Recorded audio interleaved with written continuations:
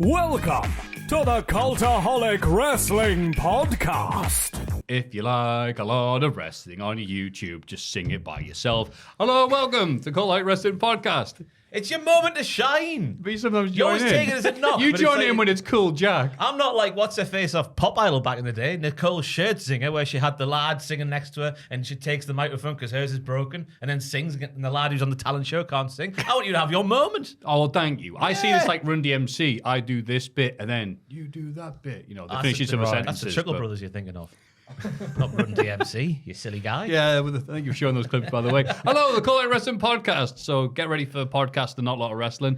You're joined by Maffew, Ross, the lovely Sam, stepping in because Jack is on his holidays. Yeah, Jack's away, having fun. Oh, imagine Jack covered in sauce. Whoa! Saucy Jack. Yeah. And the lovely Joel. Hello. That's right. There he Shut is, being up, lovely. Overexposed Joel. How are y'all doing? We're doing great, Joel. Thank you. fantastic, It's getting me back on his side. Yeah, getting the setup line. I'm doing great, mate. Thank you for asking. I had a bit of food poisoning at the start of the weekend. Who poisoned? I poisoned me. That's it. Can't blame anybody else but me and my dodgy cooking skills. What did you do? I had mistakenly had a pizza with cheese a week earlier, and it had zero effect on me. And I went, oh, I was expecting to feel really bad after that, but I didn't. Maybe I built up a tolerance. So I tried to I had a bit of cheese from Iceland. Obviously the dirt cheap stuff, £1.25. So obviously the best cheese in the business, right? So I had a bit of it one day. I was like, me. And then I was like, yeah, feel all right. So I had substantially more the next day. And I can report that I do not have some sort of defense or anything like that. Because it all came up the other way. Almost mocking me. You know, this little undigested cheese. Almost like they're doing poses like, hey, nothing you can say. So I'm like, all right, cheese, you win. So, look, it was just a fluke that one time then. How was your asshole then? Is it recovered? Like a Japanese flag. But now I'm not at that stage in my life, Back so in I the feel working great. clubs of I know, 1987. God. It's my 1-9 for how's your ass. So I don't hear any complaints. But yeah, I feel great because I'm not ill. So that's it. You know, you're not ill. You feel like, yeah, I feel like Superman today. Get in because I'm not vomiting undigested cheese, which is mocking me as it comes back up. Enough about vomit because I'm sure some people listening to this will do other things. But Ross, how are you doing? You eating good? I'm really taken aback by what you've just said there. Yeah, I'm all good. It's been another boring week in my life. Just double the work for this podcast with Jack on his holling days, all lathered up in sauce. Not pizza sauce, though. You No, wouldn't he's not dare a fan do of that, no. yeah. Oh, right, of course not. Even if it was sold at Heron Foods, right, Ross? He wouldn't go there either, even though he promised twice. He says he's on holiday. I don't believe him. 'Cause he's not a man of his word. He was meant to go, but he didn't go. Yeah, he lacks conviction. He's just sat in his room now on his own. He's in bed. He's listening right now. He might be. Well, wherever you are, Jack, I hope you're having a lovely time. Sam. I was waiting to see Jack if has he'd a say lovely something. time as well. That was the thing, like, you all right, Jack? didn't Yeah, know I'm all right. He's in the cupboard. Sam. how you Yeah, doing? I'm good. I've been gymming more recently, and it's weird because it's getting warmer. I just find myself like more often just sort of like I'll be kind of just at work, and then all of a sudden it's like 2 hours later, and you've got a pint in your hand, and it's like So I'm trying to like. What magical world do you live Because in? it's getting warmer. It's getting warmer, and down it's the like gym and I'm losing you'll bump hours. into people. You'll bump into people, and they'll be like, "Oh, should we go for a pint?" And it's like, "Yeah." And then I feel like I've not been home on time for like a week or so now. So it's like I just need to just avoid anybody going like, "Should we go for a drink? Should we go hang out? Do you want to do something this weekend?" Like, no, I just want to sit in the house and just work away at little stuff I'm working on. Well, I mean, that makes sense because you don't know how long the sun's going to last. Yeah. Like on that yesterday, when it absolutely pissed it down, and Bruce Springsteen was playing at the Stadium of Light, and I saw a morbid photo, and the people saying, "Well, I hope you had a nice time." It's like, yeah, we did, and it was the line to use the metro monument. Oh, it's Out, which is you have to go downstairs to use it, and it was like down the street. And people said, "Yeah, it took us 2 hours to get back." You're like, "Oh, so thanks, Bruce. We blame you." I'll never go to a gig at Stadium Light because every single person I know who's been there has had just the worst experience getting to and from it, and has paid out of the bomb to get the tickets, and then they've given away tickets on the day. So it's like just an all-rounded frustrating thing. I hope the boss did well. I've seen him a couple of times on my Instagram reels. No, the boss, Brucey. Fun time, Brucey. Just him falling off the stage on a couple of occasions recently. Oh, is he? Been on my Instagram Was he reels. new, Yeah, Jack? Just likes to take a bump, yeah. I don't think you meant The sex it. song's called Natural Born Killers. Yeah. Oh, that's nice. It's time for some wrestling now. Yeah, the no, some wrestling. podcast. I'll put banners out of the way. We'll get the Why? negative thing out the way this week. I know it will mean a lot to most, like the Americans and English-speaking people, but yeah. Bad Bones, John Killinger. John Klinger. Klinger. I said Killinger, didn't I? Yeah. And I told myself, don't say that. But sorry. Bad John Bones Bad Bones Klinger. passed away very unexpectedly. He'd announced he's going to retire this year. September, he said, didn't he? Yeah, September. 40 and he- years old, right? Yeah, and he'd only wrestled a few days earlier than Flash Morgan Webster. Completely unexpected out of nowhere. Obviously, our condolences go to Bad Bones' family and his friends. Bad Bones was one of those lads who was one of those people you go, there's no German wrestling scene. It's like, no, when people go, well, there's him. Because in fairness, in those like dark early 2000s to 2010s, whatever times before, obviously the lovely time we're in now with VXV, he looked like a wrestler. He actually looked, I mean, it sounds like a daft thing to say, but you look back at the mid to early 2000s, especially in the UK and everywhere else, they look like us.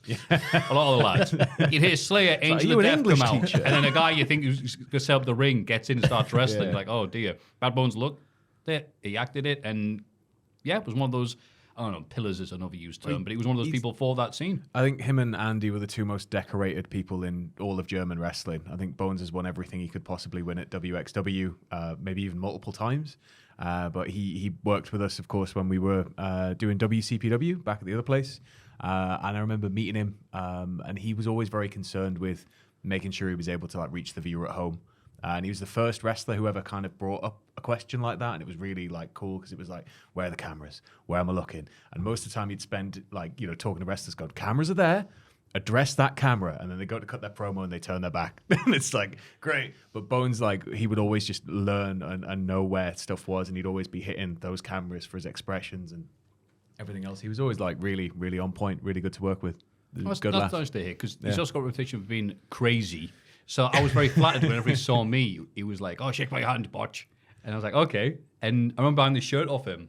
How it was like, obviously he's like, "Oh, hello to all the fans," you know, to get the intermission, to get the stuff. And I went, "If I buy that shirt, am I allowed to say good things about you?" He went, "No." It's like, "I'll buy it anyway." But yes. And the last time I ever saw him was he wasn't at 16 Carat. He was wrestled because he went out of VXP. For whatever reason, don't know. He's at GWF, right? I think Well primarily. done, yeah. And I was wrestling cult, one of the two. Sorry. So about that arena, so I've gone to the toilet, use the toilet, as you do in the toilet, wash my hands. Any hair dryers? Nah, whatever, can't wet hands. What's the chance I'm going to bump into someone? Turn the corner, there's Bad Bones. He said, shake my hand. He goes, like, they're covered in, well, I had to explain to him. I was like, no, they're soaking wet. And he was like, I don't care if it's piss, shake my hand. That was the thing. And he shook his hand and he went, hee hee hee, and then walked off. Because every time I didn't go backstage to WCPW too much in the latter days, but every time he went backstage and he was there, it was always like a full-on like macho man. I don't know, macho man was like his hero, wasn't he? But always like a proper Yeah, like macho badness. a handshake with Bad Bones was an event like every time, and it was fantastic. He was just such a lovely guy as well. Because obviously with us being YouTube wankers, it was always a little bit hit and miss with A lot of people would look at it from the outset and see how it was presented to the public where, oh, you're the guys in charge. And it's like he was one of the people that just got it. He understood that, like, oh, you're kind of figureheady people that are put in as part of the storyline, and it's not. Whereas other people will be like, oh, you're the guys that are running it. It's like, no, we've got nothing to do with the running of it. But like without fail, every time you saw him, he was always Yeah. just very warm and very caring about how you would just generally do and stuff like that. And just he always took the time to take at least 2, 3, 4 minutes to talk about you with him, which was weird. There was a weird one. It was one of it might have been 2016, 2017 Elimination Chamber, but we got back to the hotel after a show in Milton Keynes. And they were like, we'll leave the bar open for you. They didn't leave the bar open for us. And they're like, you can bring your own booze. So we brought booze. And then when we tried to open the booze, they were like, what are you doing? You can't drink the booze here. But we sat there with like Bones and Ahmed Shir from GWF. And I think it was after we'd announced the World Cup. There was a bunch of us sat around in the foyer with just the projector, just trying to stay awake, trying to watch Elimination Chamber. But I remember him staying till the end and everybody else was just like going to bed. And he had to wrestle the next day. And it was like, he's still up at like 5. Yeah. So, yeah, thank you, Bad Bones. Yeah. Aye, lovely fella. Aye. Who we got? Oh, Eddie Kingston not expect the return until 2025. Bastard. Yeah, it's a ACL and MCL tear on top of the fracture, isn't it? Yeah. Which is just brutal. Yeah, he says, this is part of the game. Injuries happen. I will be back. I hate you, Gabe Kid. I blame you. Bastard. Never liked him. But yeah, you got to have a good run on the AEW show that just made the debut on the TBS Matches channel. and meals or something like that. Yeah. And it was lovely to watch because it was a car crash. Because it's like, okay, let's settle down and watch some wrestling and talk about it whilst having this lovely meal. And RJ City, who I do like, but he doesn't go with everything. You know, it's not soy sauce. So Eddie Kingston's like, yo, let's talk about this. And then he's like, he's trying to make a bit. He's like, and Eddie Kingston sits down and instantly starts eating the stuff before he even gets to the bits. And he's like, no, we have to introduce it. And then they talk about his matches and things. And he's being emotional about how he got into wrestling, what it means to his family. And it kind of cuts to RJ being like that. And he's like, oh, sorry, RJ, we're boring you. It's like, no one's talked to you for 3 seconds, so attention's going to be on you. So it's good watching a car crash away. So I tell you what, one wrestler who could make, this is going to be sounding weird, a wrestler who could make an injury like that work is Eddie Kingston in terms of promos when he comes back. Yeah. They're going to be firesome. Is that a word? Firesome. I liked it. Full of fire and brimstone. Fireful. Yeah. Fireful. Fireful. Sean Ross Sapp of Fireful.com. Also news, Cody Rhodes was supposed to be more enthusiastic about giving up his WWE WrestleMania 40 main event for The Rock. I'd read this through about 5 times and I was like, how's this supposed to be better, Brian? Yeah. So Brian Gowerst on the Ringer... I don't know if you meant that, but it was good. It's a little pun there, sorry. On the Ringer Wrestling show, he says, I will say Cody's a human being. Lies. Who was genuine and real, and he wears his heart and emotions on his sleeve and his neck. All right, I'll just skip to this. Yeah, we know Cody's a nice guy. Like you said, just look at his expression. And by the way, someone else who even when the team wins, someone else looks for, oh, God, I hate when they type. I know why they do it, but like he said this on this podcast. It's typed up word for word. Yeah. You're like, all right, okay. I don't think I helped on this. It might not have helped. Yeah, he wasn't supposed to look like that. Skip it. Well, basically, what you said was Cody's supposed to be a lot more like, go on, Rock, you go and get him. Yeah. It's The Rock. Yeah. Do it for idea. I do it for Dusty. You're cooking. Yeah. I love Cody Rhodes for basically doing a Hulk Hogan and saying, this doesn't work for me, brothers, without overtly saying, this doesn't work for me, because the fact he had a face like a slapped arse really told the story. We'd be so much worse off if The Rock had come in and won. And it would be massive hype. People like my brother who haven't watched it in a while would be like, oh my God, and they'd tune in for like one episode of Raw, and then they wouldn't tune in again for another year, or maybe till the Rumble. And we'll be sat with The Rock as champion, and he's left. And if the plan was for him to hand the belt over and be like, I'm going to be people's champ now, what was the point of him winning? And then if Cody's supposed to sit there and be like, yeah, and hand over an opportunity, why do I care about Cody anymore? Why would you squander something like that? What a cock he would be. I know. Yeah. Oh, my God. And it's like, oh, that's what it was supposed to be. All right, Cody, be really enthusiastic out there when you give your shot to The Rock. I know this has been your dream for a very long time. Remember that one week where like WrestleMania Bill looked awful and then it immediately got fixed? It was all right. But for a week, it was like, what the hell have they done? This is the dumbest thing I've seen in ages. I can't wait for that documentary to come out. I don't know if it ever will. Brian did an interview, I think it was, I forget who it was now, but it was earlier this week, and he's like, it's coming out in some form soon. So obviously, he said also it's gone from like being half an hour long to 45 long to an hour long. So obviously, it was the plan for The Rock to just take Cody's place, but then obviously everything got ripped up again and started again, thankfully. We're also getting that Who Killed WCW, so if Brian's involved with that, we'll have Bischoff going like, I just thought, go get him, Vince, go get him, and I just gave up the company. I thought that was the best thing I could do. What about anything negative you did, Bischoff? I can't recall. It's amazing. Got the worst memory of anybody. Very specific incident, though, that really made you look like an idiot that time. Remember that? Oh, God. I remember the breakfast I had that morning. Well, we just got to the point on Nitro review where he comes out and it's like week 3 of him being in the NWO, and he's walking down, he's got the jacket, he's got his hair slicked back and everything, and then this cuppa just dip spit comes flying over the side and just goes down his face, and he has to rub it through his hair and pretend he's happy with it, and it's like, oh, I know that's still in there somewhere. I know that's still Tommy Dreamer would have eaten that. Yeah. And he would have got paid for it. I tell you what, isn't it refreshing to hear someone going at the business for themselves in a productive way? Yeah. We never hear about it anymore, do we? And now Cody's done that. Until Fantastic. he's difficult to work with. Oh, yeah. Oh, yeah. Oh, wait. Where's he going to go back to AEW? Cody Rhodes is hard to work with. Oh, where'd that come from? And finally, WWE's legal department seemed to enjoy sending him cease and desist letters. Blue Pain revealed an exclusive interview this week with Tom Campbell. First of all, that it's wrestling memes is the man behind it, which I'm pretty sure I said a few times, and he said, "Can you not mention this? Please don't." Not everyone knows it's me. Now I went, "Oh, okay." I thought it was obvious. So apparently, when you do a mask, some people were like, "It's wrestling memes." Oh, nice.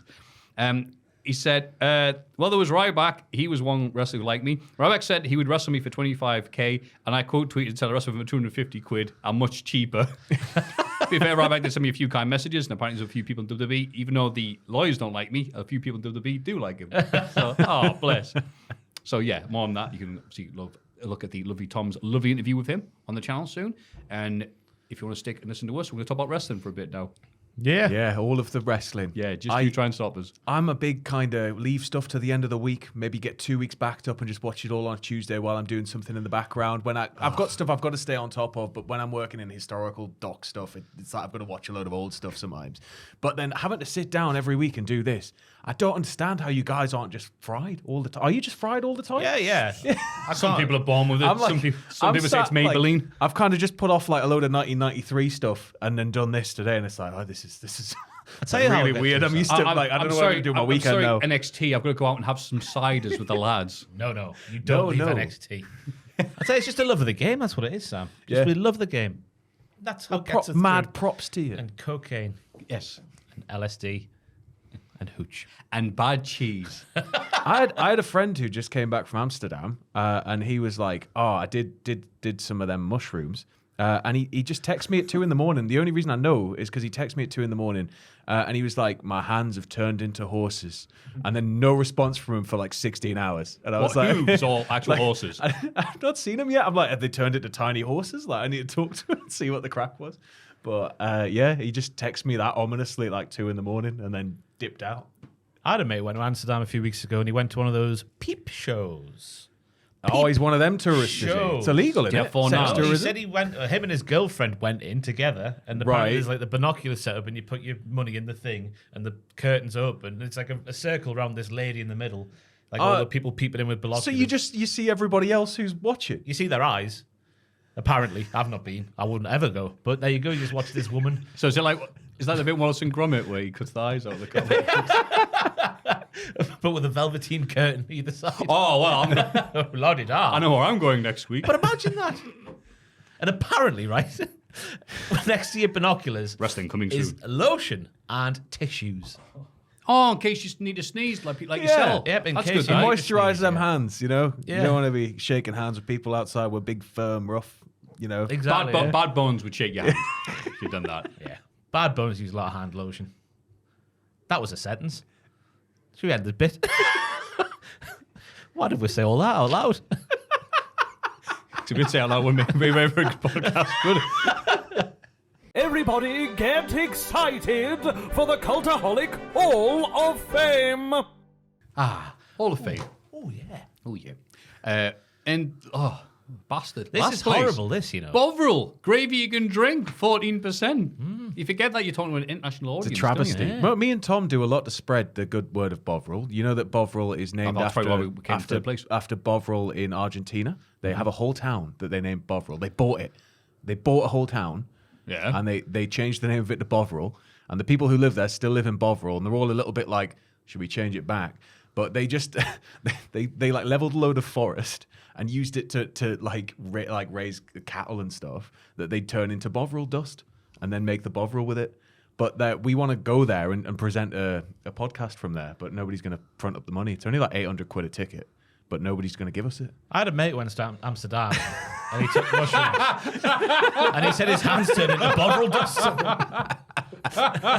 But it's same with Fray Bentos. I didn't know that. Fray Bentos is like named after an exotic South American place. I just associate it with like No, pie. it's not, is It it? is, yeah. If you search Fray Bentos, it's a place. is I lost my unbelievable. mind when I heard that. I was like, what? Like the most English pie in a tin. So basically, if you don't know what Fray Bentos is, it's a pie in a tin. You just put the tin Is it in the Uruguay? oven with the top taken off, and it makes a big, delicious pie. Fray God- Bentos, yeah. Yeah. But it's a similar thing. I think they got all their meat from there. Or like Wow. they raised cattle there.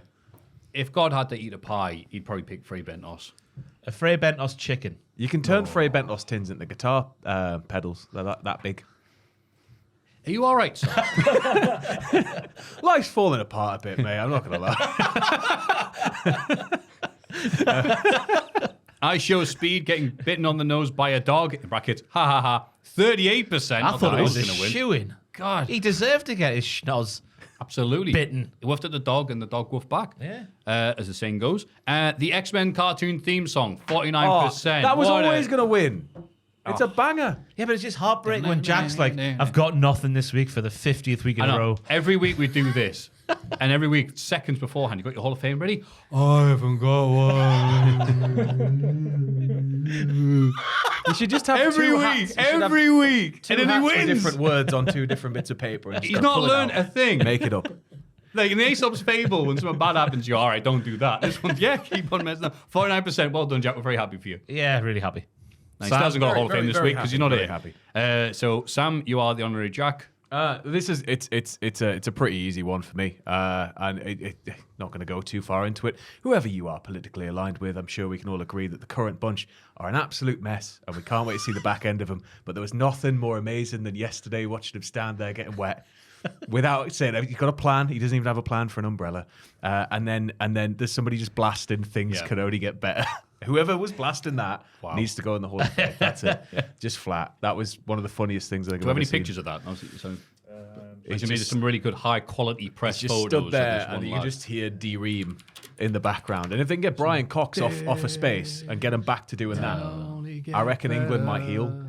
Not really. You want to see him. I want to see him getting like. That's him. He's That's him. drenched, yeah. There's a shot of him No, walking I want back in. the lad blasting. There's no. There's no picture of that. There's a shot of him on. There's a shot of him on Twitter, but like you'd hear the music.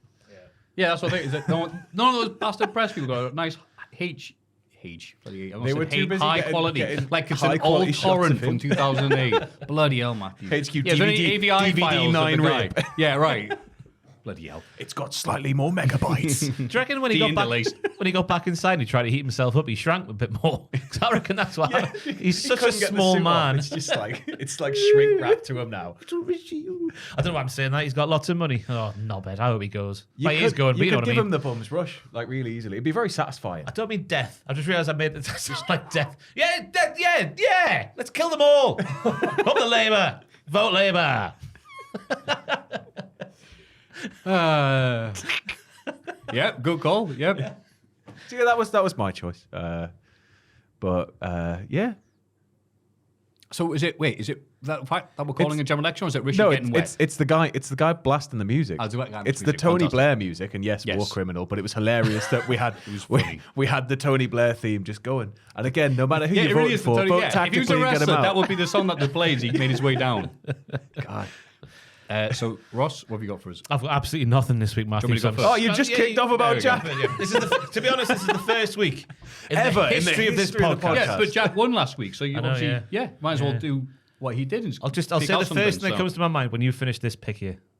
Fantastic. Go Well, on. this one is a nice little pick this week because I got a lovely message, and I get lots of messages on Twitter DM. I ignore most of them. Courtesy of Zach Mulvaney. Well, I'm getting that right, pal. You know how good I am pronouncing the names. He said, Matthew, I will get a Cultaholic Patreon subscription if you nominate Buddy the Beefalo for the Cultaholic Hall of Fame. A beefalo is a hybrid of a cow and a bison. I was not aware of that. And became notable for his August 2020 escape from a slaughterhouse in Connecticut. Buddy evaded all attempts at capture for 8 months until the Plymouth Police Department, what are they doing over there, successfully captured Buddy in April 2021. After his capture, Buddy was transported to Massachusetts for a medical evaluation before driving to Critter Creek Farm Sanctuary in Florida. Now, it's not often you see animals, like one particular animal, getting a Wikipedia entry. It's even better when they're the little categories of things in Wikipedia are escape attempts at capture and relocation. So this was happening during COVID. I may as well didn't even hear about this, but Plymouth Police Department Captain Edward Benici led the effort to recapture Buddy out of concern for his welfare and the danger of the black beefalo being hit by drivers at night. After spending a number of nights looking for and observing the beefalo, Benici created a trap using a local apple orchard Buddy frequented as a lure. Several attempts at capture were defeated by Buddy's highly cautious nature. He's like, you're tricking me, mate. And yeah, he just basically made the police look like fools because they couldn't capture a beefalo. You'd think Look at it. Look at the size of him. You'd think that the police would like try and flip him and just like shave a big star at the side. And he could be like the sheriff's cow. Or beefalo, rather. But he can be the sheriff's beefalo to just ride around and ram into other people. Right. But yeah, it took them 8 months trying to capture How him. does it evade capture for 8 months? Like, He's a professional. That's why he's got a Wikipedia page. I'm trying to find more information about him because it makes it sound like he was like. There's all sorts of like footage, CCTV footage, and someone's like, "Have you seen this beefalo?" because I saw. Please report to the Massachusetts police. I saw it was like a TikTok recently of a guy waiting at like a subway somewhere in America. He's just underground waiting for a train, and the train's late, and he keeps seeing due, and then he just holds the camera forward, and this bull just runs along the track. Wow. And then he's just sort of like, he flips it back to himself, and he's just like, I don't know what's happening anymore. Right. Actually, here's a much better article by Republican America. Gradually, Benici learned Buddy's route, noting his predilection for frequenting Route 72, where an orchard of apples awaited his snacking pleasure. This is much better written. A trap was set involving Benici stationed within his truck, his window cracked open, clutching a taut rope. The design was simple. When Buddy strode into the carefully fenced enclosure, a swift tug would ensnare him. But the scheme faltered. Repeated attempts dashed by Buddy's nervous instinct. Buddy always managed to escape. This sounds amazing. The underlying motive was always rooted concern for Buddy's safety and potential harm of a late-night collision between a black beefalo and unsuspecting motorist. But people are like, scrappy, like this one beefalo went, where we at? A slaughterhouse. Nah, you're all right, pal. Imagine if a police like Raoul Moat, but with a happier ending. Trillions of dollars on a black budget, though, and they couldn't just designate like one jet to just like get in there, like most one of the American black thing triangles, possible. so like like a Black Hawk with a huge net. What are these jets? The hunting beefalo. Yeah, right. Okay. They're not even real. Beefalo's not real. I think you mean buffalo. Yeah. Virgin. And his at the Critter Creek Farm Sanctuary staff, he's quoted as being, he's doing exceptionally well. He's kind of taking towards the rest of the herd. I kind of took the bull by the horn, sorry for the pun, and ran with it to try and get him. Benici quipped, "Oh God, you had 9 months, and that's the best you come up with me." But yeah. I'm not going to lie. Friend of the- I was friend of the enemy. expecting you to say that he got returned to the place he escaped from, and I was a bit like, I oh think- no. But I think they realised, look, if we eat him, people are going to kick off, aren't they? Like, he's in an animal sanctuary, you know. All his friends are dead. He's reached Harambe status. Like he's untouchable now. Yeah. It's like, that's your reward for making the police look like idiots. They don't eat you. So well done. Buddy the Beefalo. Very impressive. Buddy the Beefalo. Send us a message if you listen to the podcast, buddy. Ross, we've stalled long enough. What have we got for you? On Slack, Joe, please, I've just sent you a picture. I was looking at BBC News for some sort of inspiration, and it's a real bad day. No Rwanda flights before election, says this. Farage rules out. Well, that's good that Farage has done that. Bubbly girl dies in mudslide on school trip. The thing about the post office. But then I've opened Twitter, and on the For You tab, which I've learned recently, anything can appear on there. Yeah. Anything. And I don't know if this is divine intervention, but my Hall of Fame pick appeared on the For You tab just now, Joel. Just now. Duck walks into pub, drink pints, fights dog, loses, maintains bow tie. He fought, he lost, but the bow tie, which does look a little bit disheveled, it remained. It's the type of thing, looking at where it's happened, it's the type of thing that only happens somewhere like Somerset, isn't it? Yeah. Our ducks are too working class to have a drink of a pint, aren't they?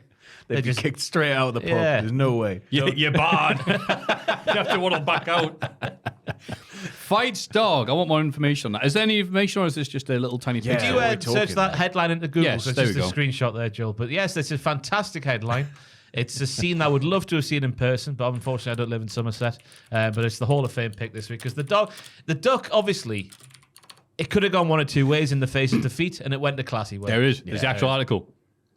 When's it from? 2017. He's back again. That's a second pipe he's having, by the way. Star the duck. I'll Star say the is. duck. Would be, It's on would a be live 5 stars website. if he was a It's knock gonna an be hour. impossible to use. Britain's booziest Six duck sauce. that became a celebrity for downing pints in his local pub has seriously been injured in a brawl with a dog. Oh, this is taking a dark turn. The bird, called Star, is well known for waddling around his favourite inns, wearing a bow tie and swigging ale from a glass. How is the- it drunk? The booze-loving duck and his handler, Barry Heyman, are a regular sight in their local taverns. Star his own Heyman. stool. All right. But Star's drinking days could be over after an altercation with a dog returning from his favourite watering hole, the old Courthouse Inn. Star came to blows and lost out to Pooch Maggie, which also belongs to Star's owner Barry. Oh, God, it's a conflict of his own pets. Oh, no. They had a War. Mexican standoff I bet they did. and stared at each other out before the hound pounced, leaving the duck with his bottom beak split down the middle. Oh. Barry, 69, nice, says the dog tried to do an Indian runner. Duck's drunken what? Oh, that's Tired a of the dog. Indian runner ducks drunken antics. I've not got my That's his glasses. gimmick. I've not got my glasses on again. What kind of dog was the dog? That's what I want to know. Ah, look at Barry and his little duck. The dog isn't with us anymore. Look at Barry and the duck. I nearly swore because of how big that duck was. Oh my God. I want that when I'm 60. Having a pet duck. Yeah. Oh. Walking down the street with your duck. My duck said no pickles. There you go. That's my Hall of Fame pick. I thought about that pick long and hard this week. I mean, last week I was sitting there in this seat doing last week's Hall of Fame, thinking about this duck. I was researching Somerset in 2017 last week, and I just saw this art. Hey, everyone needs a hobby. So you've taken Jack's thing of picking someone out at the last second, Yes, and you've correct. stolen my thing of a wacky animal story. So it's going to correct, be yeah. interesting where this goes. You've got it in the bag. Hey, if you're going to steal from the best, am I I right? don't know about last week. That was a shocker last week. The X-Men cartoon theme. It is Very it is- popular. it's in any Hall of Fame deserves to have it. Similarly, the Spider-Man animated show theme. We could really go on Yeah. for all the amazing cartoon themes. Just make sure you get that one in there before Jack does next time. If Jack comes out with a great one, I'm just going to whip that out because whatever. Jack should be barred from doing TV themes now for a while. Yeah. Otherwise, we just go till the Yeah, and he's been This is back to coming how from it the man should who be. put his own pants in, though. Oh, yeah. Or tried twice. It's how it should be. People's trousers and silly animals. Bit of context, though. I'd never bought black jeans before, and I felt like hot poo wearing my black jeans, so I thought we'll put them Were they in. the first pair of black jeans you ever owned? Yeah, like Oh, 2017 when we launched. That was my first pair of black. It's I think it was the impossible first. to go back to blue now for me. It takes some real, got to find a nice pair. Yeah. Like a really nice pair. You feel like a spiced boy, don't you, in blue jeans? Ooh, look at me in my blue legs. Although we're going full baggy. I'm gonna get some Jinko ones soon with the massive tree stump legs. Just go for really ridiculously baggy pants again. The Kevin Smith ones. Like it's 2001. Yeah. With your whole Get a ass flame hanging brush. out. Get a flame brush shirt with a car Yeah. on it, but it's one of them cool cars with all the angular wheels and that, and a dragon on the back. It's great having a midlife crisis, isn't it, mate? Man never ended. Wow, those are the picks, the Hall of Fame this week. Bloody hell. So Sam is picking... The person blasting music over Rishi Sunak while he got soaked. Good lad. I'm picking Buddy the Beefalo. And you're picking... Ooh. Dog enters pub. Downs pint. Duck. Dog, duck, enters pub. Downs pint. Fights dog. Retains bow tie. That might win just for the name Yeah. alone. Yeah, I'll cover the headline. Well done, word for man. word. So if you'd like to vote for those, you can, don't worry. Go to patreon.com/Cultaholic. This is This Week in the Wrestling. It's this bloody week in the wrestling. The Week in Wrestling. SmackDown is where we start, 'cause it's on Friday. Bianca Belair defeats a massive alleged racist, oh Christ, in a Queen of the Ring quarterfinal match thanks to a crotching on the top turnbuckle followed by a KOD. After match, Bianca pays tribute to Ronald Mysterios by paying his, you can't have his S at the end there, Rey Mysterios, by saying his knee is hurt, but nothing is going to stop her from becoming the Queen. Interesting set of events before the match took place on the social medias.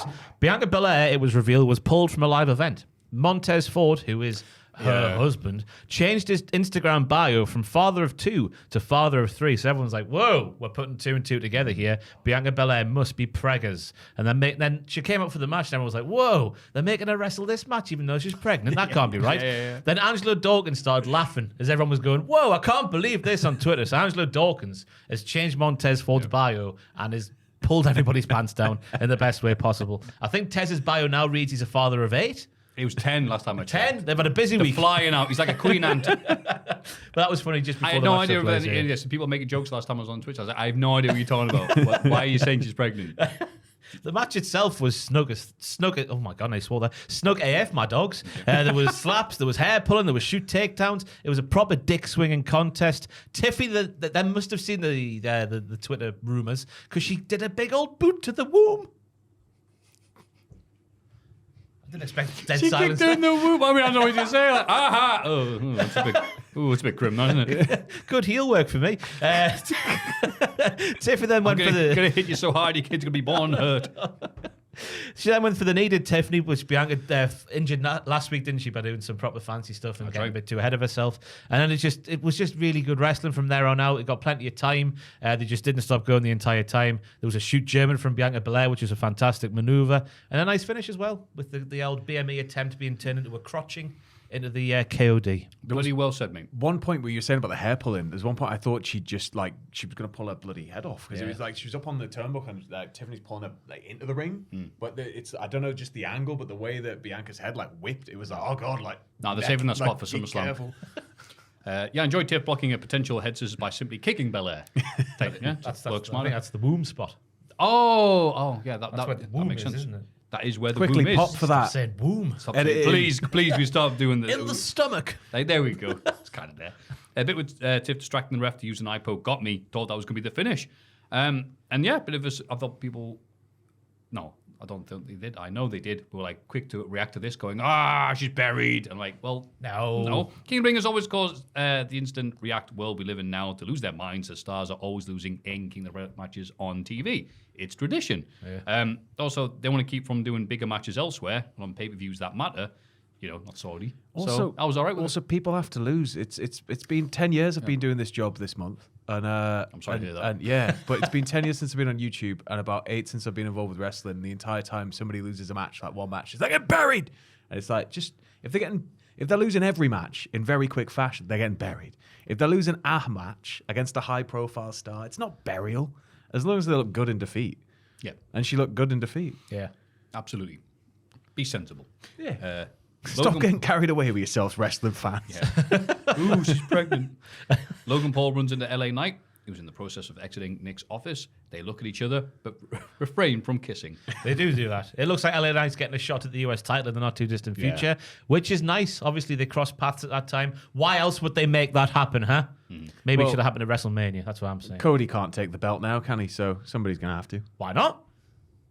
What are you on about? Why not? Oh, You can well, hold two titles. Oh, you can't, do you? Yeah, you literally can't. Yeah, I'm awake today.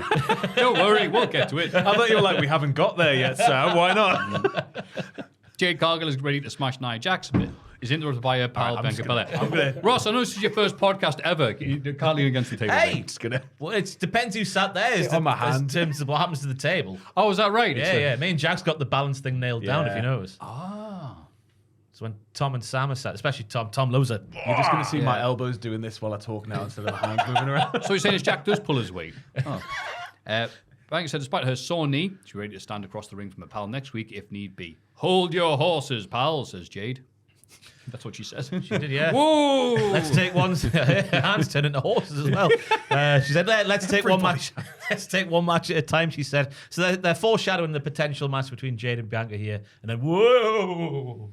Whoa! Canyonero! Whoa! Yeah! Jade Cargill is ready to smash Nia Jax. I've already said that bit. Donnie from the Wild Thornberries, or maybe Beavis from Beavis and Butthead, is psyching himself up in the locker room. What have they done to the boy?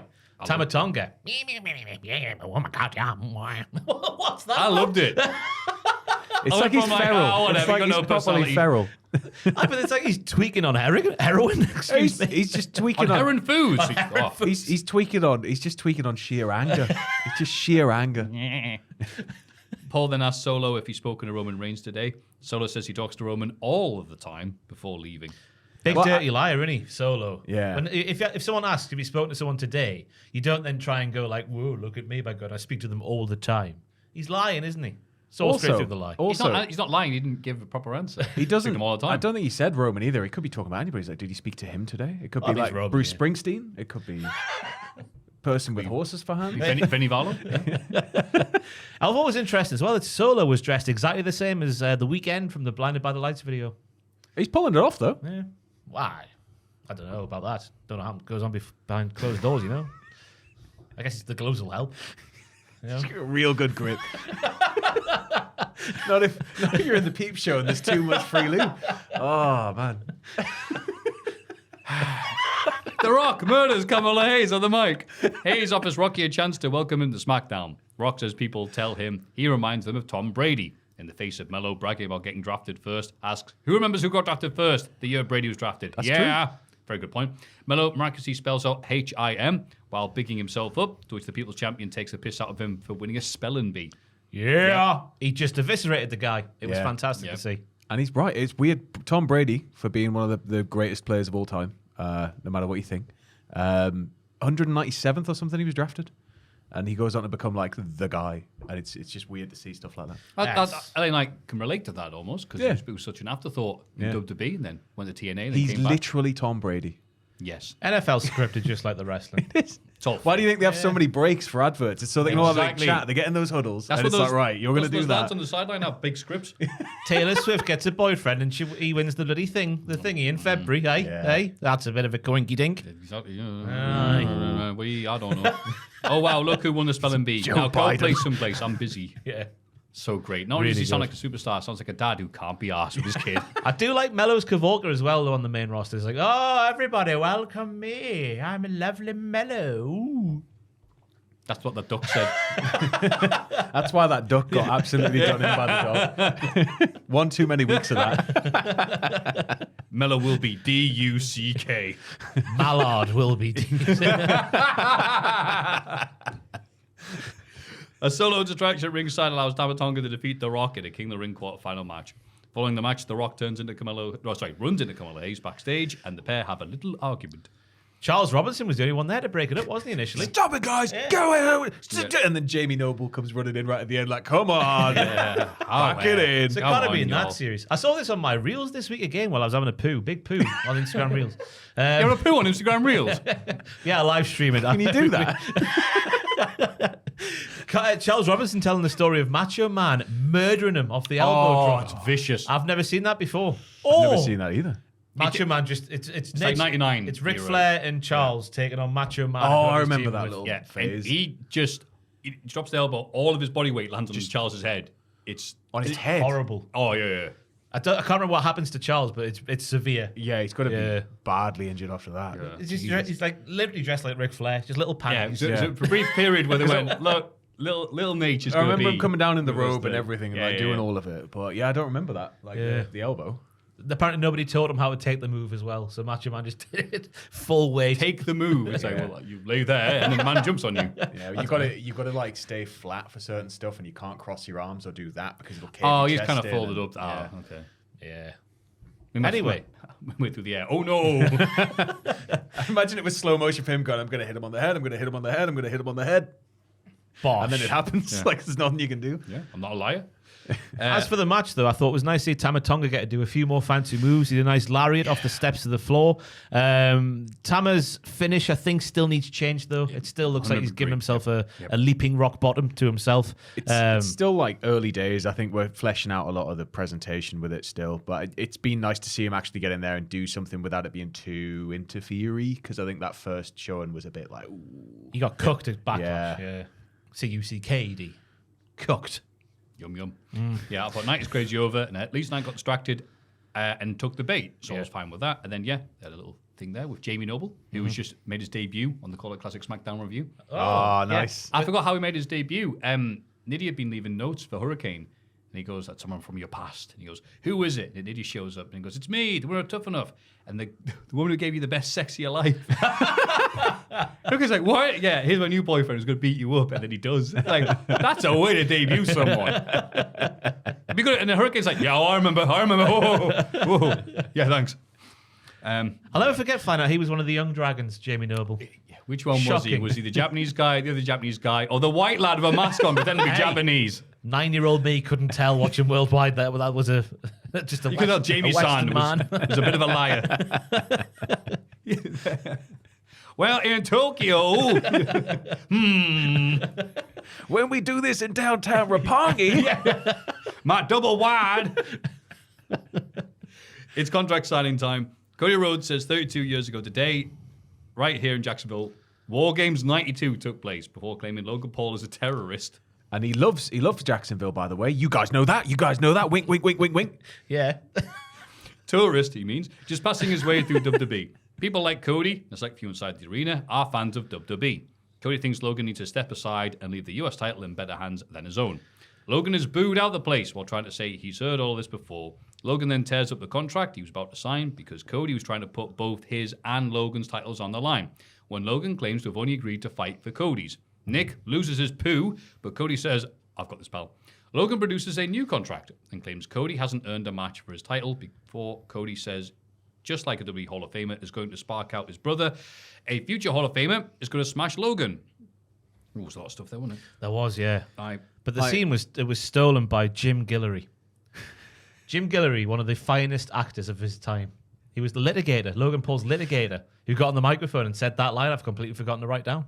Mm-hmm. A fantastic performance from Jim Guillory. I like the poo-housery of Logan bringing down a lawyer and ripping up the contract to produce his own contract. It's classic stuff, and I thought he nailed the segment again, begrudgingly so. I like the line as well from Cody saying, you're not a fan, you're a tourist. You're passing through to make viral memories. Which is hitting all the right spots, and I thought it was really good. And I think Logan's just going from strength to strength. But at the same time, part of me just feel that Cody's a bit of an idiot for signing it. Just go, oh, well, I'm the world champion. No. Yeah. I want your belt, and you want my belt. Let's do this. Otherwise, it's not happening. No payday. See you later. I'm going to wrestle you for the love of the Because game. Cody can just go wrestle somebody else. Yeah. Logan can wrestle somebody, but nowhere near as big a match. He wants to take down I know it's man he's against not a man. fan like you and me, Yeah, Sam, I know. this Logan Paul guy. I know. He's just passing through to But make a part quick of us buck. was still like, how Cody? Get a solicitor or something. Some amazingly bad acting from the fan that Logan took the sign from. Oh, it was like, no, my sign. Oh, whatever, you muppet. Cody put over War Games 92 over more than his opponent. But in fairness, it was a really good War Games match. Oh, so good. Logan Paul tears the contract up. The crowd chant, you can't read. And he goes, yeah, go away, you human hat rack. You did a flip. Whoop-diddy-doo. Lovely. And then Cody sees the attack coming, powerbombs one of the side men through a table. Very nice. I did like Logan sort of flipping the criticism I think we said on the podcast last week where he was like, oh, Cody, you've done nothing to deserve a shot at my title. We were going, oh, what's Logan in that match for? That makes no sense. Nia Jax says Jade is cool and mint and whatnot, but she's not asked. Nia is going to be your queen of the ring.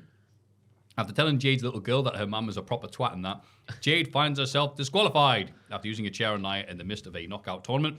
Jade and Nia brought up the ramp and all kinds of WWE personnel have to break it up. Positive first. The positive was Nia Jax looking at Jade's daughter and going, your mom sucks. I was so right in her face. No, she doesn't. Yeah. And the camera pulls away. And then she just proceeds to, I think, boot Jade there and then. That was really good. The bad, the finish. They booked themselves into a corner having Jade and Bianca in the same tournament at the same time. That was the match that would happen if Jade won this match, and they got out of it in the worst way possible. It made Jade in a knockout tournament formula. I know that Nia said something to her daughter, because Jade's American, that's the worst thing you can do. Yeah. Put my family in your mouth. Whereas we would go, no, it doesn't matter. Sticks and stones may break like bones. Yeah. Yeah, I know my duck drinks too much. Somebody, if my dad's wrestling, it'd be like, your dad's crap. And I'd be like, I know, yeah. Yeah. You just say that. Yeah. Like, take it up with him. Yeah. But knockout tournament, she gets herself disqualified. Bollocks. Load of crap. They've got the passion, I guess, in terms of the angle there, you know, as you said, with the family link. So at least there's something they can spin out of it. But if it was just kind of if she went to grab a chair and then you used the chair and you didn't have that, it would have been so much worse. Yeah. So at least we had that thread. I love the promo beforehand. She won't be Queen of the Ring. I will be Queen of the Ring. I'll put God tier promo from Nia Jax. Corey reminds us that this does have a background to it. The Rumble. Mm-hmm. Jade eliminated Nia very, very easy. I forgot about that. Thank you for reminding me, Corey. Jade checks on her daughter, so Nia beats her up. Jax tries to use a chair, and the ref calls it. You'd think the finish would be Jade so mad at Nia messing with a kid that she goes, oh, yeah, thought my kid will, and then doing the American thing of beating her up while singing the anthem. But instead, it wasn't. It was Nia used a chair. She blocked it like in the games, and she used it on her. And it didn't make any of them look good. No. If it was Jade just going past the ref's 5 count because she was that mad, as you say, that would have worked, but not the way they did it. Jade going, you told my kid, Had it even been them sort of wrestling over the chair and then it being like more of an accidental thing, because it was sort of like, Yeah, that's what we need, a Three Stooges spot there. If you watch it back as well, I know this is splitting hairs terribly so, but the way Nia delivers the shot, it connects with Jade's head. So technically, Nia should have been DQ'd. But wank finish, but fun while it lasted. Jamie Noble and Gregory Helms have to separate it. If it got any further, Shannon Moe would have had to show up. Everybody 3 count 1, 2, 3. Is Tank still with us? Could Tank have been coming down? Yeah, Tank has a wig and writes books Shut that up, aren't his Maffew. autobiography. What? Tank. Have you know? Oh, again, I thought we talked about this before. His But Tank wig? Abbott has a 3-volume autobiography. Look at that toupee. Oh, man.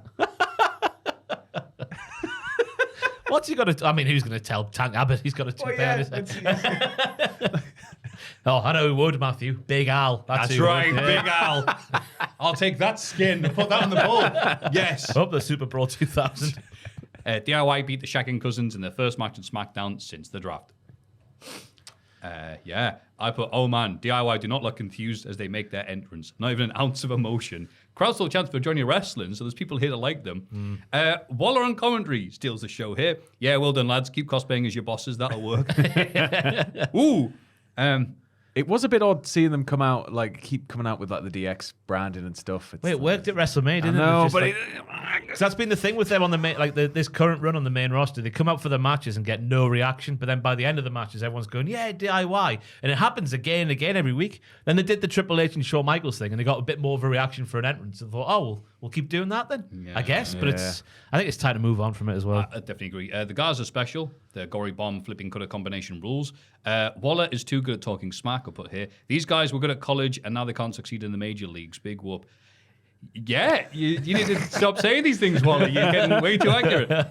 And then they need a distraction finish to beat the Shagging Cousins. I put the SmackDown Tag Division needs merging soon. Yikes. Yeah, it's a real shame to see the Shagging Cousins used like this as well, I think. Because especially Angel. We'll say it every week, don't we, when we speak about the Shagging Cousins? Angel should be... Shags like an angel. I know, yeah. Stings like a bee. He should be 2,000 to 02 Eddie Guerrero on the modern day roster for me, Angel Garza. And He was for a bit, wasn't he? Yeah, he was, yeah. We had the Lothario, the whole gimmick where he'd tear his pants off and the rose, and he'd bring the rose down for a member of the audience. It was like everything was kind of like, yeah, that's ready to go. And then Humberto, I felt, was like a really, like, he was just sort of relegated to 205, but he was doing really well toward the end of 205. And it felt like they could easily put them together again, but just keep them apart.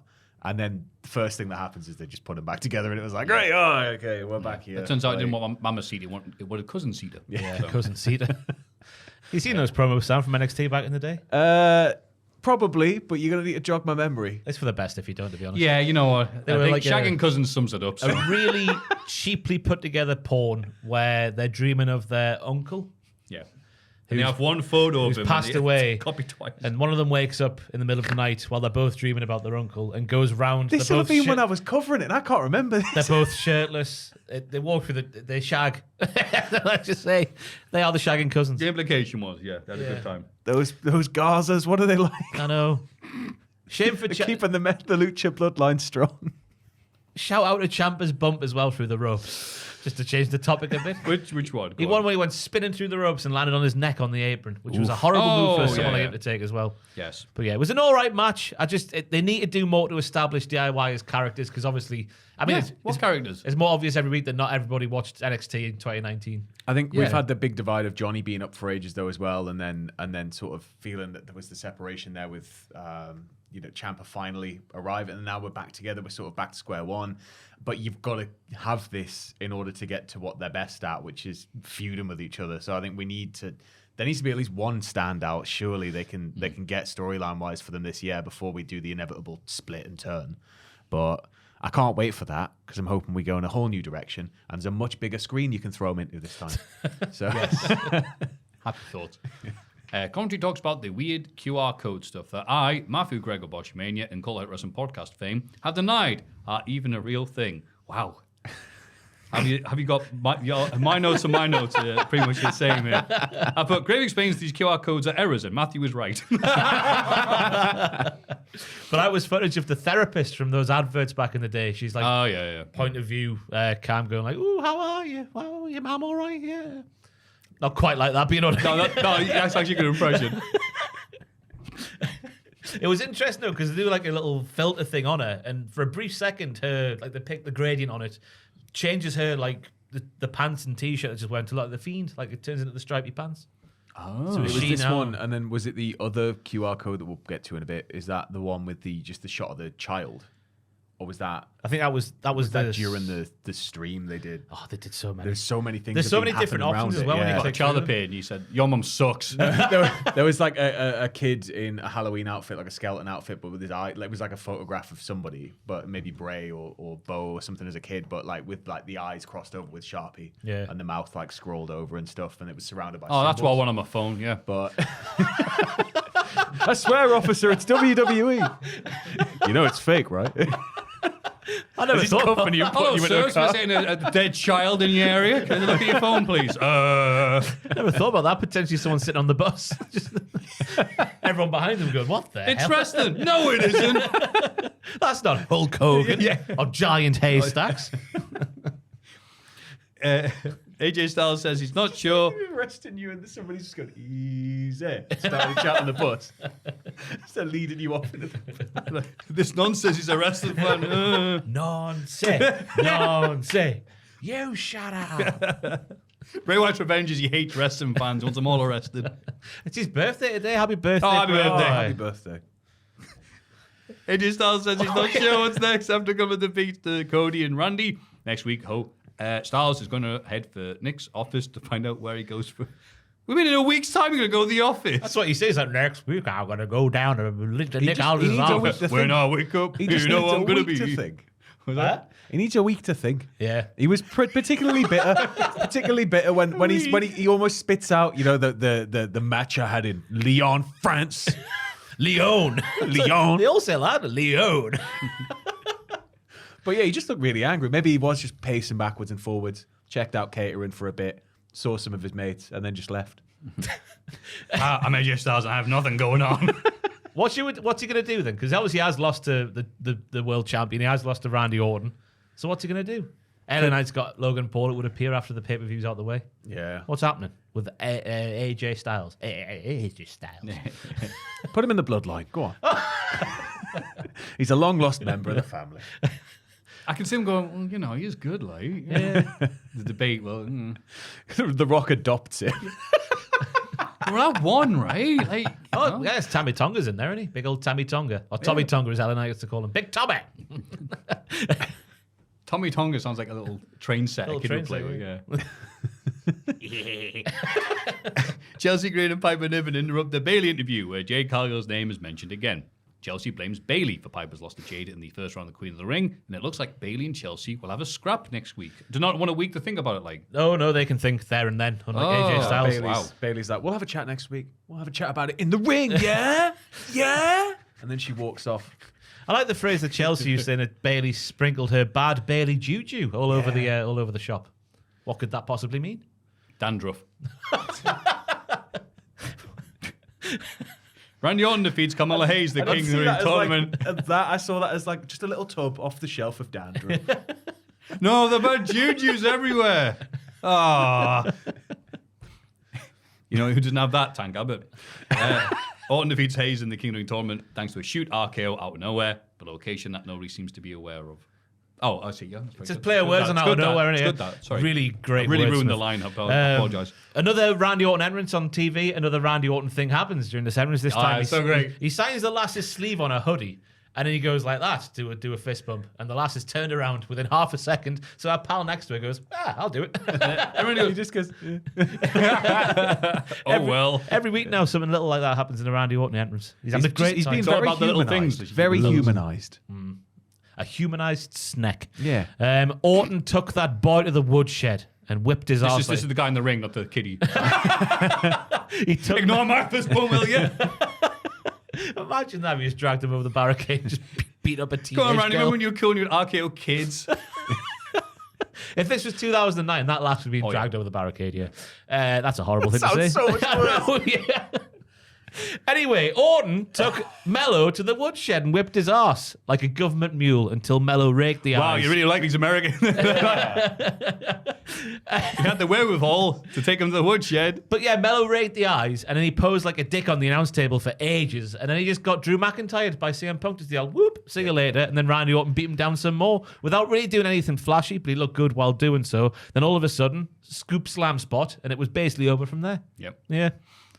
I put Orton's pedestrian, ooh, my leg hurts style, while being over as hell, is not a negative, after we've seen the crazy athleticism on the show already from the Shaggers and others earlier tonight. So no issues with Mello losing clean to Randy effing Orton.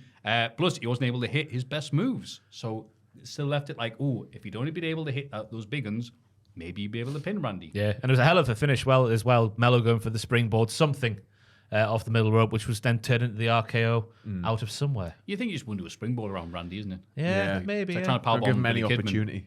Yeah. Oh, well, what do we know? Oh, yeah, we're hacks. Following the match, the Bloodline are here because Beavis Thornberry has to face Randy in the next round. Orton reminds the Bloodline who he is while claiming, I'm not even scared anyway. Basically what he said. Yeah. I'm Randy Orton, 14-time world champion. I'll smash your faces in. Somebody else said he sounded like he said, if I'd listened to you, I would have been a 4-time champion. I think he's forgot a word. And people are like, 4? He's 14 times. Well, technically he is correct. 4 does go into 14. Maths. So, yeah. Yeah, good stuff here. We're trying to figure out which member of cartoon history the Tonga is. So, I had a discussion last time. So, what were you? Were you a Cartoon Network lad? Were you a Nickelodeon lad growing up? We didn't have that posh people Sky money, so we had a satellite receiver, and we'd get Cartoon Network. So I grew up on cartoons, Dexter's Lab, Cow and Chicken, Johnny Bravo, all that stuff. Johnny Quest, which I remembered recently, which was banging.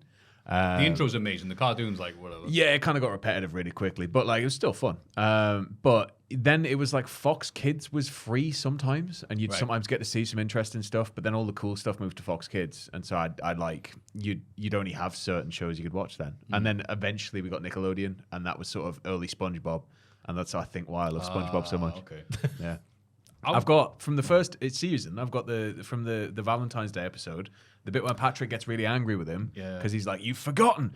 I've got one of the animation cells of Patrick just going. Let me show me. Yeah, I need to get it framed still. Oh, that's very nice. I didn't used to like SpongeBob. I was weirded out by it because my auntie talked about how much she enjoyed watching SpongeBob, and even as a kid, I'm like, you don't watch cartoons. The first loon. 3 seasons of SpongeBob, I'd put way up there with most like anything. Oh yeah, I'd now I've seen rate, them now. I'm like, oh, I get it. Yeah, It's proper good. AEW Collision. Will Ospreay defeats Shane Taylor thanks to a bloody massive Storm Driver in a match that lasted 9 minutes 53 seconds. After the bell, the UK are here, but Ospreay takes them out because he's mint and they're not as mint. It's Shane Taylor again, both on the attack and when he's taking moves from Ospreay. He started off the match by doing like leapfrogs and keeping up with Ospreay, but then just the cavalca of him beating down Ospreay. Then, as I say there in the notes, the way he took that Stormbreaker at the end, unbelievable performer. That's all I've got to say. Very giving. Yeah, just he can do it all. Give him a title. Yeah. Give God him the knows keys there's to the 58 of them. series. Yeah. Make him star in SpongeBob SquarePants, the human musical. Give him the role of SpongeBob himself. SpongeBob Shane Taylor. Stop me talking. Nah, I'm not going to. Keep going. Tony tells Roddy, I don't think Ospreay can be intimidated. And Roddy responds by laughing and asking Tony, do you not remember how he was shaken on Dynamite? And I thought that was a good point. Roddy called him a child, and then Will proceeded to get mad at Roddy for saying mean things to him, about him in Ring of Honor 10 years ago. So he was being a child. Advantage Roddy. Very spirited match here, not over long, highlights only. Short and cool, like Odd Job in GoldenEye. Oof. Jack's not here. Oh, Sam probably watched GoldenEye. Yeah, being a laugh, so I was miserable. So Also, Odd Job was. Oh wait, he was in GoldenEye, but he was in. I thought you would. the way it's worded, Yeah. it's bad. Yeah, I okay, fine. I was like, Goldfinger. I can't be Ospreay. I can't get everything correct. See, that's not really bitchy. He's lost Sorry, his- lost I was his trying to be powers. funny. That was me trying to be funny. He's all Oh, no. sass. He's All lost, sass. lost all his powers. Oh no, that came out as bad sass. I I'm mean, off. it's good sass. No, you can just do it yourself. All right, look, I admit it. The QR codes may possibly be leading to somebody coming back. All right. Team AEW are happy with Darby Allin's decision to join them. Brian, Dax, and Cash then speak some fighting words ahead of their match with the Righteous and Lance Archer. Yeah, Brian buries them straight away, not to use that word over hastily, but he says it's going to take a lot more than the Righteous and Lance Archer to take our heads. Well, they haven't had the match yet. How do you know? Lance Still Archer's to a big... come, a crap match. Yeah, Lance Archer's a big boy. What's his face? He's big boy as well. I've forgotten his name. Sat here now. Dutch. Thank you very much. He's very big. He's very big. I need to go home this week. No, you stay here. I'm an awful podcaster this week and every other week. You're an awful podcast. Yeah.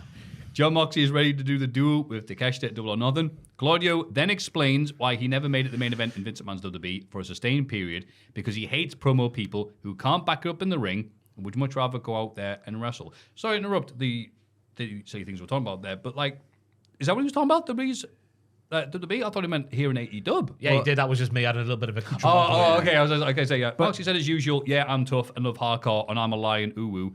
But then Claudio absolutely tears it up, tearing apart the people who practice saying how it's their dream to be in AEW, and they practice their lines in the mirror, but it's all Emperor's New Clothes, and only Claudio can see it. But he does also say that while delivering it like in a very red manner. Yeah. And Mox is staring at him going, ooh. He's feeling a bit Cincinnati, I think you'll find. John Moxley from Cincinnati. Do you see that on RJC's Hey Oh Dub? my God. Like, I He can't cracked figure a out. smile. I think it might be a lie. I have to get CSI to find that one. Yeah, that was amazing because RJ, again, he's twice to get mentioned, but like he's fascinating to me because he sometimes works really well or really badly, and there can be some fun in the bad stuff. But we know Moxley. We know him with someone Steve Austin shooting skull. Broken Skull Sessions, yeah. Whatever the hell it's called. Austin's podcast. And Moxley's like, I don't want to talk about my life or join in with this type of stuff, but kind of had to. And I'm like, and I didn't realize until they said on the Twitch streams, like, was he doing a reference to that? Or did he genuinely just not want to be there? I couldn't tell, but I was howling with laughter watching it. One of the funniest things AEW's put out in ages. Cincinnati. It's deadpan. I need to watch more of the ancillary stuff. I never get round to watching I like the additional AEW. stuff. As you say, I always watch AEW because when it's good, it's like, oh, that's nice. I like that. But then when it's I'll have not, to check it out. I'll have to check it out. Oh, some just watch that one. Yeah. RJ does make it all about himself every time. He but does. It just depends who goes along with it and who just goes, Yeah. oh. Right. Because guys like Taz can't hide their disgust when they go, oh, time to do that show where you put yourself over, brother. Fantastic. And he's right. So it's like, okay, great. He was so great. I love the aggression there. So I saw Moxie and Ambrose together talking. I thought, oh, right said, Fred looking good. Moxley and Ambrose together. Bollocks. Maffew, who wrote that note down? It actually says Moxie and Ambrose. Yeah. Chris Jericho gets emotional when speaking about Hook smashing him in the head with a microphone during last week's Dynamite. Jericho can't be angry at Hook for making him bleed his own blood, as it shows Hook is learning from his bark-ridden structure. Hook then defeats Johnny TV in a double quick fashion in the first of 3 qualifying matches for a triple threat number 1 contenders match for a shot at for the World Championship. God, that was right. Yeah. Yeah. I just like Jericho at the minute. I hate to say it, but I do. I'm going to say it again. Hook should never have lost that match at the last pay-per-view, but he did. But what they've done since then with Jericho, just becoming self-aware and a massive dirty nerd, has been fantastic and a breath of fresh air. I'm not. Everybody else on the podcast has been saying this, and a few people saying he's really entertaining. I'm not on that wagon yet. I'm like, he's less annoying and crap than he has been, but he's not like It's not sort of, something it that's feels like holding pattern. It doesn't Right. feel like he's arrived anywhere yet. It just feels like we're sort of in this kind of right. We're gonna get somewhere, but it's not quite the time for it to kick off. But the crowds are booing him with like happiness. If that makes Yeah. sense. They're enjoying booing him. So I'm like, okay, well, it's working. It's doing nothing for me, like, but I'm happy for you. It's just the Same with all cadence when he's like, book oh, stuff like just does nothing for me at the minute. Like I know that it's all building, and there's a big point of it is that they're very, like cringe and annoying, but it's just doing nothing for me, and I don't get it. I just like the cadence of Jericho's sentences. We're like, oh, I'm so proud of you, Hook, for making me bleed my own blood. I like all that sort of stuff. I don't know what it is, but I do. It's pathetic. In pathetic, in that Ross. way, Yeah, I am like, pathetic. No, like it's like it's Every day I hear it from someone different. It's interesting seeing Jericho be that kind of sniveling, pathetic person. Oh, I but said it again, it's- Ross. But it's I think I'm waiting just for it for something major to kind of cement it for me. Just when boom. Yeah. Yeah. And you know what? Annoyingly, you probably could do it. Oh, yeah, But right now, yeah. I'm like, yeah. My mom says I'm special. Oh, she means it as well. There wasn't much to the Hook and Johnny TV match that I thought. There wasn't too much about it. I thought it'd be more competitive than it was, but Hook, it just he needed to be in the match. I guess him winning quickly wasn't the worst thing. Yeah, it was nice because we got Johnny and his TV make out.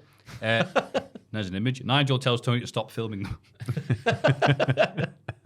So the winner of this goes in a 3-way match with a Dynamite to get Jericho. Fair enough then. Tony asks, why isn't Jericho giving him a shot? Why is he denying Hook? Does he think he's COVID? Short and What, sweet. did he say that? All it needed to be. No, he didn't. Yeah, TV got to look smooth as peanut butter, as he always does, despite his age, because he's just ageless, apparently. Yeah. And Hook should be booked like Jade as often as possible. So good. No more long Hook matches, please. In the second qualifying match, with Shibata just coming out as Hook is going through. It's very nice. Shibata defeats Rocky Romero. Rocky Romero looked astonishing when he was on top in this match. He did this beatdown, then did a knee slide celebration like a child at a disco on a Friday night on the wood floor. Absolutely fantastic. I thought it was a good finish as well with the knee weakened by the knee bars before one final knee bar. Nice and competitive. It was just like a step up from the match we'd just seen. It was nice. Yeah. I agree. Nice match for the sake of niceness. Crowd were in the action, even if Rocky is lower than heron food prices.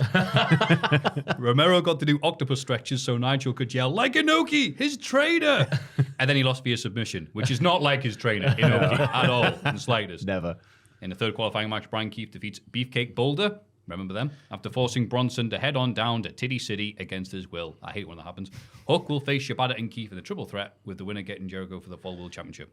I really enjoy the cavalca of hot sauce beefcake boulder, sipping sauce, living hoss. It doesn't work with an English accent, does it? And taking everyone to Titty City. What sauce? So what would you say? Gravy? Gravy. Sipping gravy, living in the Navy. Yeah, fantastic. Taking everyone to Titty City. No, I have a Titty City, do we? A much smaller place. Yeah, we went to Titty City, but Brian Keith was meant to be the sort of mayor of Titty City, but he ducked out the way, so it was old Beefcake was the... not Beefcake. Yeah, Beefcake was the one who went to Titty City looking for some milk. Nice one move for the finish. It was sort of like an Athena finish. I don't know what he called it, Brian Keith. Sort of like Athena's wee poo. Wee poo. Sort of like Athena's wee poo stunner off the top rope, you know what I mean? I do know what you mean. It's just funny you're not saying anything like you say these things yourself. Yes, well said. I've forgotten the name of it, but yeah, that was a nice finish.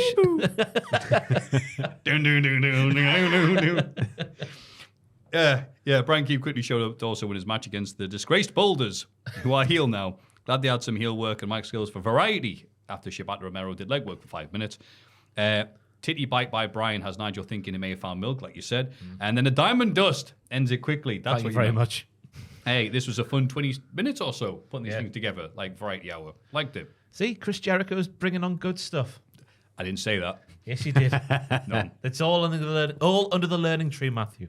Oh, no. I'd rather get wet. Pac is numb, doesn't care nor feel anything about the bang, bang, bangs and the things they've been saying to him. Make me care, Pac says, before telling Lexi Nader, leave me alone, you doilum. The most relatable lad on the roster. I thought the promo was good, but I think what happens next was like, yeah, it's a good visual, but like it just made him look a bit crap. Well, I don't know. It's 3 of them. 3 of them, yeah, but to have him be like, oh, I felt nothing. I felt absolutely nothing. Come and make me care. Make me care. And then he's at their feet. The next shot you see, he's at their feet. Yeah, and it was like, yeah, you hadn't got a bloody chance, Nell. All right, we'll do our best, lad. Could have at least seen him like go after him with a crowbar or something, just properly lay it in. I love the promo though, just like I haven't felt things in weeks. I haven't felt things in weeks. I'm Ross and I haven't felt things in weeks. Sam thinks I'm pathetic.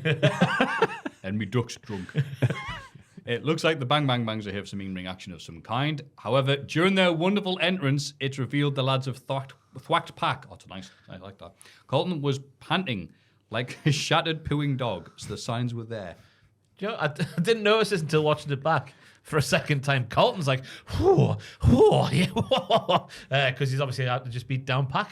Oh. And he's out of breath because of it. It's not just the coke. The telltale signs were there.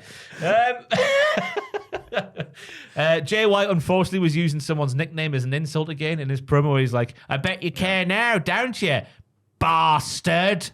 That's his name. When will he learn? Bastard. Sorry. Was this the promo where he kept calling him Peck as well? This is No, that's Dynamite. That's Paul, that to look forward to. But this is one, again, Bang Bang Bang Bang Bangs have a magnificent entrance. It's like, oh, it's so great. So it's nice. It was like, oh, I love seeing that. Oh, no, there's really Pac and he's dead. Good camera work and use of lights as well, just to reveal Pac. Oh. It was the split second of, look at your monitor. Oh!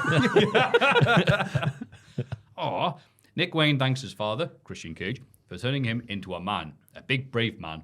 He was going to his really dangerous wrestling match this evening alone with no help from the patriarchy. I don't trust these you-know-whats. I'll not read out what I've got on my notes. No, you know, it's funny if I leave it ambiguous. I still think they'll get involved somehow, you know. But I really like, it's just up there, Maffew. I really like the promo. I've become a man, thanks to you, Daddy. I can beat Swerve 100% on my own. Yep. And then he comes out and he just makes entirely too much eye contact with the camera for the entire match. It's just very, very, very. Yeah. He's got a slappable face, hasn't he? Nick Wayne. Yeah. He's 12 years old and he's on Stop at national looking at the TV looking at you through the TV lens. Hate you. Orange Cassidy defeats Isaiah Cassidy with a shoot beach break in a match that lasted a satisfying 12-12. After the match, Trent Beretta, who's watching on from the front row, says he is a better wrestler than Orange. I'm bad at him in a match with rules because rules are important. The challenge is made for Double or Nothing. It is. It was a nice match. Nice finish with the beach break, as I said there in the notes. Trent getting involved at ringside without really doing anything was quite a nice detail, I thought. Don was there once again, keeping an eye on the lost boy with no friends anymore. You just keep cutting to him going. They show him he's like rubbing his legs like he's shooting stars. But the angle, because it keeps cutting the shot of him backstage, right? The angle, he's like, it looks like he's in a recording studio. He's just sort of like getting the lotion. waiting. He's about to press the button. The old peep show routine. You just see two little eye holes open up on the stage, and he's just like, whoa. And then hands of horses. I thought the map-based stuff was really good as well. Like Isaiah Cassidy with a K, so they're not related. Crucially, they're not related. Of course. He was very, very good. He did a turned a bow and arrow into a pin, which I thought was very slick and worth a mention. It was a good little match. Aye, Trent Chum stare at Orange Cassidy at ringside while showing modified best friends merch. I like that running bit. Tape over his eyes, right? Looking like the guy on the estate that can get you lawnmower parts. Crowd love Orange Cassidy no matter what he's doing. I liked Isaiah using the ref to land the silly string. Yeah. Trent says he's better than OC and he only won because OC cheated. And I went, well, why did Orange Cassidy beat him on Dynamite if we do the match at Double or Nothing? That's a bit dumb. But the rest of this angle has been fun because he killed Chuck. Yeah. Oh, well. And then we go to Serena Deeb takes Anna Jay to the woodshed. Hey, said that twice now. A beating that lasted 8:34. After the match, Luther commits a heinous crime. Is it heinous or heinous? Heinous. I never get that one. Heinous on the anus. The one I never know is is cheese. Thank you, man. Hedonism or hedonism? My name is Paul Heinous. I've heard hedonism. Because I've heard hedonism bought on Futurama. But That's when you're from Gateshead, isn't it? Hedonism. Hedonism.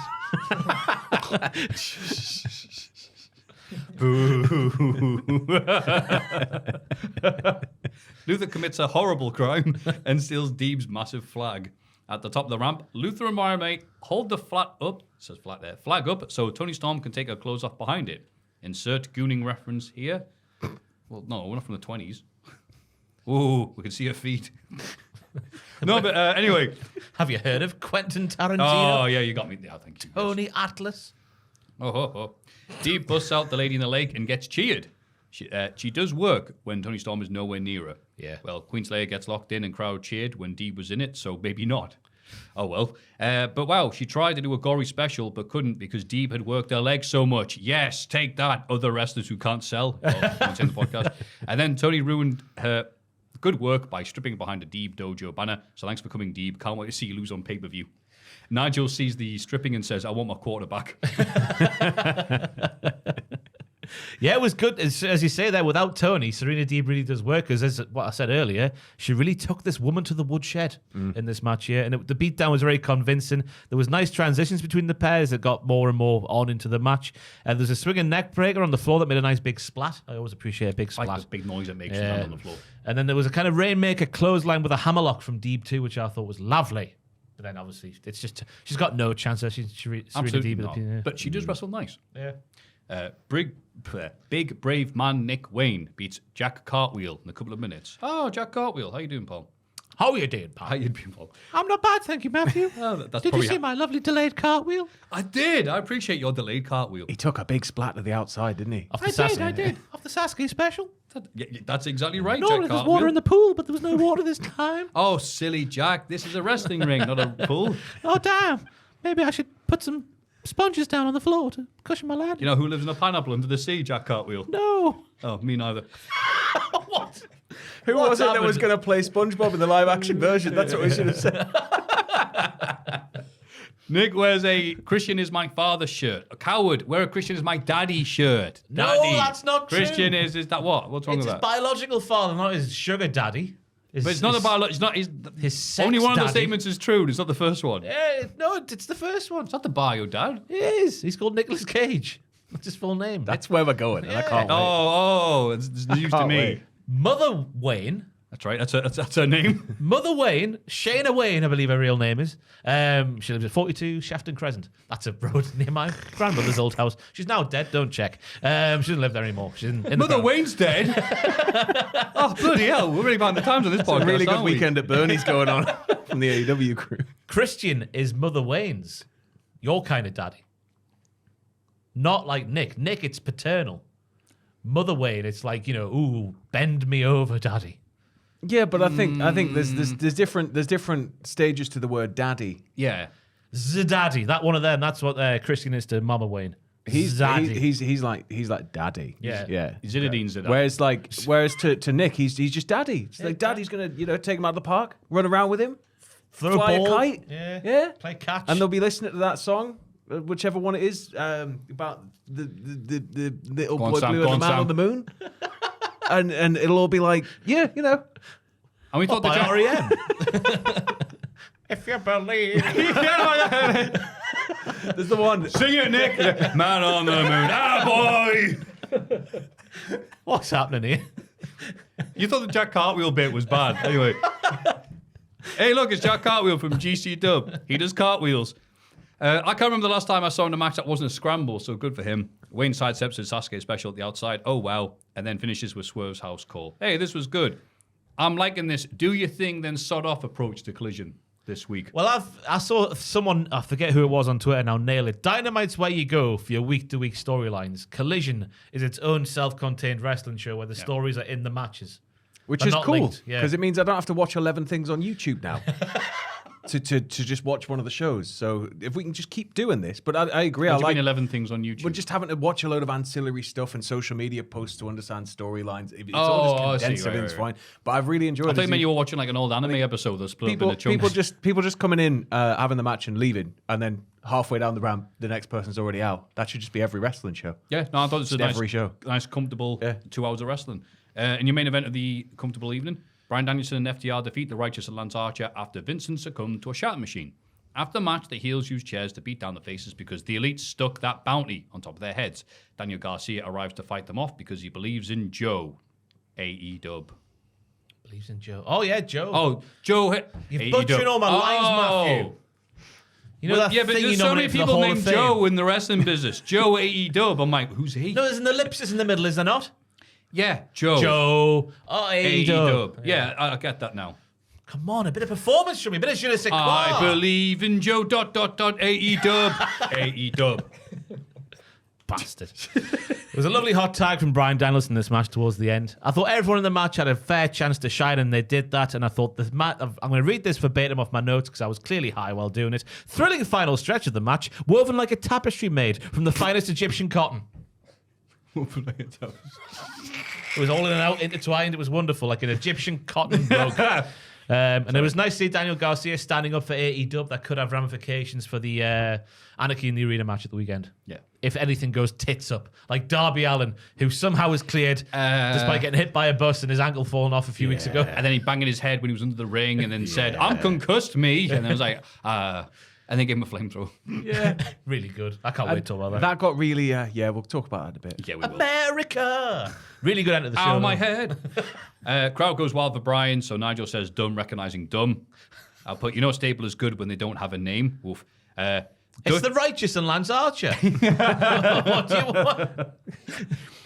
Dutch, a very confident wrestler to wear white after admitting he pooed himself wrestling Roman Reigns that one time. Did he? That was all over the socials. What? When did he He wrestle admitted it Roman years ago, but obviously he said it on the AEW, Hate EW episode. So, yeah. And again, he tells about it so lovely in his ones he did with some other people, where he said he hit the leg drop on Roman Reigns, realized, I've cacked myself. So said, it's pinners to pinners. So then Roman pinned him. When was this? And then when they were in, they always merged together, is it? So Deep South or OVW. Right. All right. Whichever one they won before NXT. So he said the finish that the fans saw was him hitting Roman with a leg drop and then Roman pinning him and then him immediately running out. Oh, it'd be FCW, wouldn't it? In that Oh, tiny FCW, little right, room, yeah, so yeah. it'd be so much worse under those lights. Yeah. You'd smell him, wouldn't you? He's great at talking. I love Dutch. Match was a people-pleasing encounter with a bit of righteous offense.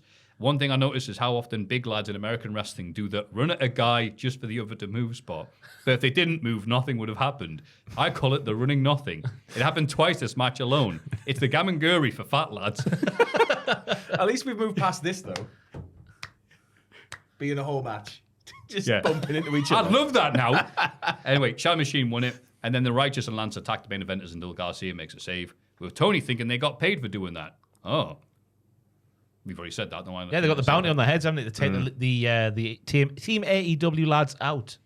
They got paid a big wad of cash in a white packet. That's how you know it's got a lot of stuff in it. Yeah. That's how I used to get paid at the pizza place. Actually, like an envelope. Yeah, white packet every Saturday morning. I had to go down, pick it up, paid in cash. Do you have to sign a thing saying how much you've been paid? Nah. Didn't sign Do you know what nothing, I mean? didn't declare nothing. Come How look many at my years ago was finances, this? government. This would be in 2011, 10, 11, 12. I'm sure it was all You've fine. declared all your other income since then, haven't you, Ross? Oh, yeah. There you go, then it's okay. I declared that as well. Good. I used to take it down to the bank and sign a thing. Good. Is that fine? Yes.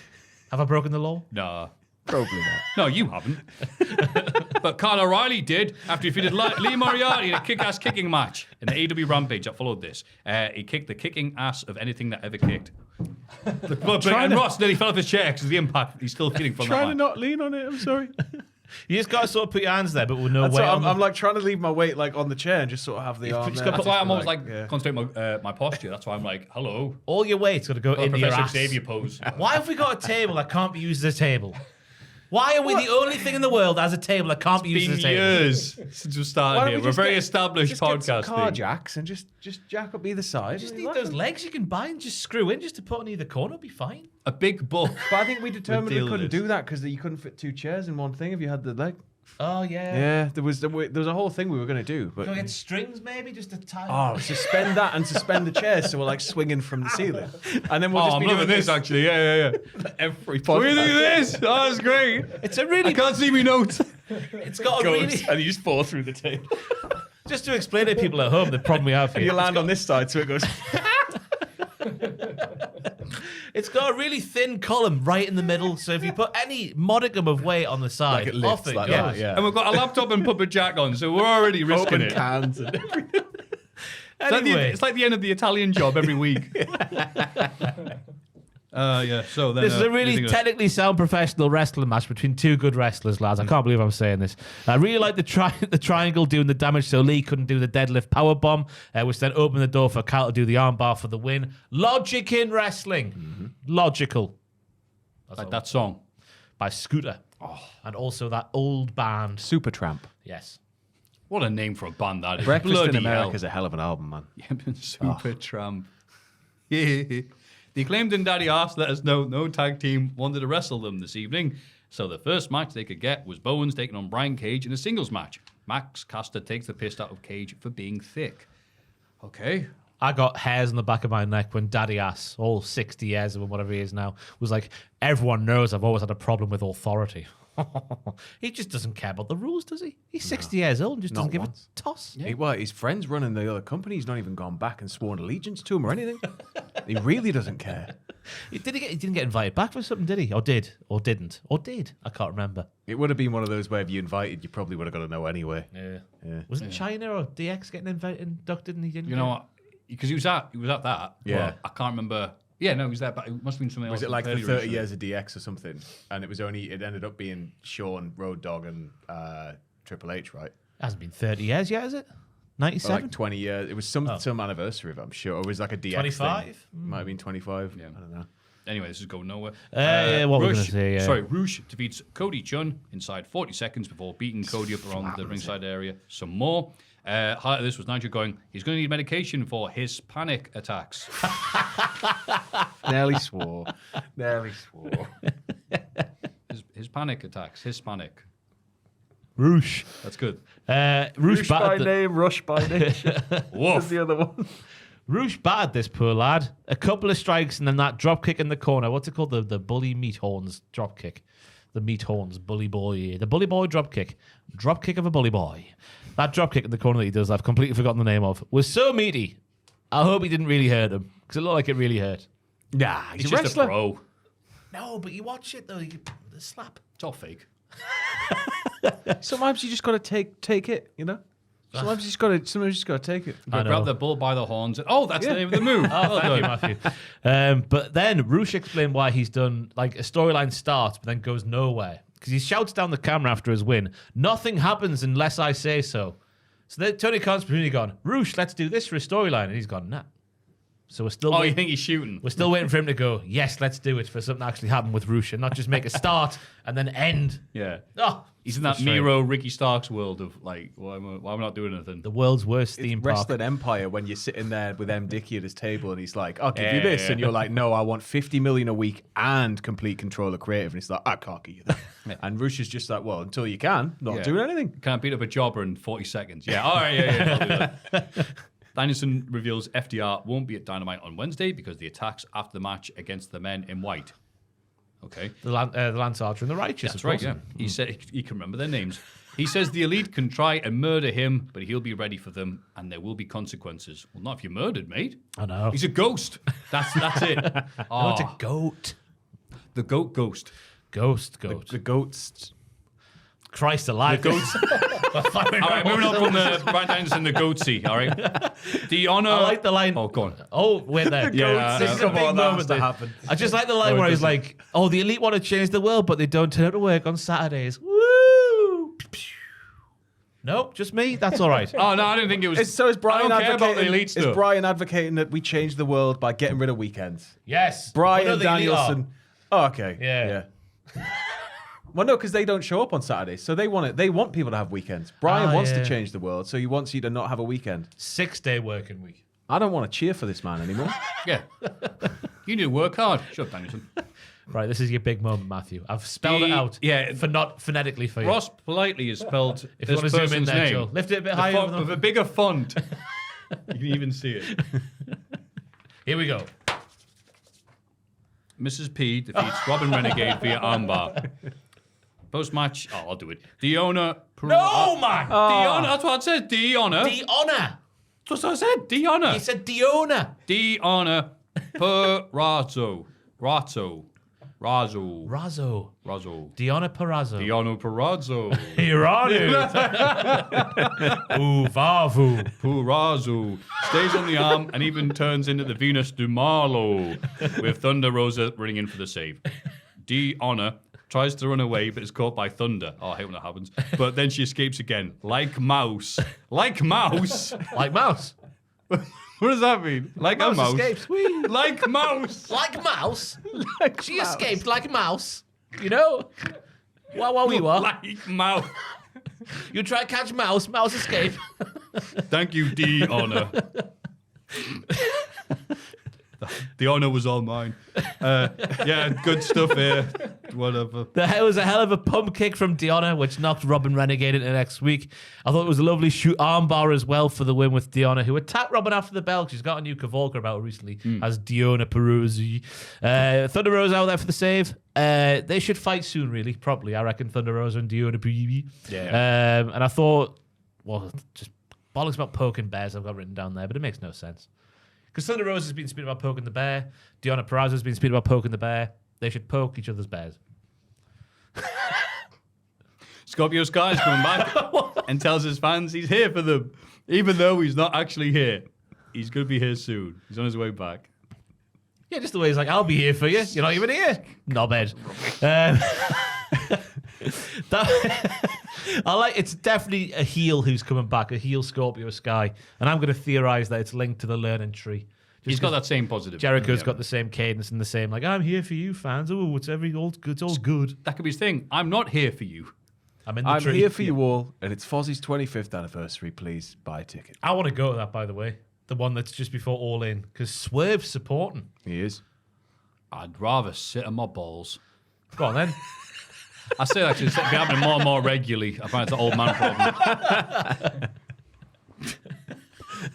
Sanjay Dutt, the most 1970s movie villain way possible, announces that Satnam Singh will take on Brian Danielson on Dynamite as the total non-stop arseholes have struck a deal with the Elite. Yeah, dragon meat is expensive, we learn. And Sanjay hopes it goes well with a chicken tikka masala. Because Satnam's from India. And they're gonna cut Brian up into chunks. Yeah. Yeah. '70s evil laugh. He said, yeah, so now the Elite have got to deal with the total non-stop arseholes to take out Danielson. It really shows you how many stables there are in AEW and how many of them don't mean anything. When it's like, yeah, anybody. The fact that Tom's put more thought into their creative than AEW Right. has. I was hungry listening to this. Thank you, Sanjay. And the main event of the evening, yes, Brian Cage defeats Andy Bowens with a big old bloody drill claw in 11 minutes 45. Bit confused by this. Did the Acclaimed have a match at DON? Does Cage have a match at DON? No. Why was this main the event? Acclaimed made their big return song last week, didn't they? And they said in that promo earlier that they wanted to have a tag team match, but nobody wanted to fight them. So the first match they could get was a singles match for Bowens against Brian Cage. And it was going to be like, well, we're going to take this and we're going to use this as like a ground floor. So they sort of sold it that way. And they lost. Yeah. They did lose, but Brian Cage looked very good there. Yes. And he did hoof him in the chap. In the chap. Yeah. Oh, which chap? He hoofed him right in the chap, didn't he, at the end? In the winky? Yeah, in the winky. He smacked his winky. Oh, yeah, he used the ref to kick Bones in the dick before that finisher of his. The old drill call. Because then he gets straight out the ring and it's sort of like, well, I'm going to do it. You do it. See you later. And then he poses and that's the end of the show. Weird idea for a main event. Rampage can go do one. He can get himself in its chap. Yeah. But yeah, it was solid for what it was.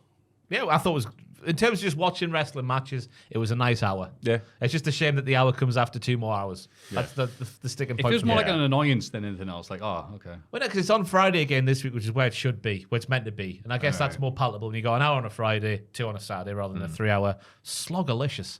Which I know people will go, oh, you've got a 4-hour podcast. We do all the weekend wrestling in one show, just for you. Just for you. That's why it's 4 Recapping hours. everything. We could do 7 podcasts a week, but we choose to do it all in one. That's right. Because we know you want to you can't be asked to click on 7 videos. Yeah. Basically. Who can? WWE Raw. Sami Zayn opens the show with a promo where he says people might be wondering why he would want to put his IC title on the line in a triple threat match. He says it doesn't matter, because in a battle between the mind, Gable, body, Reed, and soul, Zayn is betting on the soul every single time. Alpha Academy arrives on the scene with Chad Gable taking credit for Sami's IC title win against Gunther at WrestleMania. Chad has a go at all 3 members of the AA for being massive losers, but goes in especially hard on Otis, labeling him the biggest disappointment on the planet. Zayn asks how long the lads in Maxine can put up with this. Gable promises to win the title from Sami on Saturday. Sami thinks they should have their scheduled match for tonight's show right now. And then Otis lets the dark side get the better of him to help Chad Gable beat Sami Zayn a few days before Sami Zayn and Chad Gable wrestle each other with Bronson Reed also present. Yeah, I've always been weird the booking of having this singles match just before the pay-per-view. So close. It's kind of because it's probably going to come along at some point afterwards if there's nothing dramatic going to happen. So you're just sort of doing a rerun of it down the road eventually. But like, I like Sami, but I kind of want to see Gable with this belt. And I know that we're going to get Otis eventually, probably at Saudi, kind of being like, hey, I'm going to help you. I'm going to be good now. But I sort of still want to see Gable take that belt and just be horrible with it. Gable was Sami's so established that for me, it's like I like seeing Sami wrestle anyway. I don't really care if he's got a belt. Yeah, I thought Gable was fantastic in the promo part, especially where he's like, I'm not, because Sami calls him manipulative. So Gable's like, I'm not manipulative. I trained you to beat Gunther. If anything, I'm too nice. Who else is it? Maxine's like her facial reactions to Gable. She's just devastated. She's like absolutely devastated. I've wrote down and then straight a from crisis the- of confidence in the match where it's like, do I help him? Do I not? And then it's like, oh God, you didn't help. And Tozawa's like, what have you done? It was I liked Gable's so mad his team won't cheat, he removes them from ringside. like Like a referee would as well. Yeah. I've just wrote down Maxine's straight from the William Regal School of Acting. Yeah. That's how good her facials were in this match here. I like the line about the mind, body, and soul as well. That's a good poster thing. Yeah. Yeah. Yeah, you can visualize. Yeah. Okay, And also the organic chance of Otis when Chad started calling the biggest disappointment on the planet. The slow burn, the better, I think, for this one. I don't think they should do it at Saudi, the turn where Otis spaffs all over Chad. They should wait until we're gagging for it. Yeah, exactly, mate. Frothing at the mouth to see Otis just sit on him. The vinegar strokes. Yeah. But no, a lovely match. Mostly storyline and character stuff to build us up for Saturday. So I didn't even mind having like the big singles match because it didn't feel like it. It was like, no, just building up. It's another chapter in this big story we're doing. And yeah, just seeing, Otis just sat there with his little face and going, he's not going to. Oh, Otis, why would you do that? He just wants to fit in. Just wants Just to wants, accept just it. wants his mates love. Yeah. I like the way Everybody it was- else abandoned him. Yeah. Everybody else has just binned him off. Yeah. I like the way it was set up though, with like Sammy being like led in front of the people, the AA, to try and see if they would do some bad stuff or not, and then they wouldn't do it until Otis bloody did. Yep. A big old slap at ringside. Yep. And then he sees him after. He's like, "That's why you're my favorite." Loved it. Loving all of this. I like the fact that as well when Otis gets in the ring at the end, because he's obviously won the match for Chad. Chad just stands in front of him and somehow, even though he's half the size, completely blocks him out a shot. Yeah, really well done. Commentary once again mentions the QR codes and that Maffew is wrong. They didn't say that. Tim and Roos, it says here. Yeah, Tim and Ross. Tim and Russ Work do for Cultaholic. do a full breakdown of them on one of Tuesday's news videos on this very YouTube channel. Rowan University's in there. Ooh. Stuff about puppets liking the feelings of their strings is also there. Ooh. Yeah, so Wrestling and puppets. It's straight Never up bloody your alley. work, mate. But yeah, the questions on the QR code lead to several different outcomes, and we went through every single outcome on the news video on Tuesday. If you want to in-depth think, we couldn't sit here and talk about them all now. Otherwise, this would be another 7-hour podcast. And nobody wants that. Not without Some alcohol. people do. Not without alcohol, anyway. Once a year's enough. Bloody hell. Proper cool video about Io Sky, please. She's underwater for some reason. Why isn't she called EOC or EO River? EO Lake. It looks class, though, as she promises to win Queen of the Ring. Looked badass, didn't it? Yep. Yeah, any underwater shoot's always good. Sometimes Always reference to when she won for an NXT in like 2019, a takeover. Don't quote me on the year, but apparently she did it like that. good. Oh, Did really? you? I didn't know. I don't remember. I couldn't remember I either. just remember her and Poppy. Ooh, heavy. Ooh, yo. Poppy going, why? How can she breathe? Whatever. I thought, what a lovely promo. AA are about to be interviewed backstage, but a massive commotion around the corner. It is revealed that Cruz del Toro of the LWO has been attacked. But by whom? I mean, it's obviously Carlito, isn't it, at the time? I mean, yeah, of It's course. the same. It's the same attack that Dragon Lee thinks that we went through. Adam Pearce was the real standout here, though. Get out of here! And just standing up and waving his arms and flailing around. I liked it when he was full on giving the Oh, that's old, later on, yeah. the ambulance a gold slap on the arse. Come on, let's get out of here. It's like, you're not the bloody ambulance people. Calm down, dear. It's only a commercial. If it's in the arena, it's under my jurisdiction, apparently. So WWE right now is the king of, oh, what's that noise? Someone was attacked off camera. Bloody all out of the shows, isn't it? It's a cliffhanger without being a cliffhanger. Yeah. What's it called? I don't even know. It's like a bait, but you know you've been baited. A bait and bait. Yeah. Prime NXT, Maffew. We know this. Yeah, we certainly do. Bron Breakker murders a man called Cale Dixon. Bron Breakker then murders a man called Cale Dixon for a second and the third time. I can't get over the reverse Rainmaker pose shot where it just pushes in violently on his face and he's always just like... just great. Yeah. Absolutely great. The third murder sees Bronstoffer uses a chair and the ring steps in a very unique way. I've never seen it done like that before. I can't remember off the top of my head. Where the stairs are upturned, so you've got the V of the stairs that goes around the ring post. Then he sort of put him in like a guillotine, didn't he? And then just twatted his head on the back. Yeah, he did. Lovely stuff. A lovely murder And then there. they beautiful just let murder. him walk out of there. Yeah. They just let him walk out. It's Bron Breakker. What are you going to do? I like what they're doing with Bron now. It started off with like, oh, hello, I'm a very quiet fisherman and I'm here to speak about... You didn't put me in King of the Ring, you wazzick. I'm going to kill people. Really good. Yeah. And he kept on saying it. Like, he's just there in the ring going, I'm not the King of the Ring. I'm not the King of the Ring. Arr! And that was his motivation. What's the lead singer of Alter Bridge called? Miles Kennedy. Cale Dixon was a stunningly more beautiful, younger version of what Sam just said. How have I forgotten what you've just said? Miles Kennedy. I had Miles Bourne in the head there, the NXT wrestler from the NQCC. But Miles Kennedy, that's who Cale Dixon is, but a younger version with lovely hair. Yeah. He did have a look to him, didn't he? Yeah. I like Bron psyching himself up in the corner as a gimmick as well as going with like a Tamatonga way, but not a stupid way. He was just disgusted that this was his opponent. It's when he kind of looks across the ring at him and then he looks back at like the corner pad and it's just like, all right, we'll get it over with then. Yeah. And the camera work they used for him running the ropes at 23 miles an hour or 24 miles an hour, really good with that perspective at the top, which then put on Instagram and put like the rattling effect on so it looked even quicker. And I was like, Kayla, do you see this on Raw? And she was like, whoa, is he really going that quick? I was like, yes, he is. Didn't even tell her. Stupid. Working the marks. Yeah, then Ross looked at the camera and went, I tell you what, though, Pat needs to stop barking. It's getting old already. Oh, God, yeah. We'll get it. We'll get it. Yeah. You're going to turn the... Well, not turn him heel because I think he wants to be a heel anyway, doesn't he? But you know what I mean. Turn him into the wrong kind of heel. I want him to challenge, just like his uncle. I want him to challenge somebody to a big weightlifting contest. That's what I want. I want a big weightlifting contest, and I want it to start getting more and more ridiculous. That's all. That's all you want. You can do anything else with the company. Yeah. I just want to see some Steiner level storylines. That's what I want. I want to just Pat to start barking next week, and just the Pat's focused on the camera's focused on Pat, and just Braun flies in, a spear to the neck, out the way. The neck. Yeah, just takes him round the neck. God, never hear from Pat again. Adam Pearce feels him like right in the neck. About Adam Pearce so mad at Braun, so mad he can't even drink. Ooh, that's mad. Oh yeah, he loves a drink, Adam Pearce. Becky Lynch gives her Irish friend Lyra a little pep talk before Lyra defeats Io Sky in the semi-finals of the Queen of the Ring. 19 minutes. You got this. You got this, Maffew. You got this. That's how she said it. That's what she says. I know, Maffew. 19 minutes and 17 seconds of good wrestling, lads. After the match, Lyra speaks some words with an Irish accent to convey her happiness. Oof. After Io speaks some words in Japanese to convey her sadness. Did you notice, you'll get this, reference for Maffew, Lyra Valkyria watching her wrestle was sort of like playing Virtua Fighter 2, when like all the feathers, every time she took an impact, there was just feathers all over the ring, and sort of like Virtua Fighter when their bracelets would fall off and there'd just be bits everywhere. But yeah, Virtua Fighter. She's a crow. She's a real life human crow. Yeah. That's why she's got feathers. But Virtua Fighter.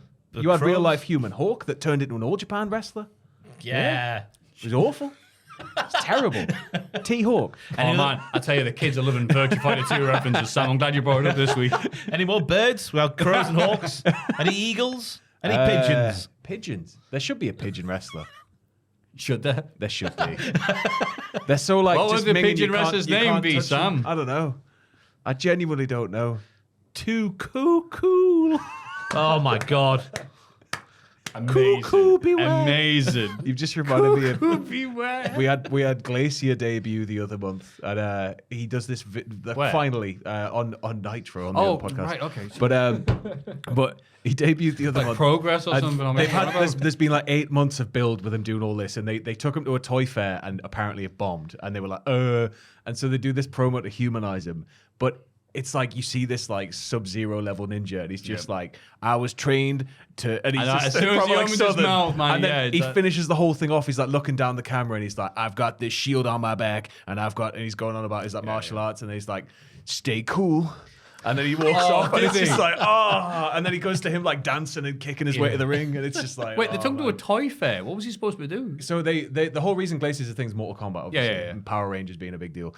But they took figures of him, they took him, and they went, this is what we're going to do. We're going to merchandise wrestlers like this. All right. And I think they were trying to see if there would be interest among buyers and among manufacturers, and there just wasn't. Not what they were expecting anyway. But then they had to, that's why Glacier kind of does the whole coming soon, and then coming soon disappears, and it's like another 6 months of just teasing him.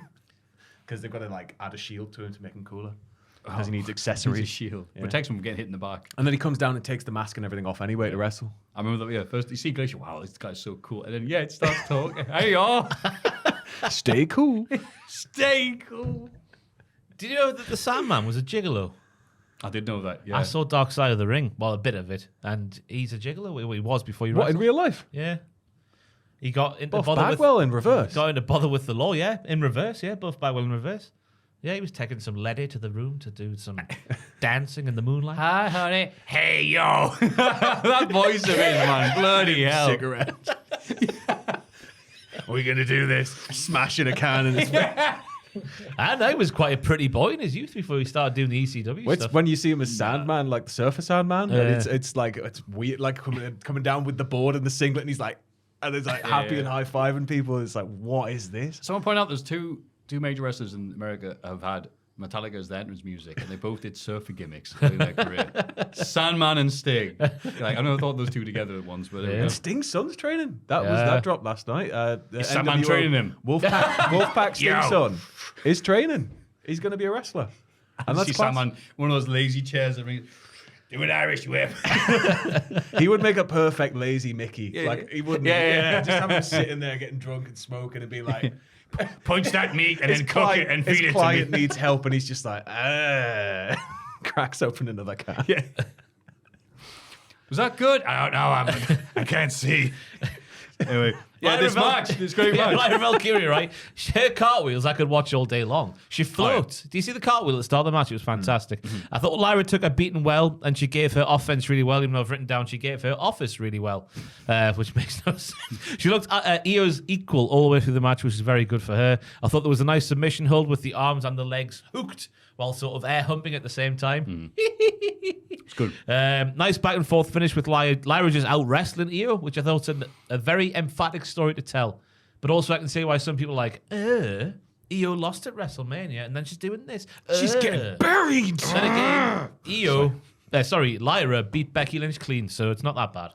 Exactly. Yeah, I thought it was a fantastic match and a fantastic outing for Lyra. Started off only okay because Cole and Pat have no idea what to talk about with Lyra once they've used Nose Becky and Island. But I did like the Rocking Horse being counted into a crossface, and everything Io does is punctuated with a little which I think just adds the effect of whatever's happening. And it was a lovely bloody finish with Io doing just enough to hang in there with it looking like it was just one good move at the right time. So yeah, I don't think it was buried. I thought it was a very good just got it. Not She was fluky. buried, Maffew. She was buried, sorry, I forgot. right? Yeah, completely buried. Buried. And crowd were popping by the end. Lyra, so far, so good. Did you get some more character stuff to be doing? Because again, the commentators are like, well, okay, we've got nothing to talk about. And but the crowd are loving it. The promo of like, I can't believe it. I can't believe I'm here and I'm winning a match. Lyra speaking the Scottish language again. I can't believe That was good Michael Cole, by the way. Yeah. I just don't like when wrestlers are like, I can't believe I'm here. I'm living the dream. It's like, very, very thankful to. I get it, but because it humanizes somebody, but it's It's wank. It's like you've been with this was a natural career trajectory. Yeah. You deserve to be here. You've worked your way to born this point. to do this. I was born a crow. Then I spawned some legs and the ability to do a German suplex. Then I did too cool for a bit in the Indies. I wish Vulture would come and eat this bit because it's dead. All right. Cool Hand Ange and AEW. That was my tag team partner. We were the Pigeons. The Pigeon Detectives played us to the ring. Great band. Great band. Let me just get my sanity. There it is. R-Truth is teaching the new Catch Republic about the hokey cokey because Tyler and Pete love cocaine. Miz is worried about facing the Judgment Day this evening. Truth tells Miz not to worry because he has enlisted the help of Andre the Giant. Miz tells Truth that Andre is dead. Maffew, he meant Braun Strowman, not literally dead Andre. I didn't realize this until I was going to bed on Tuesday. Honestly, I thought it's just R-Truth talking bollocks. So did I. Yeah. I was talking Andre. Again, these bits are R-Truth. People seem to like them. I'm like, these are just the dumbest man alive. No, they make you think clearly because it took me several hours to work out he's on about Braun Strowman who saved them last week. I don't look at Braun and think Andre. But I was just like, it all works. I like all these segments. I like the dumbest man alive shtick. I feel sorry for him every week. I'm like, Why? he needs help. No, This man's been abused and used by his friends in the system. He's Nobody's a world tag hurting team him. champion, Maffew. How is he getting on He's these a places? former NWA champion. He's all right. He's fine. I can't get my mates to go across the bridge to come see us. Our troop with CTE, he has CTE, is able to go from city to city, plane to plane, has no idea who's alive and dead. You know what? It's a success story. I'm actually happy for our You've troop. made it so much sadder. I was like, I've just thought of I like a dumb character, but you're like, no, it's all the repeated They've gone headshots. that far into And it. Like, it's there's great being in the physically no way- USSR, the USA troop. There's- I see. There's physically no way Truth I saw Nikolai Volkov. No, you can be didn't. this silly without it being CTE. I can't stop thinking, just because you went CTE, I'm just thinking about Michael Jackson. CTE. I got hit in the head now. I have CTE. That's why I can't stop dancing. Oh, dear.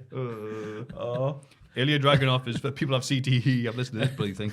Ilya Dragunov is frustrated with his loss last week to Jey Uso in the King Ring tournament. They call him Main Event Jey Uso. And we're in the main event, Ilya. He was becoming Sergio Mel again this week. It was great. Thank you. Trevor Ricochet interrupts Ilya and basically tells the Mad Dragon that he wants another match with him. Bronathan murders Trev out of nowhere with a spear. Fantastic. Yeah. And Braun spears Ricochet, I guess, because Ricochet was in King of the Ring and he lost. Or maybe he wants that speed title. Who knows? He would win. 24 miles an hour. Yeah.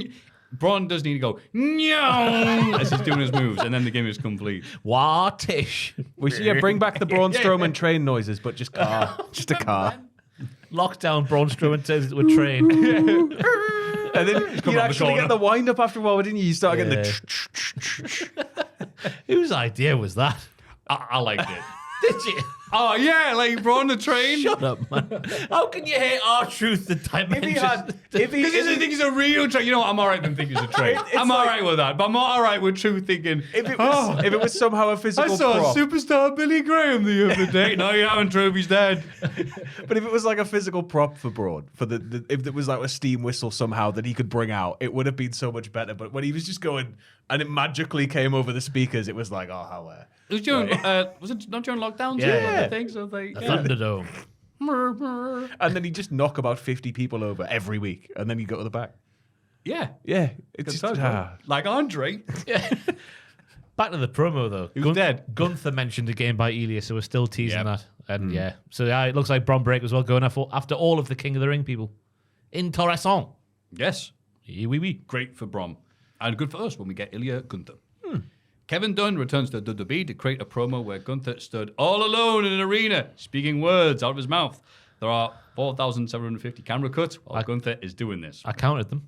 Yeah, Why? They had that's a good number. Yeah. 6 or 7 cameras set up, and it just kept cutting.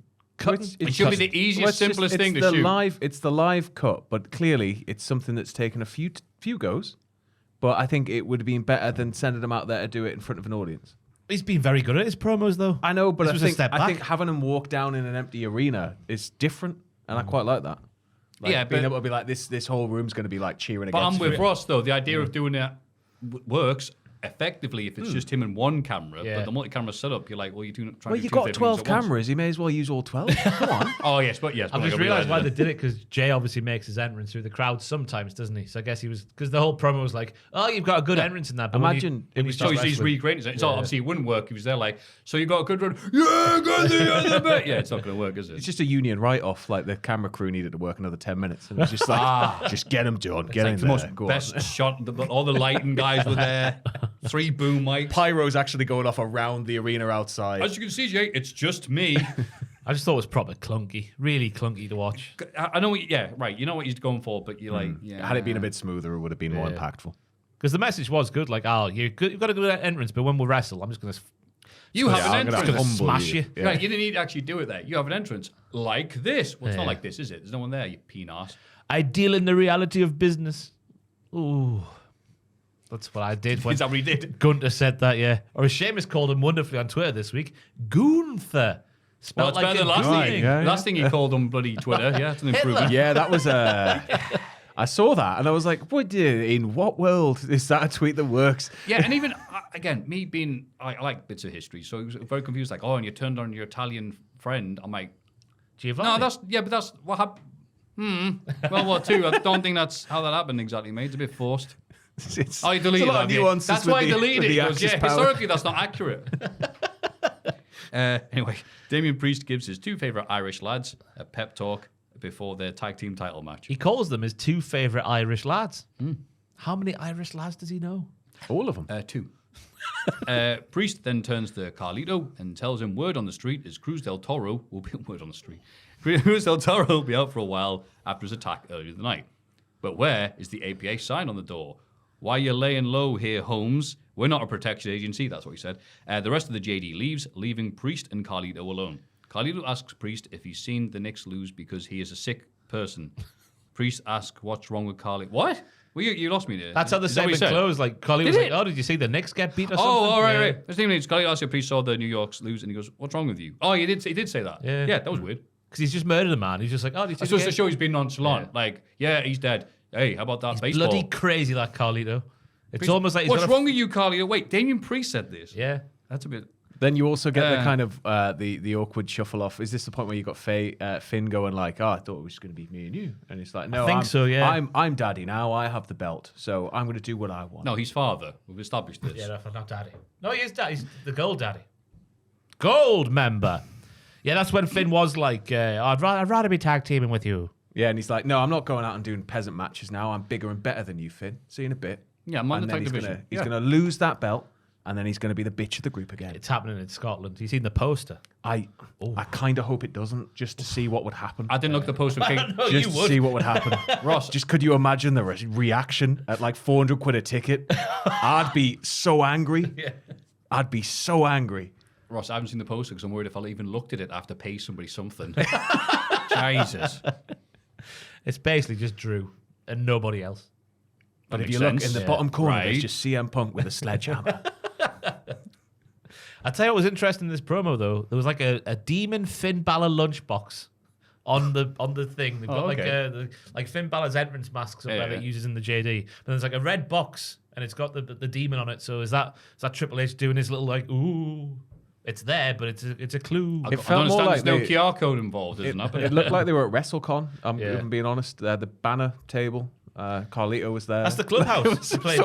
They shoot the arrows in there. It's great. Glacier was there. Telling everybody to stay cool. Hey, you see the baseball game? We see footage of Baron Corbin being a good lad and almost giving himself the chance to cut a God damn it, I did it. Who do you think you are? I am promo. Right, there you go. But one pin is left standing. Heartbreaking scenes. I was amazed seeing the presentation for televised bowling. Oh, it's amazing. If you ever get to watch it, it's like it's smooth. You can watch it for hours. It's so good. Yeah, I wanted more of that. Yeah. It's like, oh, the wrestling came on. I went, Baron's technique was on point as well. You had the outspin involved. Great line. Yeah, he like hurled the ball, didn't he? Yeah. Great line. He's such a real man. Cooks Why meat, can't we bowls. start a cultaholic bowling team? Huh? Why can't we start a cultaholic bowling team? I don't know, Sam. I think we'd be quite good at it. Yeah, I'm sure yeah, I've you with broached your it injured before. arm, me with my lack of ability. I'm sure, like, I've broached it pathetic, before, yeah. and everybody was like, I hate bowling. And I was just like, how can you hate bowling? I love bowling. Yeah, we'd be talking about pigeons and all the other teams. Yeah. Let's quit of embarrassment. Yeah. Shayna We can win Baszler. out of pity every week. It's fine. Shayna Baszler and Zoe Stark are getting ready for a match, but Sonya Deville, what are you doing here? Sonya wants to talk to Lass about something. Zoe is interested, but Shayna is not. What could it mean, Maffew? Shane is not interested. Zoe is. Dun, dun, dun. I don't know. I was still reading after seeing Sonya Deville returning after 9 months. It's crazy how that doesn't. It's not that long a time, really, in real life, but in wrestling, it might be 9 years. Yeah. God. Anyway, nice to see you back. It is, yeah. The Awesome Truth defeat Finn Balor and JD Muck. Don't you dare Google him in a tag team title match that saw nice man Braun Strowman help the babyfaces with Carlito lingering. Yeah, Braun showed up for this now. He couldn't have helped his bastard friend Ricochet. After last week, it was like, "Oh, kid, you're doing good, kid." That was a shoot attack from Braun, though. Braun couldn't have known that. But yeah, he's Maybe not they're in gonna go look for him. cahoots. Maybe they're in cahoots. They're going to have the car and the train going at once. Well, you can, just not towards each other. That'd be No, they're going to be running around opposite sides of the ring. Oh, that's a WrestleMania moment. Yeah. Braun Strowman and Braun Breaker running into each other. Yeah. yes. Oh. And then get Angelo Dawkins in there as well. Remember that at WrestleMania 39? When he flattened Braun Strowman? Big Gary. Oh, yeah. Big Gary G.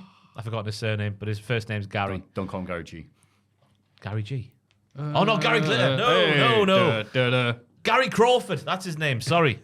I'm pretty that's sure. even worse. I was just thinking of Kenny G and just started thinking of like really smooth clarinet there. Just like, yeah.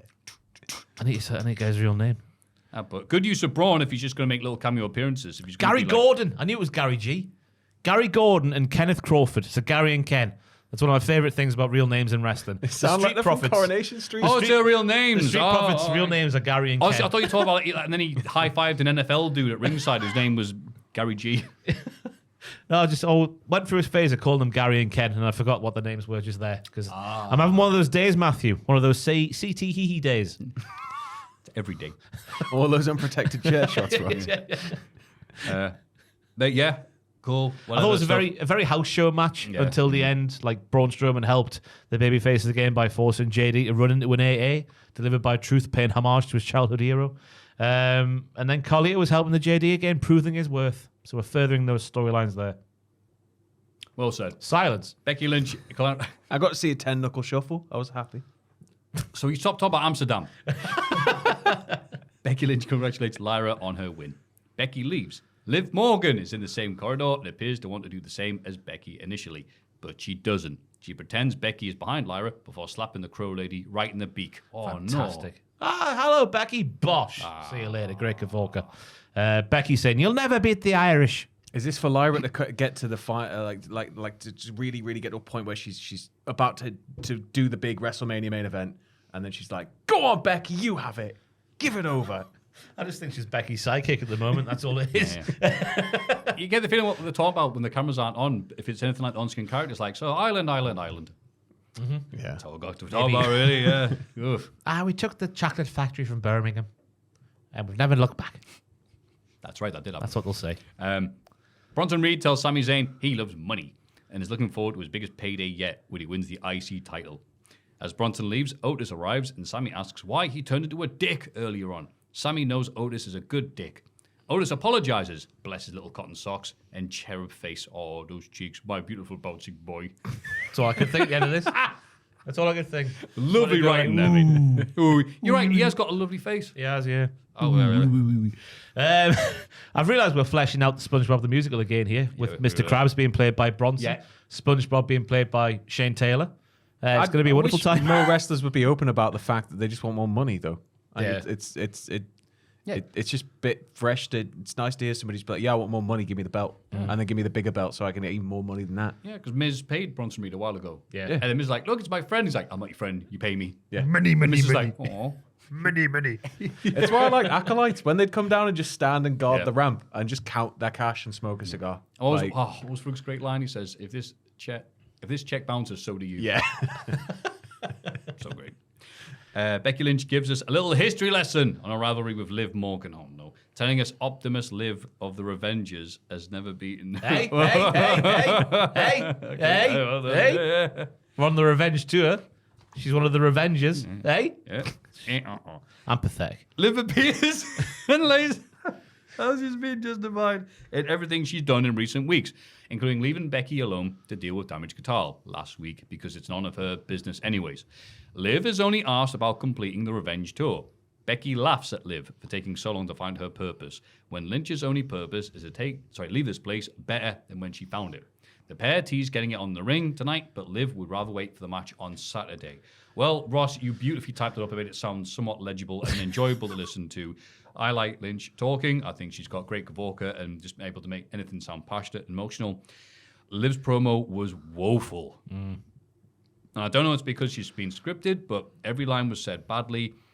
She didn't sound like she was into it half the time. It was just a bunch of words that fell out her mouth. I think cutting her off and being a bit like, "Oh, it's rich for you to say that." I was like, "Okay, is it going to turn a corner a bit?" But it just, I don't know, it didn't connect as well. But it's getting a bit tiring hearing Becky be like, "I wrote a book as well." It's like we know you wrote a book. People could be buying it. I know, but it's Number one bestseller. God damn!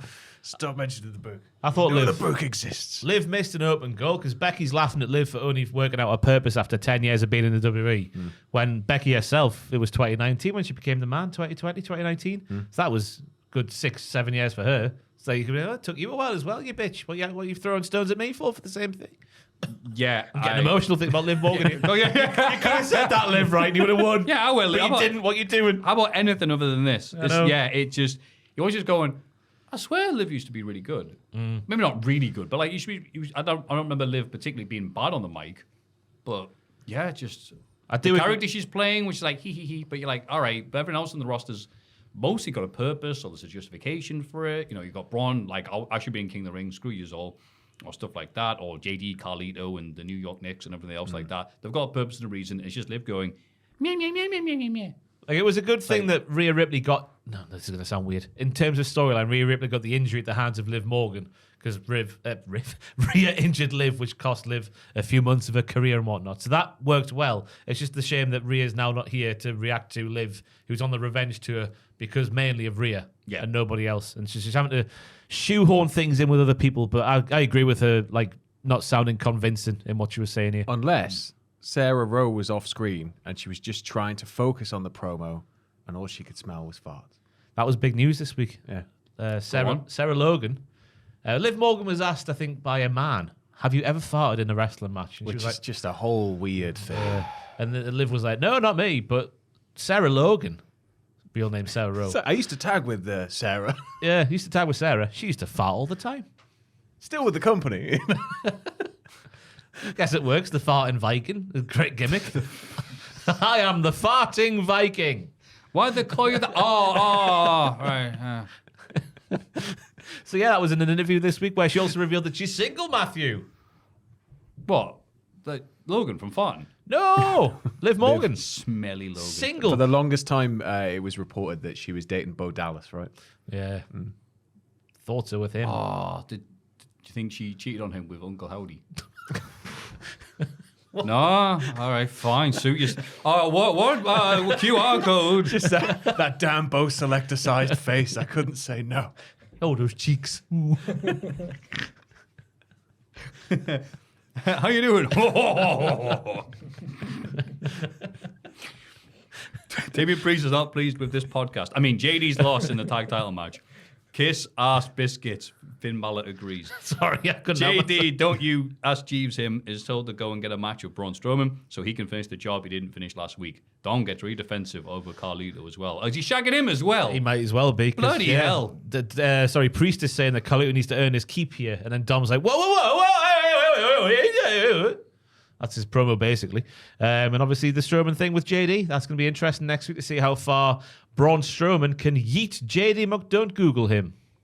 Looking forward to it. Yeet? Maybe he just busts his phone out and Googles him on live TV. Do you think the size of JD's head, Would you weigh know, him the down. train would need one of those things. So, like, you know, if sheep like get a in the way, shunt. this bounce off. Yeah. Yeah. Cow catcher.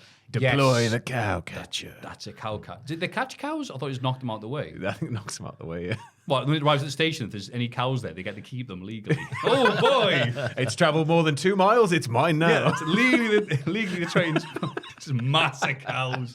Get the shovel, we're eating tonight. Because of JD's head, if he did throw him, he'd have the trajectory of a caber, wouldn't he? Yes. He's a end good... over You could lawn dart him like Rey Mysterio really well, I think. Yeah, if you want to take out a village. Hammer throw.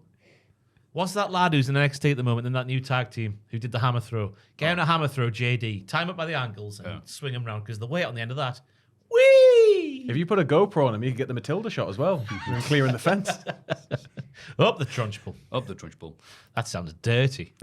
Stop it. Xavier Woods is cleared for a return to action. Fantastic. As Kofi Kingston leaves for a conversation with Adam Pearce, presumably about booze, Karen Cross and Scarlett arrive for some more meaningless bollocks relating to time. It says it. There's always more time to turn things around. It's an evil clock from Don't Hug Me, I'm Scared. It's so wank. It's so wank. I'm bored. Well, I've been bored of Cross forever, but it's so wank. I was so excited to see what would happen with Cross under Triple H. Surprise, it's nothing. Well, the first time on a Triple H and NXT, we had lads who are a lot smaller. I know it doesn't really matter, but we had your Coles and your Garganas going, "You're crap, you know. You're the NXT champion, but you're awful." And he said nothing in return. And now we've got this Karrion Kross who goes, "Ooh, a watch. It has hands. Ooh, A watch has a face. Ooh. I have a watch. Maybe I'm a face. Shut up, you Burke. Tick tock, tick tock. Yeah, you know why he does the thing? Because we're all looking at our clocks as soon as he starts talking. yeah. Oh. I just thought about that thing. Shayna Baszler and Zoe Stark defeat the Cowies, Maxine Dupree and Ivy Nile, and Damage Guitar to earn themselves a future women's tag team title shot. I don't think they should have bothered, really. They're going to get padded. I mean, yeah, it's a good point, but having said that, a lot of moves here with Chance Carter always looking great in these type of situations. It was nice to see them again doing their unique tag team offenses. I try not to sound like Michael Cole while sounding like Michael Cole, because they do have tandem offense that nobody else does, and it's nice to see it. Maxine, I thought, is looking good in there now. I thought her Booker T-esque spinning heel kick and fisherman suplex on Kairi Sane just shows she is getting better with more presence. There's a moment on the outside as well. She's getting back in the ring. She dumps somebody at the outside, doesn't she? And she's sort of like, it's clicking. And even Connery's like, it's starting to click. Yeah. Yeah, and again, I think they put her in a bad position where she wasn't ready for it, and now they're just giving her a little time to do some stuff. Yeah, she do your gets stuff and featured then leave. moments You know, and, yeah. yeah. You want to beat Bull Nakano like immediately, do you? So Yeah, the highlight of the match, going back to the Cowies, was the Hurricane Rana of Caden's shoulders on the top rope from Katana, which sends Zoe down onto Shayna in a senton. yeah. Ooh, sentons. Ooh. Thank you. Dupree gets a reverse worm. He's taken down by Sane, and then Sane again, Sane elbows, after parties, downward spirals. They're all here. Yeah, and I like the way the finish was done as well. Like the heels stole a tag from Kairi, who was dicking about in the ring, like only Kairi can. And then the old alley-oop knee to Maxine for the win. Way! Bosh! It's the end. The crowd didn't give a toss, though, which was a shame. No, I think it's going to take a while for that to stop being a thing, though. But yeah, I thought it was good action, though. Oh, well. Ludwig Kaiser is very confident about Gunther's chances against main event Jey Uso before taking the piss out of Sheamus for the second week in a row. Ooh. Sheamus is nowhere to be seen again. Drew McIntyre arrives on the scene and can't believe he's been told to come to work just to watch the lad who took his place in the tournament against his will work a shoot wrestling match. He also mentions how he quite fancies coming for Priest and the title. Yeah. No, for some reason I was like, I thought that was he an quite innocent fancies sentiment. Priest and wants to ask him to come for a drink with him, but somehow appearing in front of me. Like, no, that's not what it says. He quite fancies challenging Priest for the World Heavyweight Championship in the future. That makes sense. It just all makes sense again from Drew. Priest is spreading himself too thin, just like Rollins. He's playing chess while I'm playing chess while he's playing with Guy Liner. He's too smug. He's too smug. Punk should cost him. No! Who? Priest is? No. No! Drew's being too smug. No. Punk should cost him. Truth bomb, In Sam. Glasgow. Drew, the Come truth. on. McIntyre. What's happening here? I'm just thinking about it all going wrong at Clash. And just Stop sort of it! You come in here with your AJ Styles haircut, spreading bad ideas. Yeah. The earth is flat, lads. No, Well, that'll be there's easy for them to get to Scotland now. There's a clip. Why is it so expensive to get over there then? Bloody hell. It's because it's actually, there's an ice wall. There's another clip. I've got to put these together. There's one of my favourite flat earth theories I've just found. You're one of your favourite. This is not a way to start this conversation. Believe it. Where basically, the idea is that you have a flat earth and this ice wall that keeps everything in. But they're like, what if it's flat earth and it's a sphere of ice? So it's like this sphere. You imagine like a magic 8-ball, how it has that one little flat bit. No. That's the bit we live on. That's how the earth's flat, even though it's actually a sphere. And it's, yeah. That's how I spend my time. It's just reading stuff like this and going, wow, that's interesting. Yeah. Sam, just asking questions, driver. Yeah, Ludwig looked good. Chad Gable and the Creed brothers. Chad Gable tells the Creed brothers to think about something. Ooh, what does that mean? I don't know, but they seem really into Chad. Yeah. Otis arrives and tells Chad that he apologized to Sammy for what he did earlier. Chad thinks this is Otis softening up Sammy ahead of mind games. Saturday. Yeah. Chad will see Otis on the plane as we are going to win the IC title. We are going to win my IC title together. He makes him say it back to him, doesn't he? Make it. Yeah, say my name, bitch. Yeah, nice setup for Otis to go either one way or t'other at the weekend. That Either and way. I hate Gable. I just Good. hate him. He's got a heart rate of 36. That's a fact I know about Chad And Gable. a creative degree. What else? Olympics. Yeah, Olympics, yeah. I don't know anything else And about he's it. mean to Otis. Yeah. Ozempics. Done. Just topical, isn't it? Shorty G. No, we don't talk about Shorty G. Jey Uso gets a massive entrance. What an entrance it was, by the way. Oh, yeah, when yeah. the camera's behind him, shooting the entire arena with their phones out. Ooh, you can see why he's getting the push that he is. Absolutely. Before Gunther, targets the arm to get the job done and advance to the finals of the King of the Ring, a match that goes around 17 and a half minutes. And just like the match with Sheamus, it's like, oh, Gunther wins. Well, thank you very much for watching my rubber. 5 seconds it was between the final bell and the show going off the air. But I just like the story of Jay nearly getting it done, but Gunther just going, the arm. Yeah. That being the end of it. Just the realization on Gunther's face when punch. Just Jay does the splash and lands on his sore arm, and he's like, "Oh!" And you just see Gunther in the background going, "Whoa, whoa." Over. See you later. I like Gunther as a wrestler. Yes. He hasn't got one. That's the best thing about me. He's got like 17 million finishes. Yep. He's probably got more finishes than Jey Uso's got moves. That's a harsh criticism to very fall. harsh. Well, but fair. 19 of them are super kicks, so yeah, you're right. That's why Gunther's such a great character and wrestler. It's just, I know everything. I'm bigger than you. I'm smarter than you. I'll take any limb. Yeah. Anything that dangles, I'm going to put a hold on, all right? Pause, Anything. and then we move on. Yeah, so Absolutely and thank God, because I went to bed thinking, I'll watch this tomorrow because I'm going to stay up at 4 a.m. and watch this, and I'm just like, am I going to wake up tomorrow and I'll know Gunther's lost because my phone will have like 19 notifications. I had nothing, so I was like, okay, Gunther won. It's all right. It shows they're taking it serious as well because they've passed up the chance of all those King Yeet crowns they could sell and all that malarkey that the wrestling do. They probably would have sold really well as well. maybe. Yeah. I don't know. I mean, anything you can sell to particularly if you can market it to kids in the wrestling sphere, you're laughing. Like Rey Mysterio, the masks, and the was it Jeff Hardy's face paint? I think outsold most things as well. They do them packs for like 30 quid that you get at Poundland with a Jeff sticker on it. Yeah. Good times. Good times. A decent Raw. Yeah. I don't know if it was good. Was it a good Raw? It was a decent Raw. It's all right. weird, isn't it? Because a lot of it was at least setting up stuff. Best thing about watching Raw and SmackDown is that a lot of the stuff is setting up things. It's the complete opposite to AEW. I know I'm not comparing, but I am. But with Raw, even if it's a lame segment or something, you know, okay, that's gonna be leading to something. That's got a purpose. So even though the thing they're building up to is that pay-per-view that they kind of don't really take that seriously, but kind of have to. Yeah. It still gave you plenty of stuff there. The Lyra match was probably the highlight. Yeah. I saw in the news this week as well, they're going to try and get more Saudi shows, aren't they? Oh, Per year. great. Because currently it's still two a year until 2027. Saudi authority wants SummerSlam and or Mania. Full stop. Are they going to do the thing where it's like, well, it's Saudi Mania? Or they just call it like they want something the different? actual show. They want the flagship shows. They don't want a special. Ooh. They want like It's gonna actual happen. Mania. Yeah, And it so will happen. they Yeah. realize they're going, hang on, this isn't quite the A show here, is it? It's like, oh, bollocks. It'll happen, and it's going to be sort of very awkward. Very, very Well, awkward. no, the press conference could be the best thing. Yeah. Any journalists here? No, well, I'm going to go home then. That was in the news as well, wasn't it? Matt Camp's got his own podcast now and says that they actively want fans to be inside those press conferences with no hard questions. But same with UFC. You ask a serious question at UFC, you get chewed out. So it's the press conference is an extended part of the show. It's not a real press conference, Wait, is is it? that true, though? I thought UFC, they do have... I think like, I They think have the crowd. They're doing you've like got a the There's crowd. certain It's a bit more journalists they don't serious. like, but but- I think it's with UFC. I'm sure I read something where it was like that fair few people who've asked like leading questions about serious things.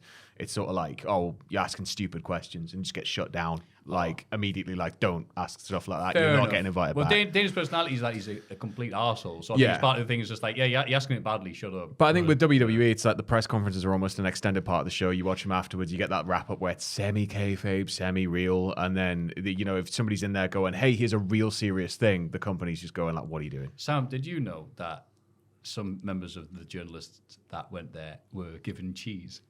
Given cheese. That was their thing. Like, we're very sorry that Triple H insulted your company to your face. Here's some cheese. Oh, just mail the cheese back, but just like He sold the soul. get the rid cheese. of it. Like, wait, why giving Well, them no, cheese? because Triple H had to go at Peter Insider and Fightful, didn't they? Yeah. I think Shawn And Ross... then Peter Insider said, it's all right, Triple H, we understand. Like, oh. No, man. I think Shawn Ross Sapp said jokingly, like, oh, the only apology I'll accept is like the finest cheese you have or something like that. So they sent him some cheese as a jokey present. I mean, having been to one of those press conferences, I was shocked at how it goes down. It's yeah. No, I'm not going to say it. We'll get No. into it. I don't like them. I would never go to one again, having been to one. Yeah. That's the other highlight of one of those ones. You'll remember them. He was asking a question, I think, for Kenny, but then he forgot the name of the magazine or the thing. And he says, "Oh, can I ask that question again? Sorry, I got the name of the company that I work for that are paying me." No idea. Oh, that was Keith, somebody. Green's thingy. Yeah. The guy from the 90s. Yeah. He went, "You remember me, Triple H? Used to work in the magazine." And Triple H went, Good time. Anyway. We're being very disrespectful there. He's a guy who's got tenured time in the wrestling. Oh, cool. Yeah, I've got no disrespect. Forgotten his It's name just- completely. Yeah, but It's he's Keith just Elliott Greenberg, right? Yeah, That's him. Yeah. I think I'm friends with him on Facebook, so Not for not after anymore. this Not one. yeah. anymore, yeah. But anyway, we're going to have a little break now. Yeah. NXT. Fallon Henley defeats Thea Hale thanks to some lovely tactical wrestling. The kind you only see in NXT, where the wrestlers think tactically. By winning this match, Fallon has qualified for the North American title ladder match. After the match, Jasmine Nix is there to beat up Thea Hale. That bitch. That bitch. Fallon has a lovely say. floating back heel kick, which I've written down as like a horse would do if jumping over the fence with a blue tit sat on top of it. Just imagine a horse kicking a blue tit off a fence. That's what Fallon Henley's back floating heel kick looks like. Don't think I've ever seen a tope shoulder barge like delivered like one of John Cena's moves of doom like I did with Thea Hale in this match. It was fantastic. Weird to see Thea gutted when Chase U were wrongly ejected from the ringside area because of Ridge. Oh, I'll get the chair for you, but I'll not put the chair down. Yeah, that's silly of me. Weird to see her being so distraught when she is a shoot fighter. She shouldn't be reacting like that. It was in view of the ref, though. The ref should have gone, hang on, yeah, no, just put it down. Yeah, you're right. And instead he was like, get out. Yeah.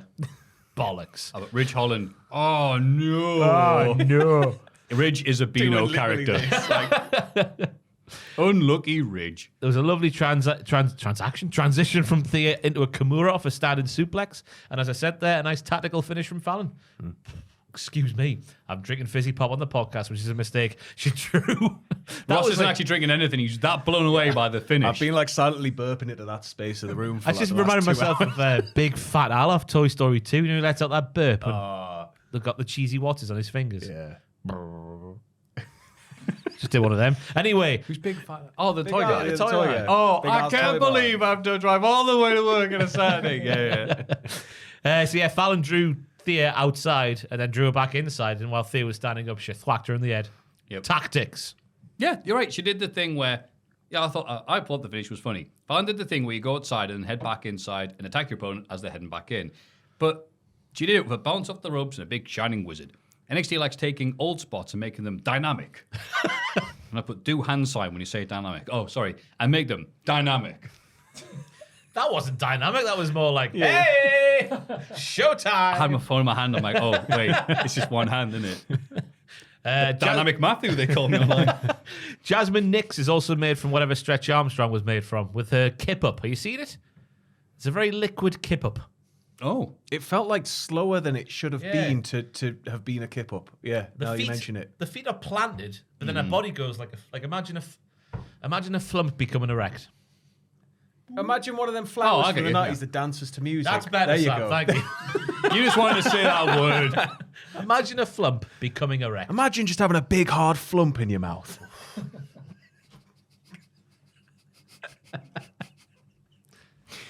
I like when Vic called the double flying shots some putskis, and a miserable booker says, "They're Polish hammers, Vic." They hate each other. Yeah, they're clearly shagging. But Henley's doing more convoluted spots than compared to what she used to. But I guess she's a heel now, so she has to do something to make that work. Said it beforehand, but yeah. This ticked all the silly boxes. Yeah. And some of the serious ones too. We see footage from early today where the family are arriving in a shed. The shed. They run in, it's funny you're thinking of a shed though. They run into Action and Fraser, and the banter is off the scale. Fraser says winning the Heritage Cup was the best day of his life. The family laugh at Action because his name isn't on here, but some fella called A-Kids is. The family get themselves a tag team match this evening.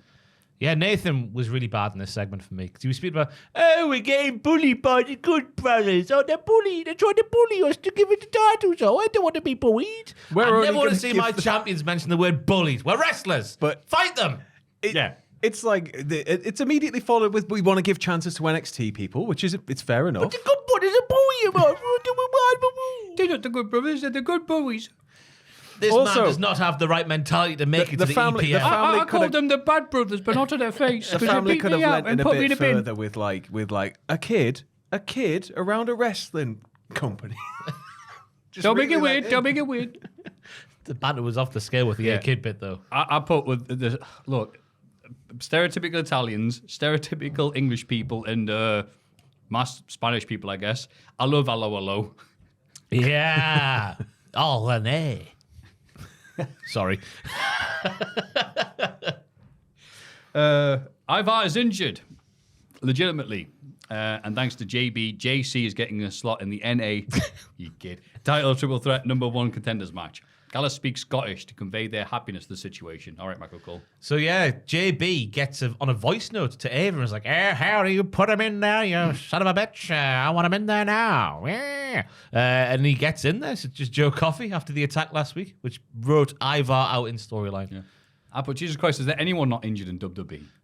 Oof. Joe Coffey, that's all there is. Oh, well. And his twiddly little mustache. Hooray, I guess. I put, yay, Gallus are here, the dullest stable in the whole world. Carrying Cross with a nicer accent I put for Joe Coffey. Oh! He's got a bit more pop and snap to him these days, though. He's trying to be Drew McIntyre on Twitter now as well, Joe Coffey. He's doing these like promos, but with a Nokia 3310 with a camera somehow. They sound great. Yeah, just the camera quality is really bad for a 2024 video on Twitter, you know? Joe Coffey has experience filming himself and put it on. Thanks to distraction from the NQCC, the family come up short in their challenge for the tag team titles. After the match, the Good Brothers leave champs Axiom and Fraser. Lizade is out. Ooh. Yeah, wow, I'm happy I managed to say that right. Well done. What we're talking about? The tag match.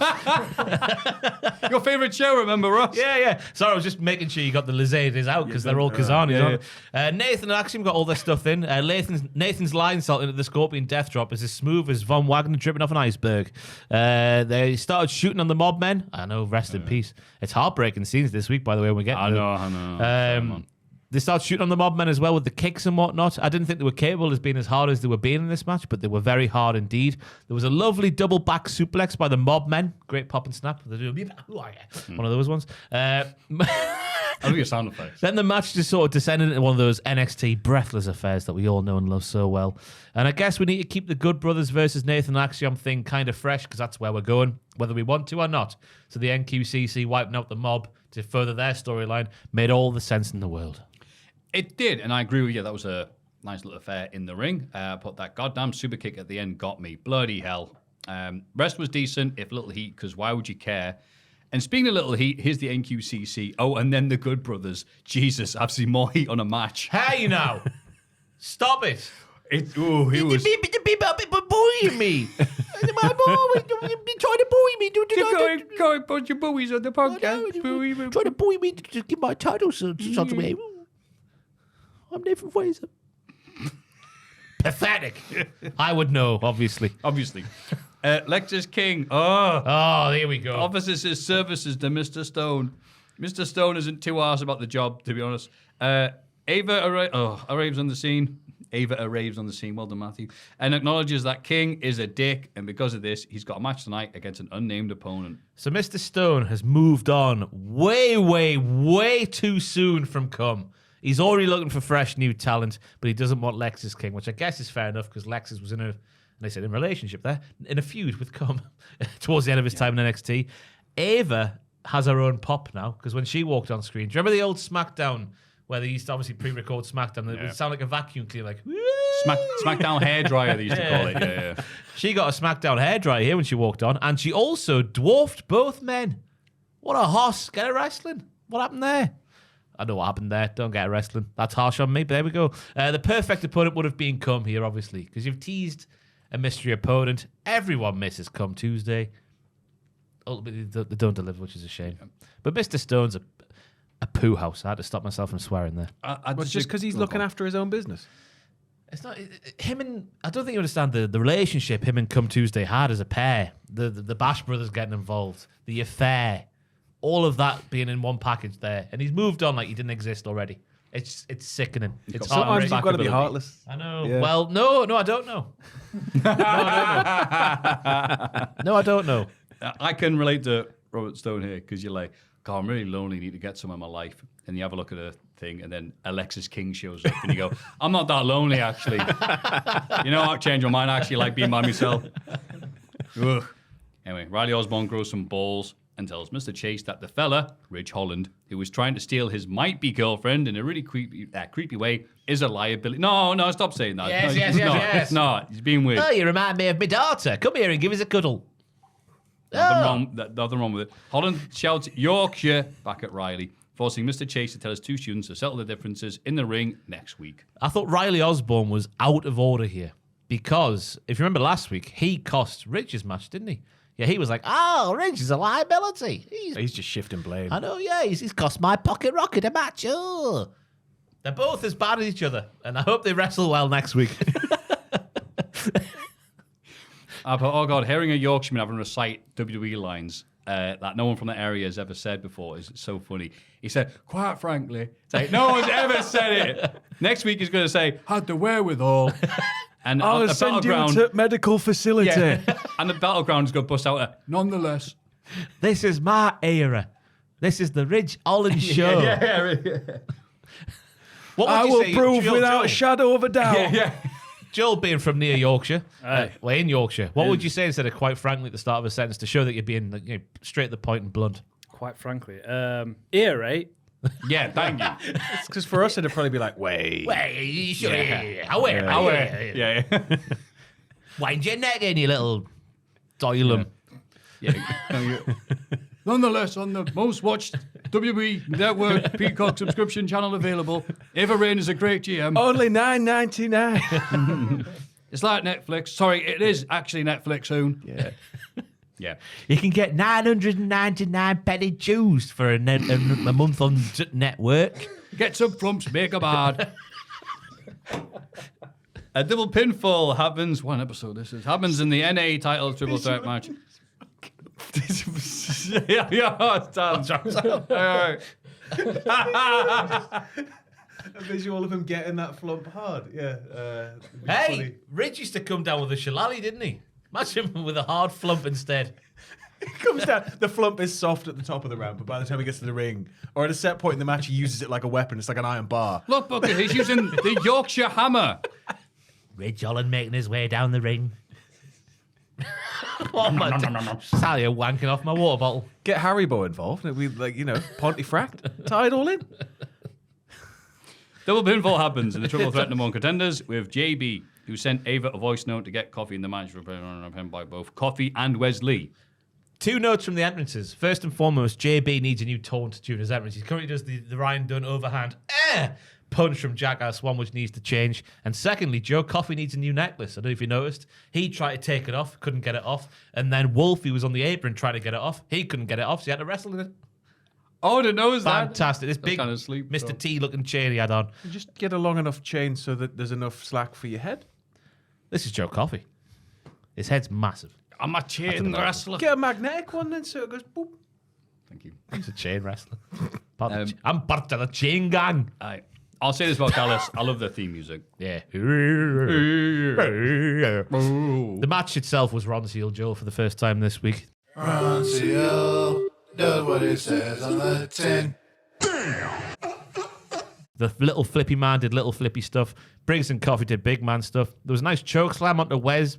On Wes onto a laid out Coffey by Briggs. Yep. Mm-hmm. Woo! Well done. Nice pin and kick out too. He pinned him like that. Desperate stuff. The Gallus boys looked a bit like Wazzicks, though, in my opinion, because as we all know, no disqualification in a triple threat, and it happens all the time in wrestling, I know, but every time he got pointed out, Mark and Wolfie just stood there until the very end. Well, they're discussing, how do you get a necklace off? You buy her a drink first. And I said, yeah, but oh no, I got pinned. Oh, sorry. So yeah, they should have got involved way sooner before they did, and maybe just had Coffey win, or maybe just don't have them out there with Coffey when it's a triple threat match, Right, because it looks silly. I thought it was a nice finish though with the double pin, and I think it's probably the most, even though he had obviously the big man triple threat at Stand and Deliver, probably the most Jeopardy Ober's title's been in so far. Yeah. Yeah. Triple threat rules, etc., etc. Yeah, but decent NXT style action at a fast pace. Then the finish happened and got zero reaction. So why would you applaud that? The bad reffing, the lousy, weak reffing. JB looks like a bit of a dick though, doesn't he? Hey, get that Coffey in this match now. Yeah, wow, we are. Get him involved. Yeah. And then he's taking the fall and Coffey's taking his place. I think that's why he did a voice message, because now we can go, that's not my voice. I never said that. That's Uncle Howdy. Yeah. No. Natalia and Carmen Petrovic are both Canadian and tell us this fact in an interview. Fun fact, if you're on WWE, you have to say if you're not from America. Mm-hmm. Is the sword designation just randomized as well? Some people just get swords, some don't? Yes.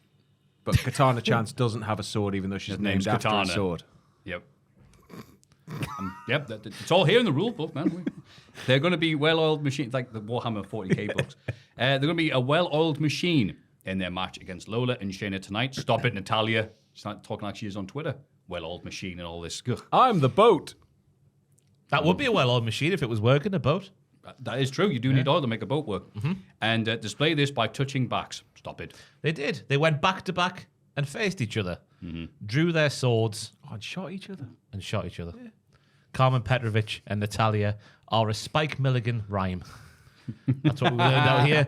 Apparently we learned a few things in this promo about Natalia. The most matches in the history of the business, says Carmen Petrovic. She's got the Guinness Book records to prove it. In the history of the business. In WWE women's matches. Business. They said the business. That's the holistic business. So, all of the no, business.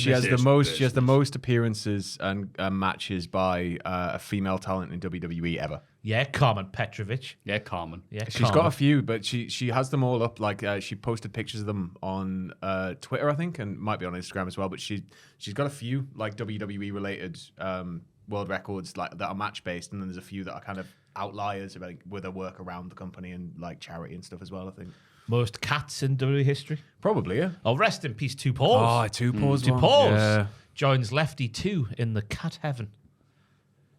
That's been heartbreaking to see Steve this week on Instagram. Steve, as if I know him. Stone Cold Steve Austin on Instagram. Oh, good old, how is Steve? Steve from Damp Pub. He's been soothing old Poncho back to health. Oh, Because Poncho's been a bit depressed after Lefty 2 died. And now he's got Macho Man to keep him company. Macho Man's a nice little cat. Natalia's got the most wins in WWE history, apparently, for a woman. That's another thing we're learning here. I'm just everywhere today. no, you Whatever, are right yeah. though. You're gonna wrestling can do this. You have to process so much information and detail, and cat-related death. Yeah. I mean, bloody hell. Yeah. Up You the do cats. good. Up the cats. Idris Enofe and Malik Blade agreed that their recent run of bad luck means they shouldn't come to ringside for Bryn Fitt's match this evening. Malik Skavoka was off on this one. 1 minute he's like, "Ooh, let's stay positive," and next he's like, "Yeah, Idris, bad luck is the worst thing to happen since James Corden, so we should stay back here." He just changed his tune. He's like, well, let's all stay positive. Yes, we're having bad luck with the rabbit's feet and all that sort of stuff. Then in the next sentence, he's like, oh, Idris, your bad luck's so bad we shouldn't go out there. What's Malik doing? That's one thing I forgot to mention there before when we mentioned Booker T earlier and the chemistry, the sheer chemistry on commentary. When they go for the heart attack, it's like, oh my God, Booker, and he's sort of like, he just goes like, oh yeah, really flat, and it's like it's the heart attack, and it's like, I don't know why Vic Yeah. was getting like that. It's like, yeah, we didn't wrestle the Heart Foundation. Like 10 years too late for that, mate. Sorry. Ava's watching TV with a dodgy stick, clearly. Hey, she had the little remote. Did you not see that? yeah. Oh, is that what that was? Oh, is that like, It looked like It might be an an Apple Alcatel TV phone from like Tesco. You get your grandma. yeah. All I see is like my family using this thing. So, come on, Ava, the feds will get you. Yeah, after they've done Ross for tax, they'll get you. She makes a triple threat for the North American title match official for Battleground. When we made it official, or whatever. Yeah, great. Thanks, Ava. Yeah, it was a bit out of order, this. Not like it was wrong. It was What, you mean Pirate and TV? out of order great. of the show. Oh, But yeah, she has a little dodgy stick remote. Beep, beep, beep, beep, beep. shocking that. I And saw them on articles. there you go. Yeah. Yeah. Oh, that's right. On don'tthisthing.com. Well, apparently they work via the Fire Sticks. And the Fire Sticks have a little remote, don't they? Apparently. Wouldn't have not got Oh, it. these illicit services that nobody should ever use. Yeah. What are you talking about? Illicit services you can't use. What, the APA? Malik and Idris We've just couldn't stay established in the they're back. not the APA. You got to earn your keep, Carlito. For Bryn Fitt's match, we're number one on the Biscotti list, Jada Parker. She is number one on the Biscotti list. We know this. Booker T's in love with her. As soon as the lads appear, the tide of the match is turned, and Jada books her place at Battleground in the North American title match.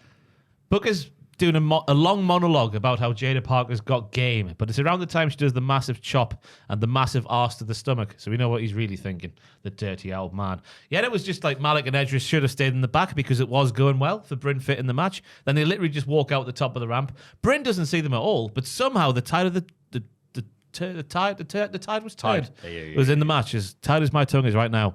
I've written down here, Malik's dead father's sweater needs to come back and sort this out and make them see sense again. Back, bloody hell.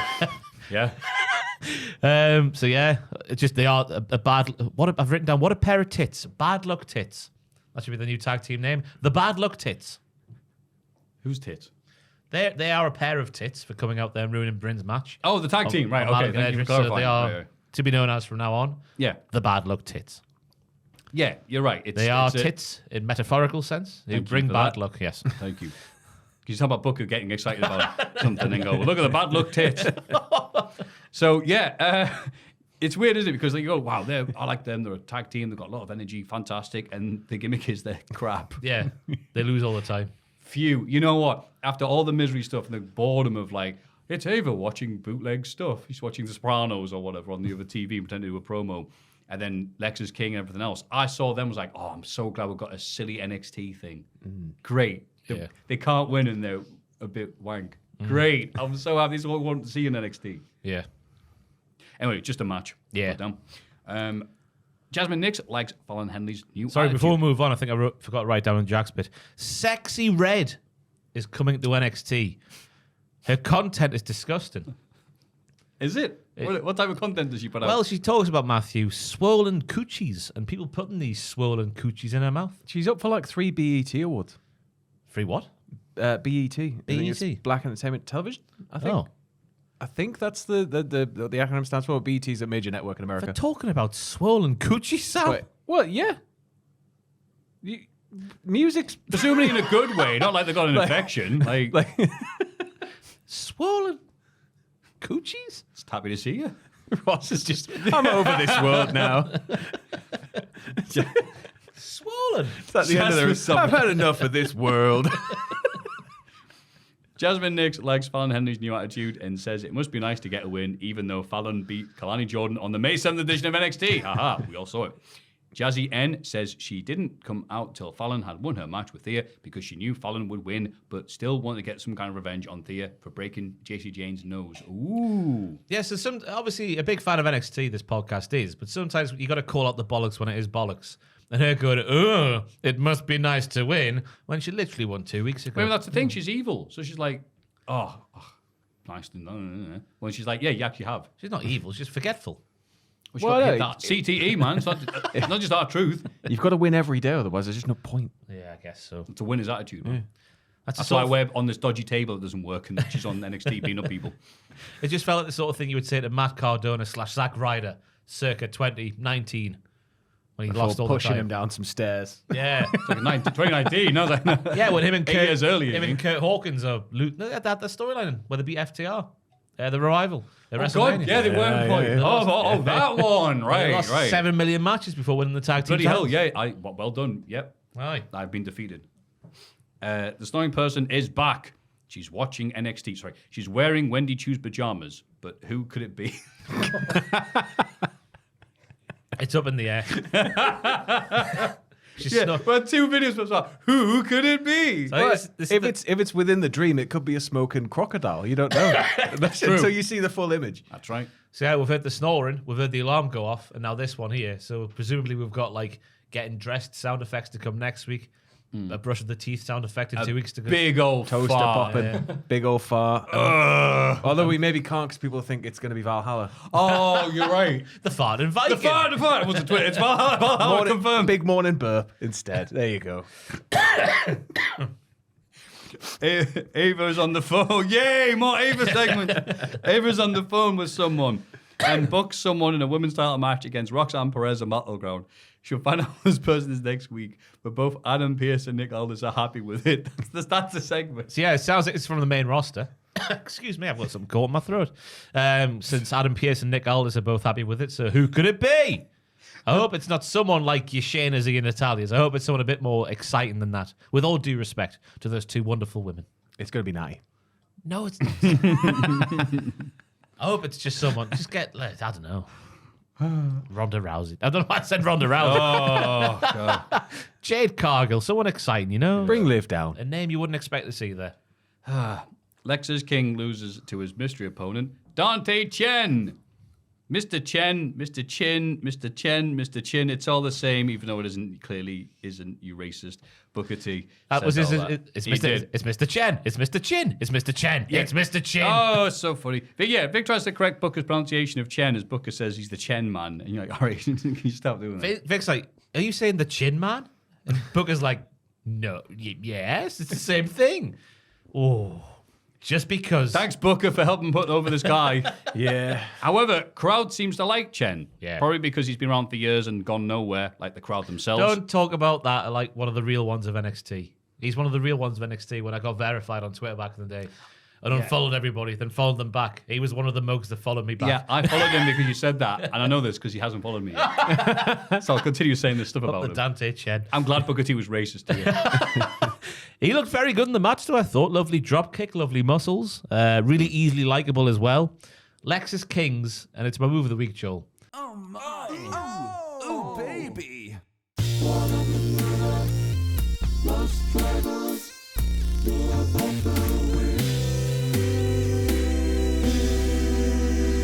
his running dick to the back of his opponent's head. I've got this written down. Yeah, he's It's the worst move I've ever seen.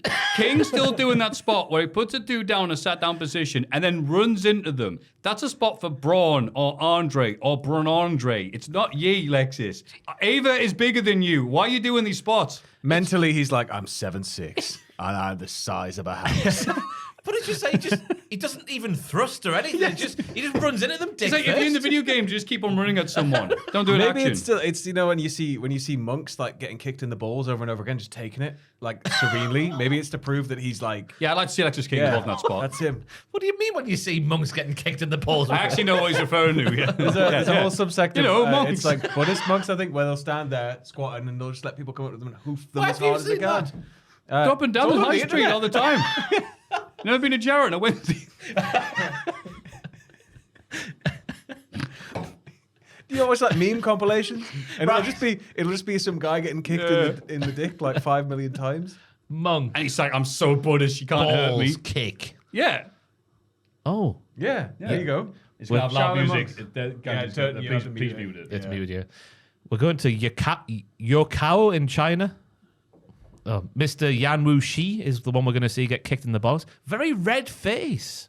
Seen that Well, competitor? so would you if you could see what happens to him. Yeah, very, You should, if you don't know who Zhu Xiaodong is as well, you should watch up about him. it's a good name for him, getting kicked in the balls. Mr. Dong. Zhu Xiaodong goes around Kung Fu masters and just beats them up with MMA. So watch them And getting it's- punched in the throat, right in the Adam's apple here. Just punched in the throat. And he's gone bright red, but he's about to go a lot more red. No, we're just watching a guy getting kicked in the balls. Oh!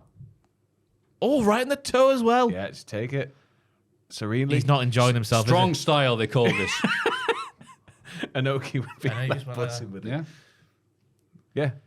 That's Kavorka. That's a wrestling gimmick right there. it is. That's what Lexus King's going for, right? Think can't again. believe that. Yeah, Lexus King, Buddhist monks. I never thought I'd see that today. There's so many worse Oh, ones. so I've That been one's pretty educated with tame. stuff like that. There's one where there's a line of them and there's just people queuing up, just going bang, bang, bang, bang, like 5-6 times, and they're just like, I thought that was like what Dominatrixes did. Bit of, well, yeah, Bit of but CBT oil, you know? you can Yeah, get they're it for missing free out if on you're a like, monk. yeah. Buddhist monks OnlyFans is like, yeah, watch me get hit with a sledgehammer this week. Only for the Patreon This supporters. man has a shoe made of bricks. Let's go. Anyway, yeah, but I like the fact that crowd were like, yeah, Dante Chen, we know him. He's been on for ages. He's still here, which is nice. Not everybody is. Great line from Vic when he gets the big win at the end there. Dante Chen just made the king a jester. Oh. Very nice. Like listening to Martin Tyler on commentary. Fantastic. And Booker T didn't say that's not how that works, actually. There's a whole feudal system and a hierarchy. Booker's just getting all the notes he had for Dante Chen going, I probably can't say those, actually. Mr. Chen, Mr. Chin, Mr. Chen, Mr. Chin. I had a whole routine plan. Props and everything. Sweet Chen music. I was going for a super kick. This is bollocks, this.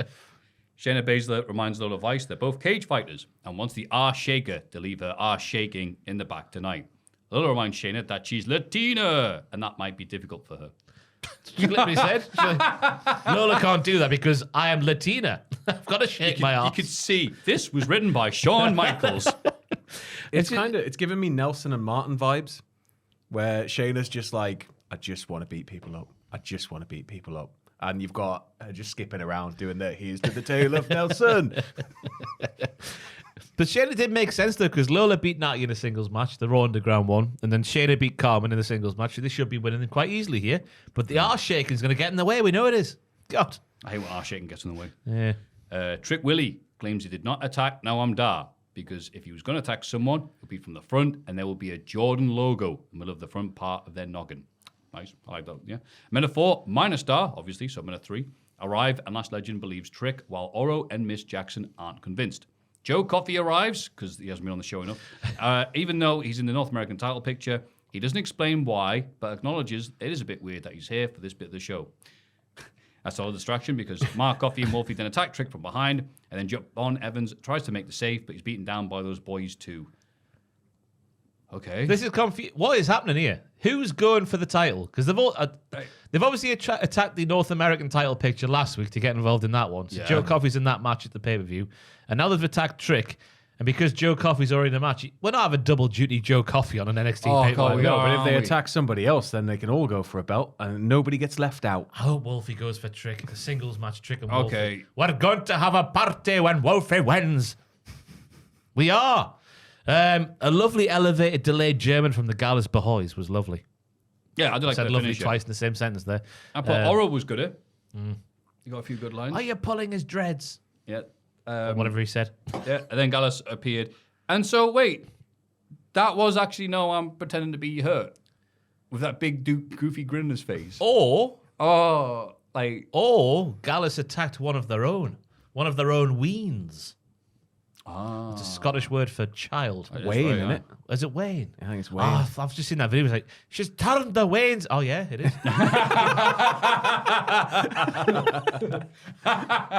And Ross has just pinned Ross live on the podcast. Christ. And now Ross is red like a Buddhist monk. Bad Thursday today. You're having a great Thursday, stop it. Yeah, I'm the person who had to have someone's name pronounced correctly because I still butchered it. Don't worry about it, mate. You'll fix it in post. Ava approves of the marriage of Stone and Chen. Disgusting. Yeah. Ava likes what she sees from Dante Chen, and then Mr. Stone apparently fought for Dante Chen to be in that match, which shows that Mr. Stone did more fighting for Dante than he ever did for Cum. Oh, but the cum was on the wall for Von Wagner at that point. So I mean, because the stuff with the Bash brothers and the therapist and whatnot. I never saw Mr. Stone initiate any of that. It was always Terry going in for it by himself. Mr. Stone's a terrible human being. He really is. He put all that work in a cum and he didn't win one bloody title. I know. He's such a carny. Who's a carny? Stone. Based on what? Everything we've seen this week on NXT. He did everything. pretending. He got a therapist One of to the come. And what did he do? He shagged her. One of the 4 pillars of NXT has been released, and he's pretending like he didn't even exist. He's going gonna on move- like So what should he do? He should show up on NXT every week. at Going, least get a I tattoo. miss Von Wagner. Get a tattoo. He's on his now arm. working for this company. Yeah. Wear it on. You can now get him booked on Von Wagner. As long as you put gmail.com. FKA in front of the name Von Wagner, you can put it anywhere you want. He should call like the Von Wagner family, his stable of boys, if he's building a stable. Get one of the armbands that they wear when people pass away. Oh no! Come. Now that Wagner's gone, the stable he launches should just be called like the Wagon, and it should all be Wagner themed, and like it was built for him, but he's not there, and it's awkward So read it's- by somebody else. It's too expensive to change it to keeping Just it. keeping the branding.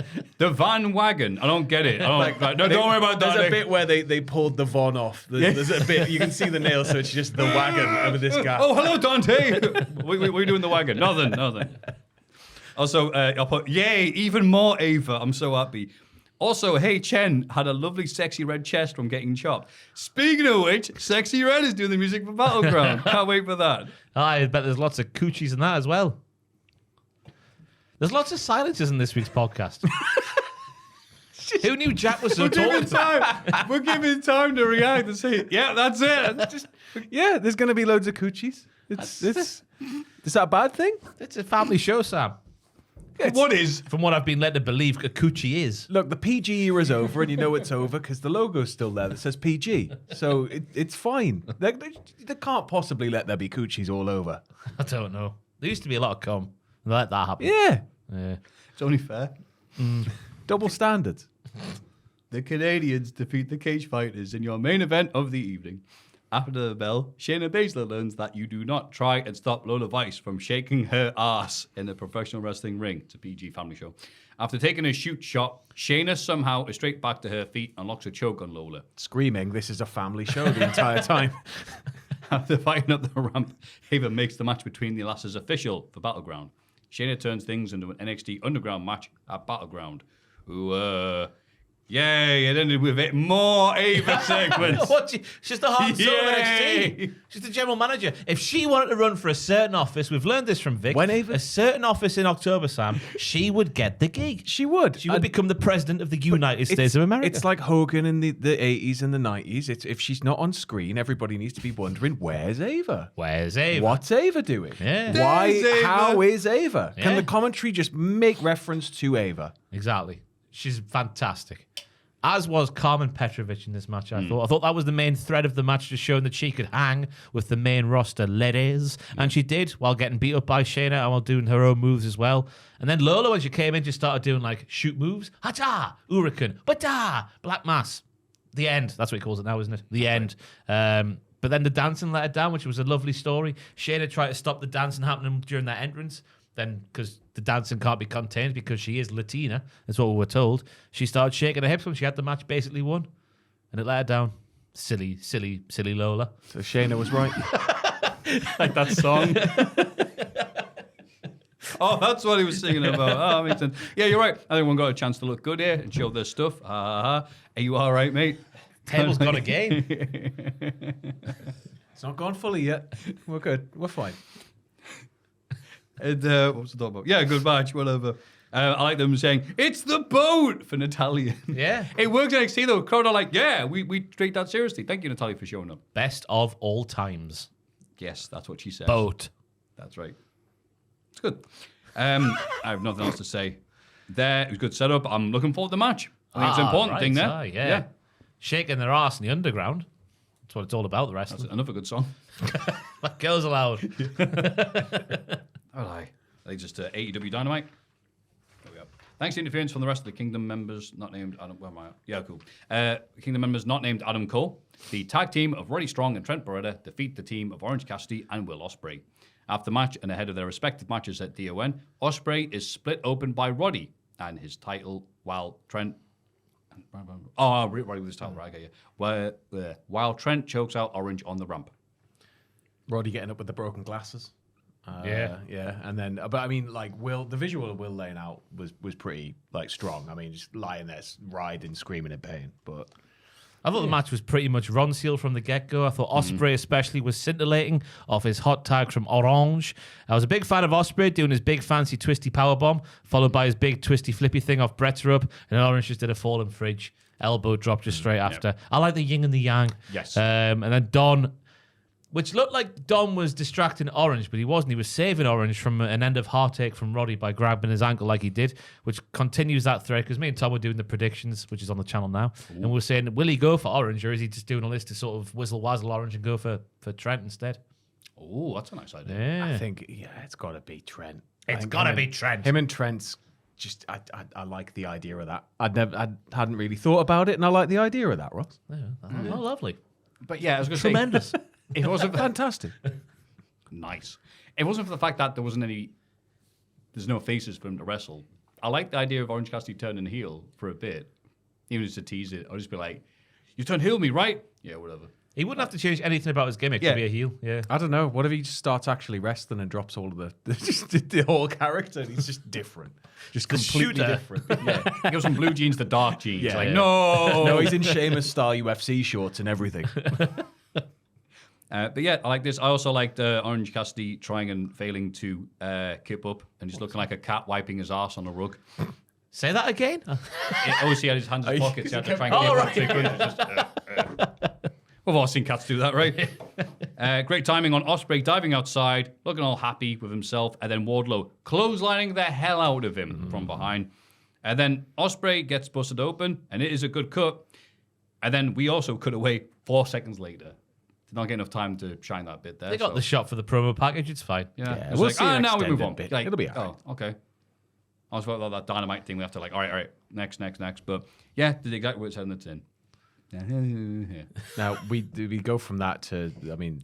The Young Bucks Yeah. have told the security guards not let Darby Allin in the arena for tonight's show, as they want to preserve their reputation for having the safest locker room in the business.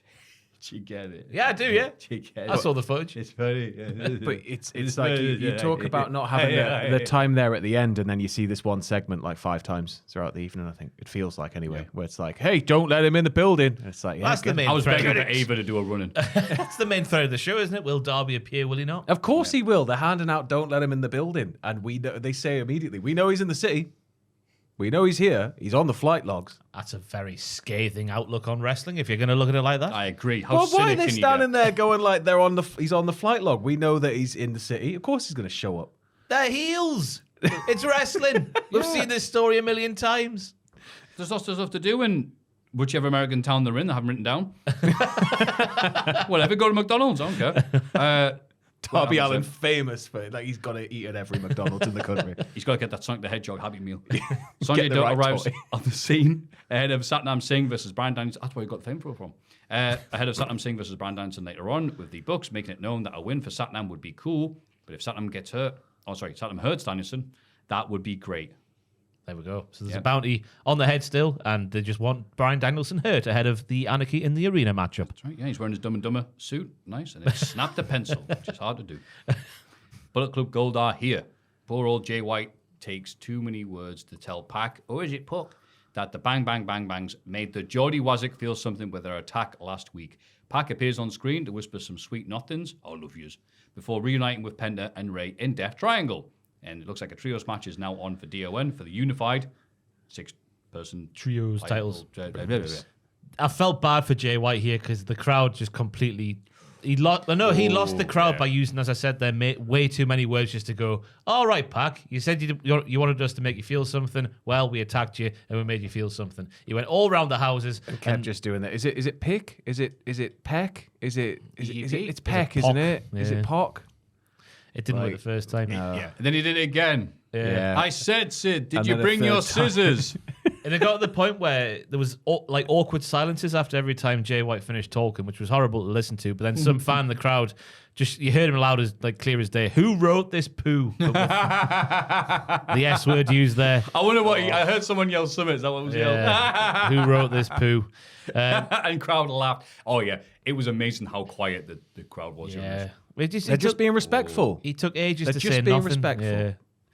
It's just he took ages to say nothing. This is when Jack would be like, "Oh, he is good, honest." He is good, but it's one of those things where I think it's just it differs from night to night, and this one just didn't land from His the get go. promos- And it's got to be hard to when the crowd's that cold when you first get in there. Yeah, Like it's got to suck. I mean, he's from the part of the world where he's not used to coldness like that.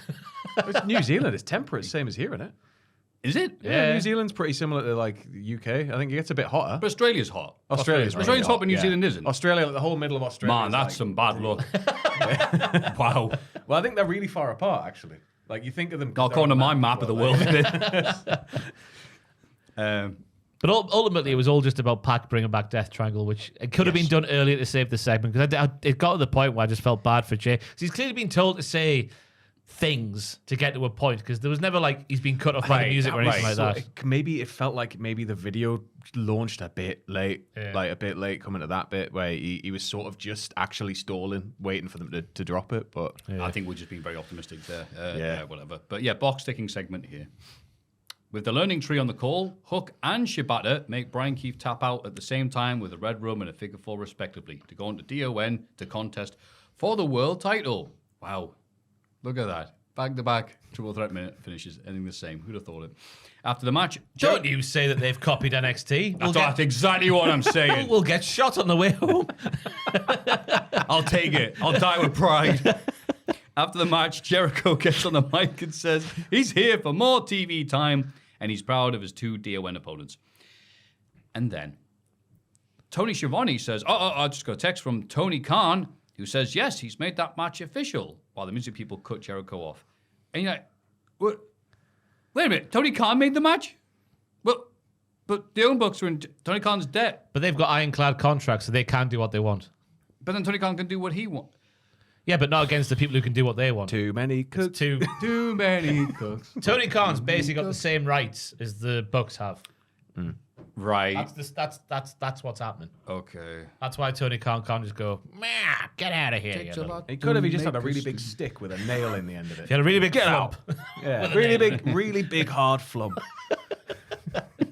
That's for this match, though. Go I on. thought there was nice sequences. I thought Brian Keith looked good in the early going, taking it. I've written down in capitals to Hook. I thought the double submission was done well. I think it's been cleverly done as well, because obviously we never wanted to see Hook lose to Jericho in that last match that they had together.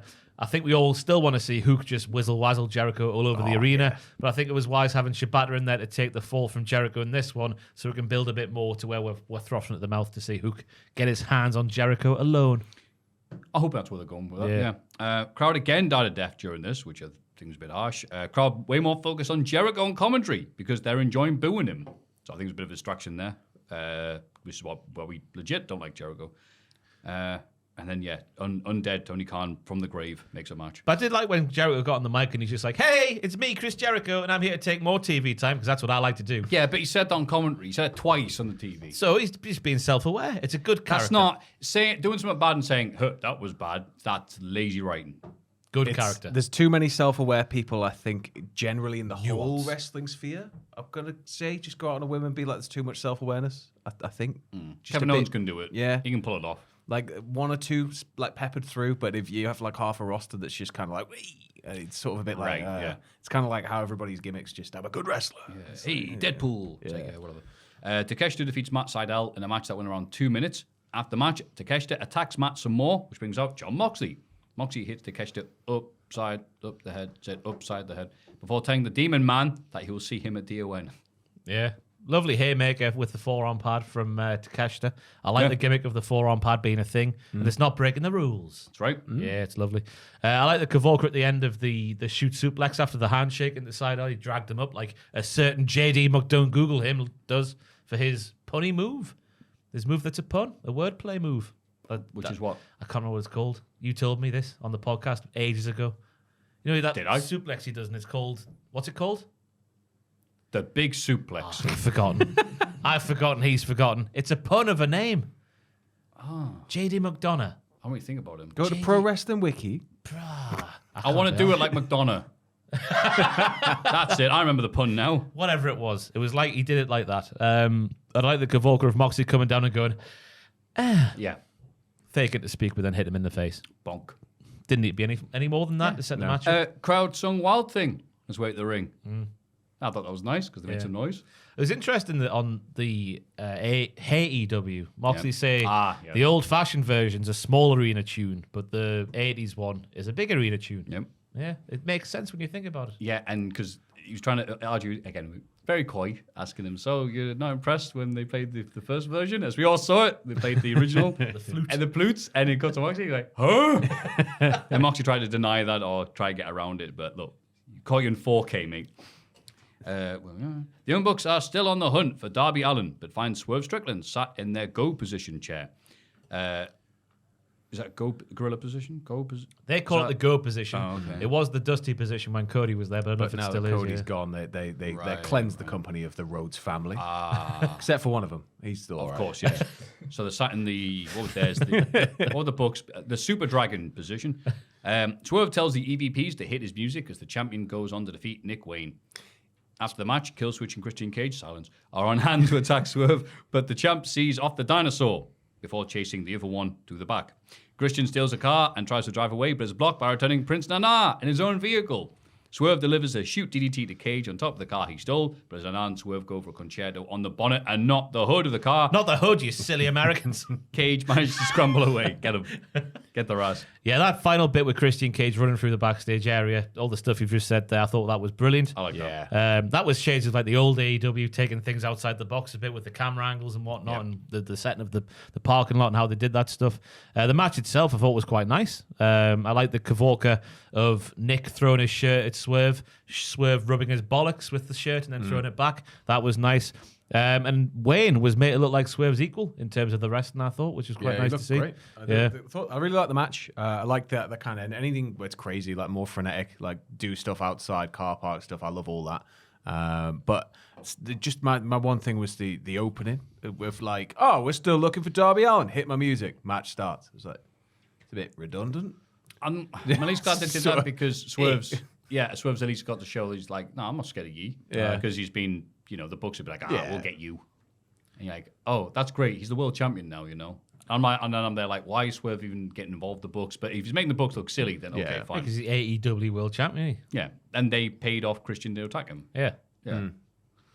But I like the segments being the thread of the show. I didn't mind because of we know what came at the end. Like, will he appear? Will he not appear? He did appear. So them looking for him and going, oh, security banned him from the arena. It all worked. It's just shame that wrestling security are terrible. Yeah, that's a... Shame that everybody can have Atlas. Nobody can ever find a good security team. Well, that NXT lad, the security guy. Oh, Hank. Yeah. I always think that's in Hank and Tank. Hank that and sometimes Tank. appear. Yeah.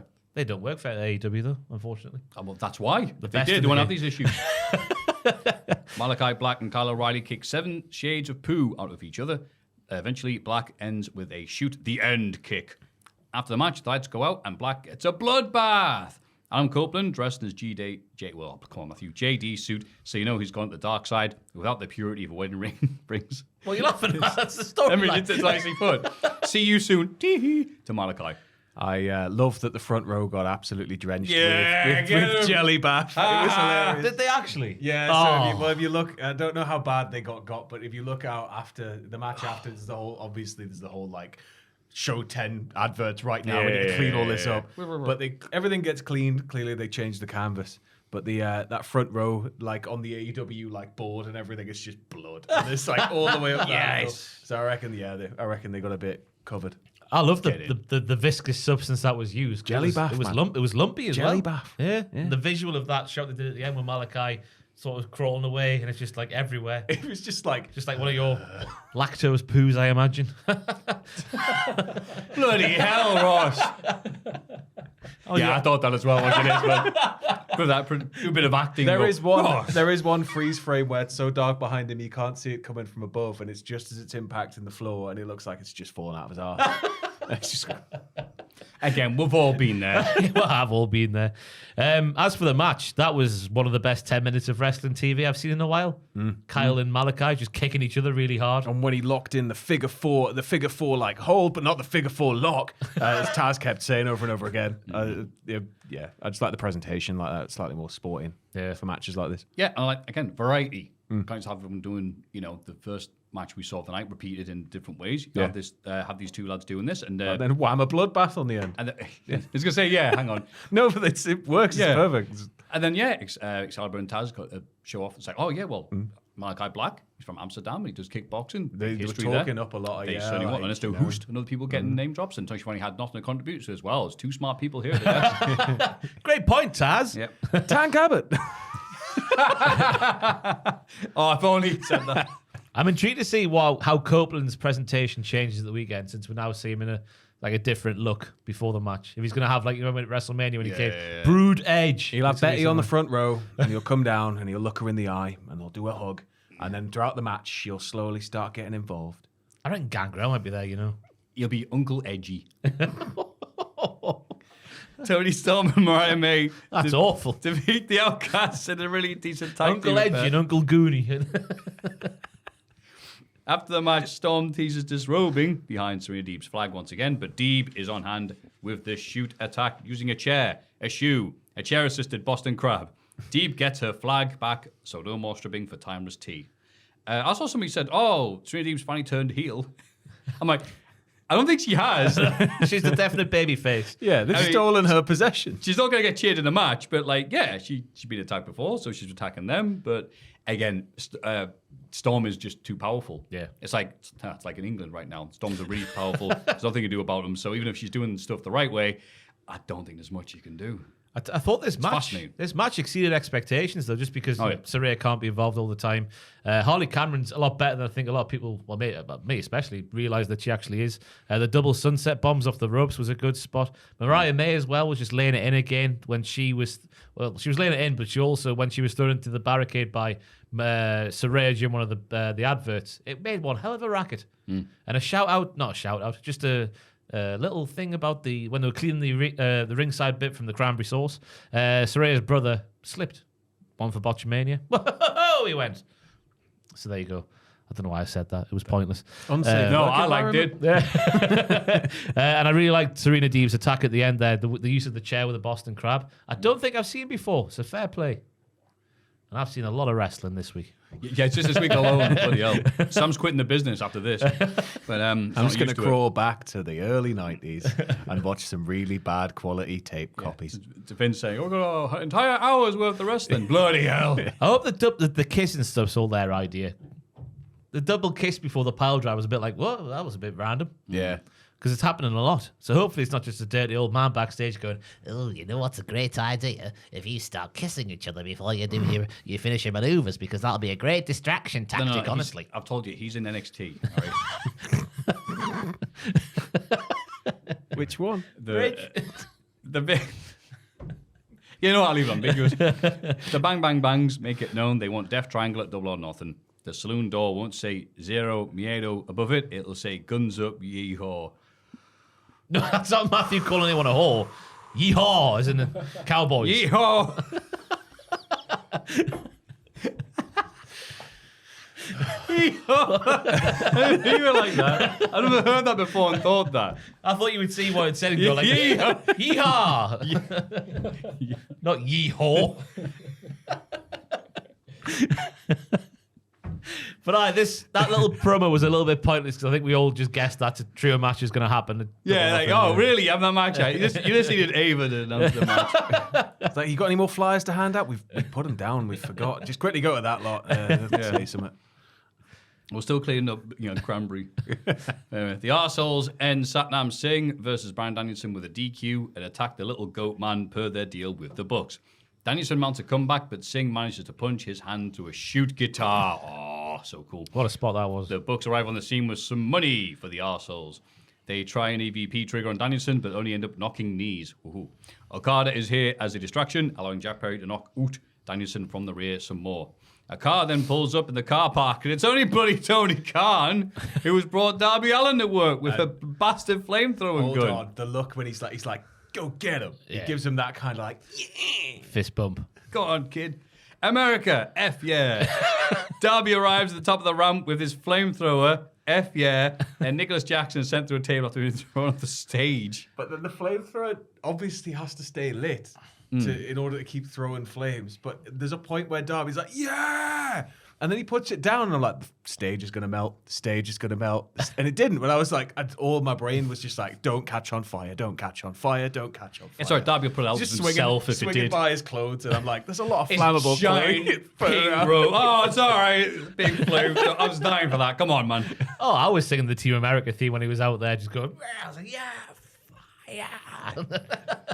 It was one hell of a return. That's another thing that harks back to the early days of AEW. Just something you would never see in, something you would never see in But you're the right. WWE. Yeah, it could be different. Yeah, competitive. The big flamethrower was inspired. The punch through the guitar from Satnam was fantastic. The punch was unreal. I was enjoying the match as well just because Satnam was so big. You forget how big the boy is, don't you? He's a former basketball player, Yeah. so, I mean, already good. But he's a unit as well as being big. And he did all his big man spots just well. Like the role he was fulfilling the match, I thought he did well against Danielson.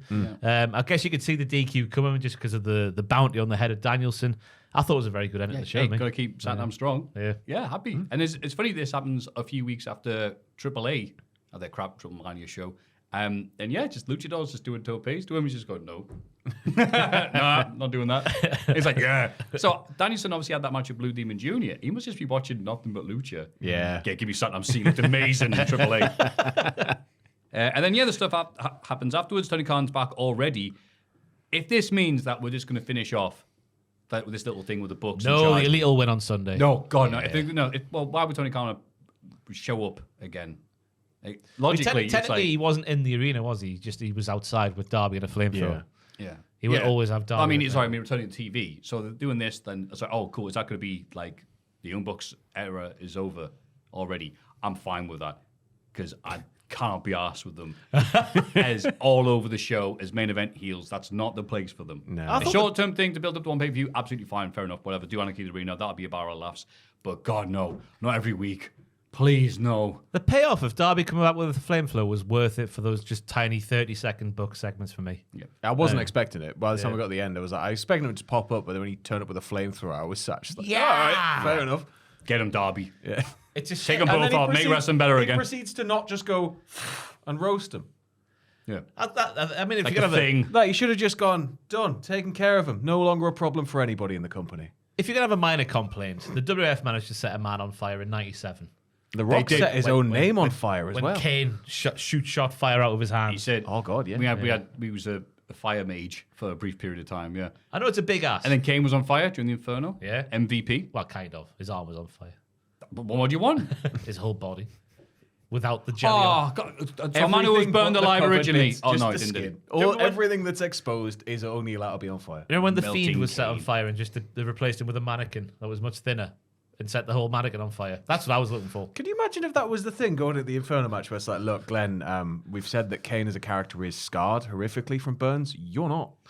So we need you to just go face first into that corner there, mate. Just once. Nothing too bad. Just a little bit. Just in case we ever take the mask off. Yeah. Yeah.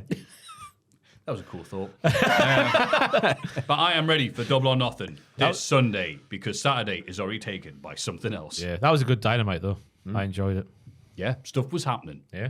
Which is all we can ask for. Everything's moving forward. And yeah, it's what you want. Yes. That was the week in wrestling. Let's have a rummage in our mailbags. Mailbag. Salam alaikum. I can never get a pronunciation right. Salam alaikum. Oh, alaikum. Salam alaikum. There we go. Salam alaikum. Salam alaikum. Hope you have a good weekend podcast. I remember the times when Maffew was raving about Gunther and Ross and raving about LA Knight long before they were famous. And Jack did an interview which involved Solo long before he was at NXT. But what about the opposite? Who was a wrestler that debuted in the last 15 years, which you liked and thought would be an all-time great, but then end up being released underwhelmingly? I always liked Elias and was bummed that the only title he won was the 24/7 championship. Cheers, former Wigan player Max Power. That's right, a.k.a. Ali from Bahrain. P.S. Sorry if you find the question boring. I hope you enjoyed the PLE to pay-per-view and the crowd because I've seen a lot of Arab hate over the last couple of days and it makes me sad, but your content has helped me through it, so you have my gratitude. I hope the hate ends soon. Cheers. Well, thank you very much, mate. Thank you so much. Yeah. Wrestling's bringing all the people together. It's one thing Yeah. about it. We can either call, wow, it's great, people from around the world making noise, singing in France, or people from all over the four corners of the globe can go, God, this was crap, wasn't it? Yeah, it was. High five, mate. So, yeah, that's a good thing. I like the subtle dig there. So, Matthew obviously knew about Gunther and VXV. Ross obviously got an eye for talent, LA Knight. Jack interviewed Solo. This was long before we knew the bloodline would ever be a thing. I was present I like too. it says LA Knight before he was famous. Literally part of the NXT review. He's already made it to the But not the everyone. show. But as we point out many times, people look at NXT at that, especially during that point. Well, I'm not bloody watching that. It's all nonsense and silliness. And you went, no. Tiffy Stratton's that's the one I go to when people go, you don't know about wrestling, Ross. I'll say, go back and watch my critiques of Tiffany Stratton with her footwork in the first couple of matches that she had on TV. I know my wrestling. Yeah, you There's do. that picture, by the way. When was... So, why are you going to show me that? I'll send it to you, so Jules. someone that you thought was going to be a can't miss, but then missed. Miro, Rusev, my God. In which company? WWE. He should have been the guy that beat John Cena at WrestleMania. They missed that one. Rusev Day took over the world in 2018. They missed that one as well. Are you sure?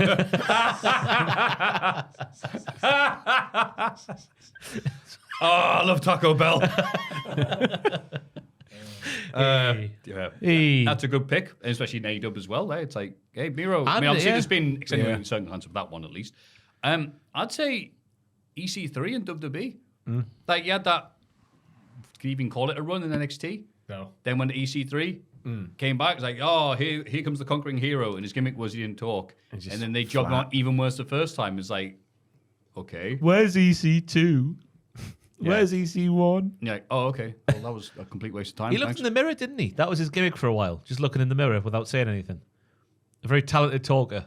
Is that a thing on the main roster, remember? I just remember him not talking. I can't remember him that. EC3 mirror. Let's see if I can remember that. Was that not a CNY one? It's just... It doesn't matter. It's, Nah, no, it's just man. showing me car parts. Yeah. I remember the control your narrative stuff was quite like that, where it was just him, like, quite close up. But I didn't know if the mirror was. I can picture him back. There you go. Just he used to look in the mirror for a while. He was Narcissus. Narcissus. The Narcissus. I always, when I looked at Parker Boudreaux, I was like, that guy's going to be absolute, like, he's going to be huge. And then nothing ever really came of it. And then he's with AAA now, so he's still got a whole career ahead of him. Keith Lee was another one. Yeah.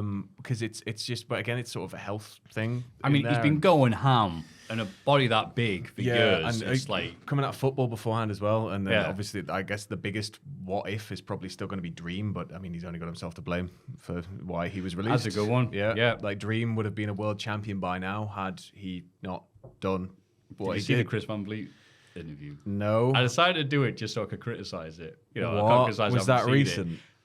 Oh, yeah, it was only like a few months ago. Yeah. Oh no. But he's just there like I dressed, but he uses that people have called me this, and he does say diddler. No, he doesn't. Diddler.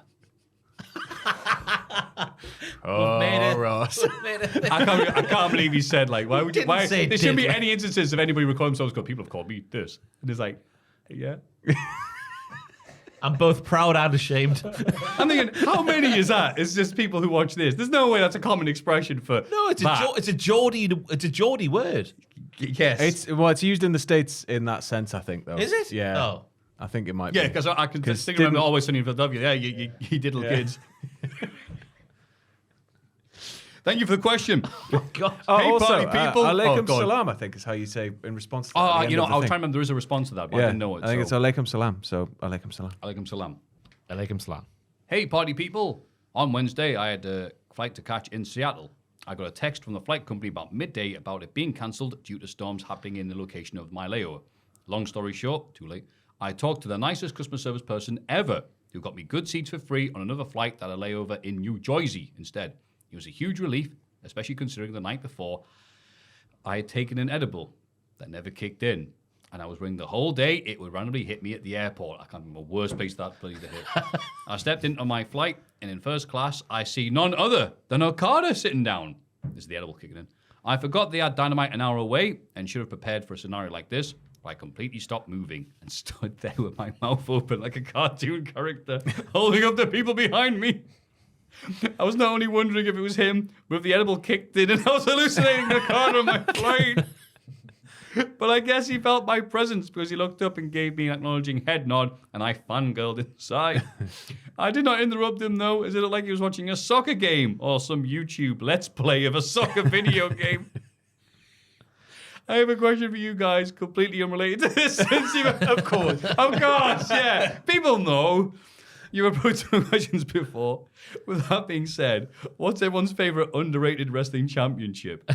Or if you have time for a pleb banter, everyone's favorite dinosaur. Hell yeah. Just wanted to share this story and thank you guys for longer podcasts.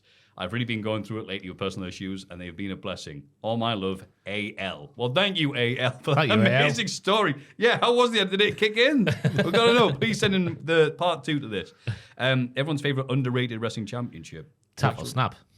Tap or snap. Oh, man. A great gimmick.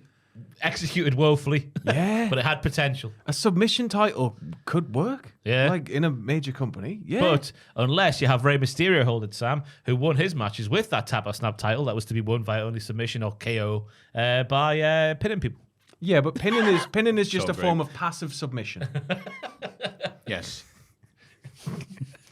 So also That was very zen of you. Brachiosaurus, because it's like 80 feet tall for one, and nothing can kill it. And if you could just be a big Brachiosaurus, it'd be class. Stomping on anything, getting in your way, and just eating trees. Also, at Never Open Weight Championship, it only works in companies where you've got like weight classes, I guess, or loose weight divisions. But I like the idea that in more structured companies where you don't really get juniors going against heavyweights like New Japan, in those kinds of big matches, having that kind of division works. It's just a shame that it's sort of forgotten about so much, and it feels like it's passed around a handful of people, and they all tend to just be heavyweights anyway. And it's just sort of like give it to some like cruiserweight. I want to see some like interesting open weight stuff. Nice. Yeah. I always like the design of the European title. That's how it looked. nice. And because we're European. Yeah. Ha ha ha. Get it up, yeah.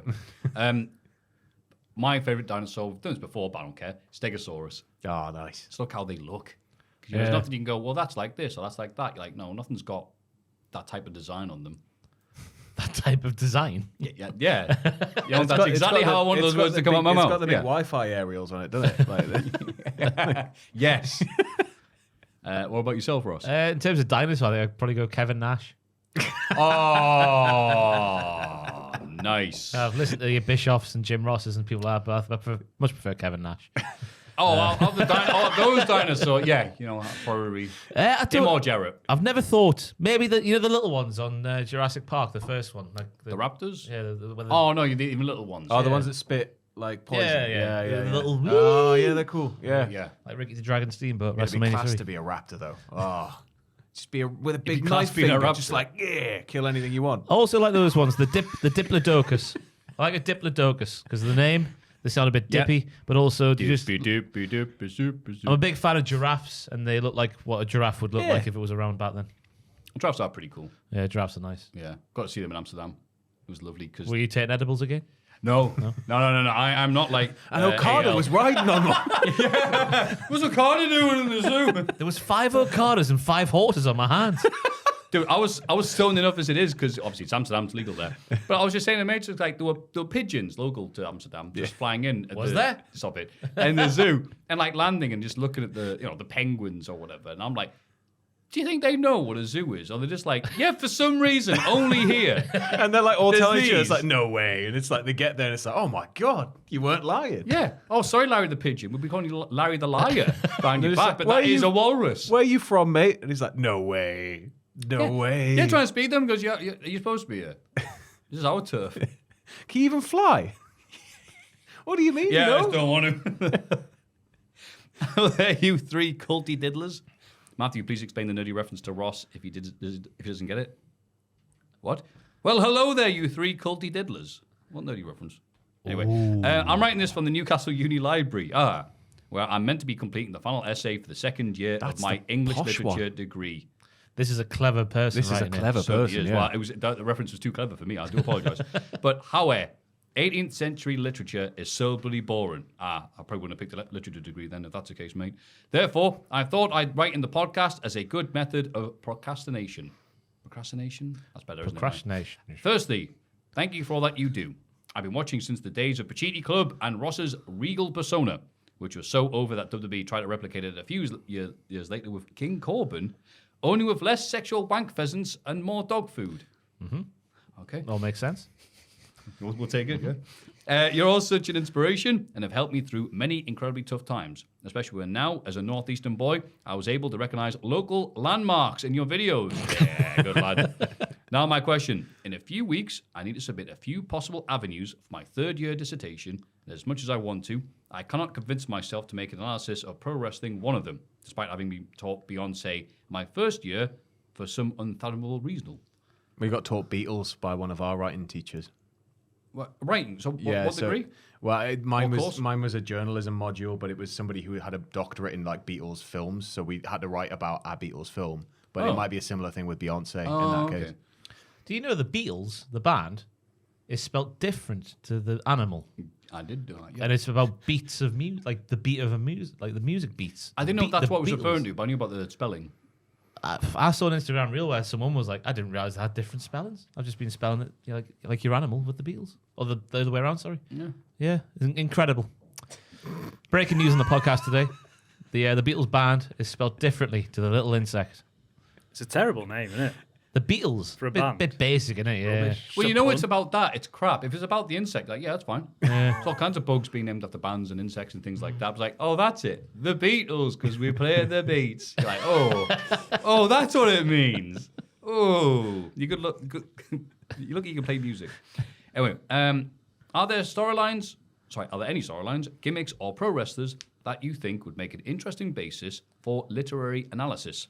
E.g., a psychoanalytical exploration of Bray Wyatt, or the influence of trauma in the character MJF. Thank you for all that you do, and although I better get back to writing, I look forward to listening to the next podcast in the Mile Castle as a free man. Oh, look at him. Very nice. One of the Freemans. Oh, that's the implication, isn't it? Oh, we're good, right? Okay. Former Newcastle United midfielder Jonas Gutierrez. a.k.a. Kieran from Newcastle. I get it up, you, Kieran. Thank you very much for your lovely message. Hope the course goes well. 3rd year's a bitch. Just saying. Hit the ground running. Well, one of my favourite things to watch on that analytical basis. Some are most storylines can't be written overstudied like that. Then the podcast moves out to speak. I do apologise. But one thing I definitely think is worth looking at is build up and eventual turn of the Eddie Guerrero Rey Mysterio team from 05. Because Eddie's all about that lying, cheating, stealing. And Ray's like, no, I'm good. And Eddie starts getting in him like, okay, so they win the tag titles together. And then like, yeah. But then Chavo gets in Eddie's ear and goes, you know, Ray will never accept you. I'm related to you. He's not. Yeah, well, that's one thing. I get the grow. I get that whole thing. Ray's never going to like you. And Eddie beginning was like, shut up, Chavo. But then he's like, he's saying every week, just like, gets to get the chair, wants to cheat against, I don't know, the Bashams or whatever. And then Ray's like, no, put it down. And Eddie's like, oh, it's like that, is it? And that was just a nice little bit there. I mean, obviously you can see it in lots of others, but then that built to like Eddie snapping. He whaps the secret out, didn't he? I've got a secret about you. And I'd say it's getting more and more influenced by Chavo off compared to Iago from Othello. It's getting in his ear going, of course he's not going to accept you. And then he's going, I am a lying, cheating, deceiving bastard. Oh, by the way, I'm going to tell everyone that secret because I lied. This is like Eddie's going further and further in his own psyche. I thought it was like, it's so good. And you've long-winded storylines. One that incorporates both the psychoanalytical point of the question and also the trauma point of the question would be Kane. Yeah. Because obviously, we told a lot of people, or they told a lot of people that they were physical scars, and then until they weren't physical scars, they were just scars, metaphorical With a scars. bit of a wibble. Scars, With a bit of a screen wibble. Yeah. Just a little bit. But yeah, the journey of Kane, and obviously The Undertaker, who told everybody that Kane did the fire, but then admitted during the Attitude Era on TV that he actually did the fire. That's a load of bollocks, that. And then Paul Bearer admitted to doing the fire at one point, I swear. While also doing Paul Bearer Undertaker's mom. Yeah, Paul Bearer admitted to on the shagging Kane's kitchen mum. floor, Said very unsavory things about his mom as well. Yeah. Yeah. Her one leg was in one. It doesn't matter. One was in New York, one was in California, was it? Yeah. How big was she? I think yes. Another one psychoanalytically you could look at is the three faces of Foley as like a Jekyll and Hyde situation. Although technically you've got Mankind, Cactus Jack, and Dude Love. There's 4 faces of Foley if you include Foley himself. Yeah. So are these just personalities that inhabit him like tulpas in Twin Peaks? Nice. That just come to him through the ether. Yeah. Yeah. It's so funny. It's like, nice like that. But one of them is him being a hippie. Yeah. And dancing with his wife. Wow, that's nice. Iranu. Iranu indeed. If you have any questions, thoughts, or stories about getting high, send them to mailbag@cultaholic.com.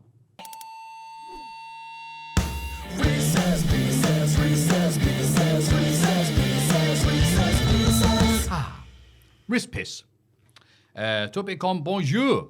I'm watching this week's Dynamite, May 1st, 2024. Just in case this goes in the vault, it did. From Winnipeg. It's fair to say the crowd is absolute Thatcher. Very dead. That's good, that. So it got me thinking about the big cities, arenas, events that are famously very good. 16 arenas/cities events, or even matches where the crowd is well known for whatever reason, and you need to decide which one's best. Gauntlet style, winner stays on. All right, these are cool. Apologies if there's any big ones missed. I'm writing this very impromptu. Toronto. Oh, that's it. Okay, so fastest thought first. I'll just get one. Once it's gone, you can't pick it. That's it. Stay on until the very end, all right? Yep. Okay. Toronto. Doesn't have to be Mania 18. We'll get there. No, Toronto's good. Yeah, okay. So that's the starting one. Dallas. Mania 32. Pre-main event. Toronto wins all day. Yeah. Dallas.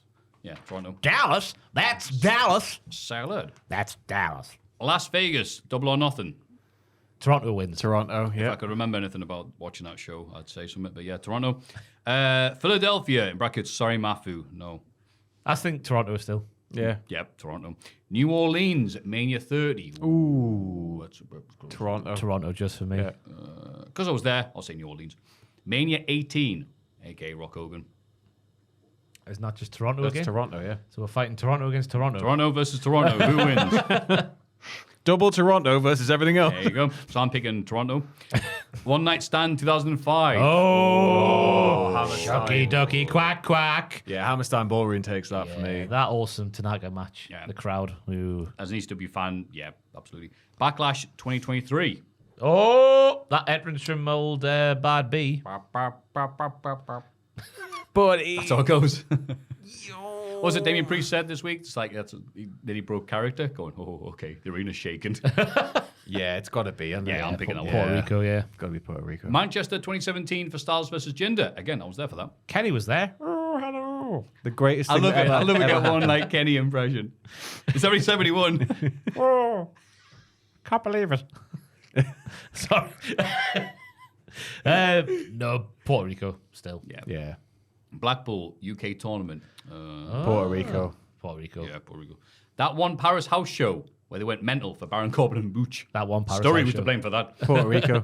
And hanging high, I believe. Yeah, Puerto Rico. Sorry, the French. Who's your daddy, Montreal? 05, Montreal. Puerto Rico. Puerto Rico. Yeah. Yeah. Madison Square Garden. Puerto Rico. It depends on the event, but Puerto Rico. Yeah, I'm going to pick Puerto Rico, just out of spite. Staples Center, LA. Puerto Rico. All They day. did Michael Jackson's funeral there. What are you on about? No, Puerto Rico. CT. That's how he died. The All-State Arena. He's not dead. He's still alive. What? The All-State Arena. Which one's that? I don't know. Oh, Chicago. Oh. The one Puerto with the wooden Rico. roof. Stone Cold loves it, doesn't he? Oh, that for Mania 13? Yeah. one? Yeah. And Mania 21, 2. Oh, that's right. Yeah, they did the last one in an arena. Still Puerto Rico for me. Yeah. Barclays Center, Brooklyn. Puerto Rico. Yeah, Even though NXT takeovers used to be very good there. they did. They did, but man, Puerto Rico ruled. I would have said France if this had been on there, but it's not. Yeah, France would topple Puerto Rico for Yeah, me. you said that one Paris house show, not Lyon. Leon. Lyon better than Paris. Big fan of the channel. I've listened to every episode, even the dreaded early days. Thank you. You've done your time. Sticking with it through that. From former Celtic midfielder, not the wrestler, Shinsuke Nakamura, or Andrew von Falkirk. Thank you, Andrew. That's how it's spelled. Yeah, right? Shinsuke Nakamura. That's how you know the difference between He the two. scored the free kick against Man United, that one. Have you not seen the video of the kid opening his football stickers? And he's trying to pronounce the name, and his dad's just like, Shunsuke Nakamura, you dick. And he's like, and he just goes, okay. I forgot to say, dick. if you're collecting Euro stickers this year, I'll get involved with Swapsies with you. I'm going for it. Ooh. Me and Kayla are going for it, yeah. Lovely. Try and complete the album. Sweet. Are you going to post what you've got and what you want to trade? and Yeah, stuff like that? if you get in contact with me, I'll offer the stuff. You can bring him in the podcast. Yeah. Spread them around. Half an hour. Like just the gonna bad focus juju. Swapsies. Thank you very much for sending those in. If you have any of your own, please send them to mailbag@cultaholic.com. Yeah. Sorry. It's Cultaholics.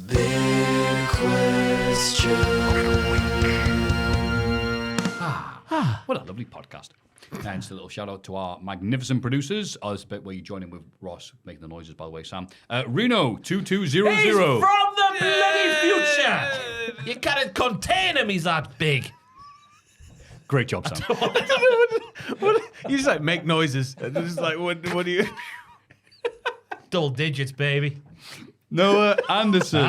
Anderson. That's a good noise. Yeah, that's what he does. Hold on. Sounds hold on, just like hold on, him. Hold on. No, do- Tupperware in a cupboard without lids banging into itself. That sounds like a Yeah, in swollen Amsterdam. coochie. There you go. Thank you very much. Plenty of that on NXT. Thank you very much, you two magnificent Can you still do specimens. that noise I used to like back in the day? They're very satisfying. I can't really do it properly. Your lips have gone slack. Oh no, it was that one where. Oh, we go. Hold on. He's lost it. I'm loving it. It's like Police Academy. It's because I've got that in, but That is quite nice. in the old ears. it's a lot. If I take that out, it's a lot cleaner. Go on and say it. Come on. I can't be asked to take it out and put it back in. I'm gonna have to boil it and You're on sterilize the clock. No, thank you very much, Sam, for that. And the big question this week is, what is going to be the best match at King and Queen of the Ring in Saudi Arabia? In brackets, also Double or Nothing. We'll put that in the title, but no one clicks AEW-related video titles. Don't blame us. It's not necessarily true. It is. It is. Sorry, sad but true. So, let's have a look at the Saudi show. Gunther versus SmackDown. What?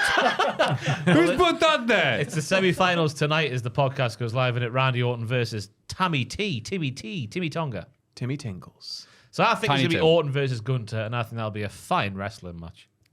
Yeah, for me, like I think Gunter. It's and you know Cody Logan's going to be a good match. It's going to be a hell of a match, but I think just the spectacle of Gunter every time. Like Yep. it's yeah. He's a spectacle. That triple threat match, I think, will be... Are we going through them one by one? I was going to read them out so people know. Laria Valkyria. Stop it. Versus SmackDown. Again. Wow, SmackDown doing double. Who's in the final for SmackDown, please, Joel? I've completely forgot. Nia Jackson, who? Bianca Belair. Yes, Oh, well, it's going to be Bianca Bianca Belair versus Lyra Valkyrie. You don't know that. I don't know because I see Nia getting the crown and being the Red Queen would work in that kind of old school, the way they like to do King of the Ring. And Lyra's a that makes babyface, isn't she? So it will be Nia Jax, won't it? I'm thinking Lyra might put the rocket in her. Rocket on her, not rocket in her. Jesus, Maffew Christ. So yeah, I think that'll be all right. Becky, stop it. I'm trying to keep my thoughts, and then you keep on banging the table. We're not doing it deliberately. Yeah, right. Becky versus Liv. That'll be all right. Yeah. There'll be some storyline involved there, hopefully involving Dom Mysterio as he solidifies his affair with Liv Morgan. Oh, I forgot to say, Finn Balor was pictured getting out the car along with Liv on Raw. You see at the start when everyone's walking in? God. Wow. She's shagging all of them, Maffew. This is the revenge tour she's talking about. Oh, wow. She's splitting the JD up from within by knocking boots, like we're knocking tables. That's the noise. One thud. But at the start, Liv Morgan gets out of a 4x4, then it cuts to somebody else, then cuts to somebody else, and then Finn Balor is getting out the same 4x4. Wow. Sami Zayn versus... So there's going to be like, 30 people running in to help Liv in this? Is that it? Yeah. Oh, okay. Just the JD lads who are hungry for her heart. Well said. That's a weird term. Hungry for their heart. Lusting for her heart. Yeah. No. You keep it PG. We said come 500 times. Sammy versus Chad versus Bronson Reed. Oh, I think that might steal the show. Match of the night, baby. Yeah. Yeah.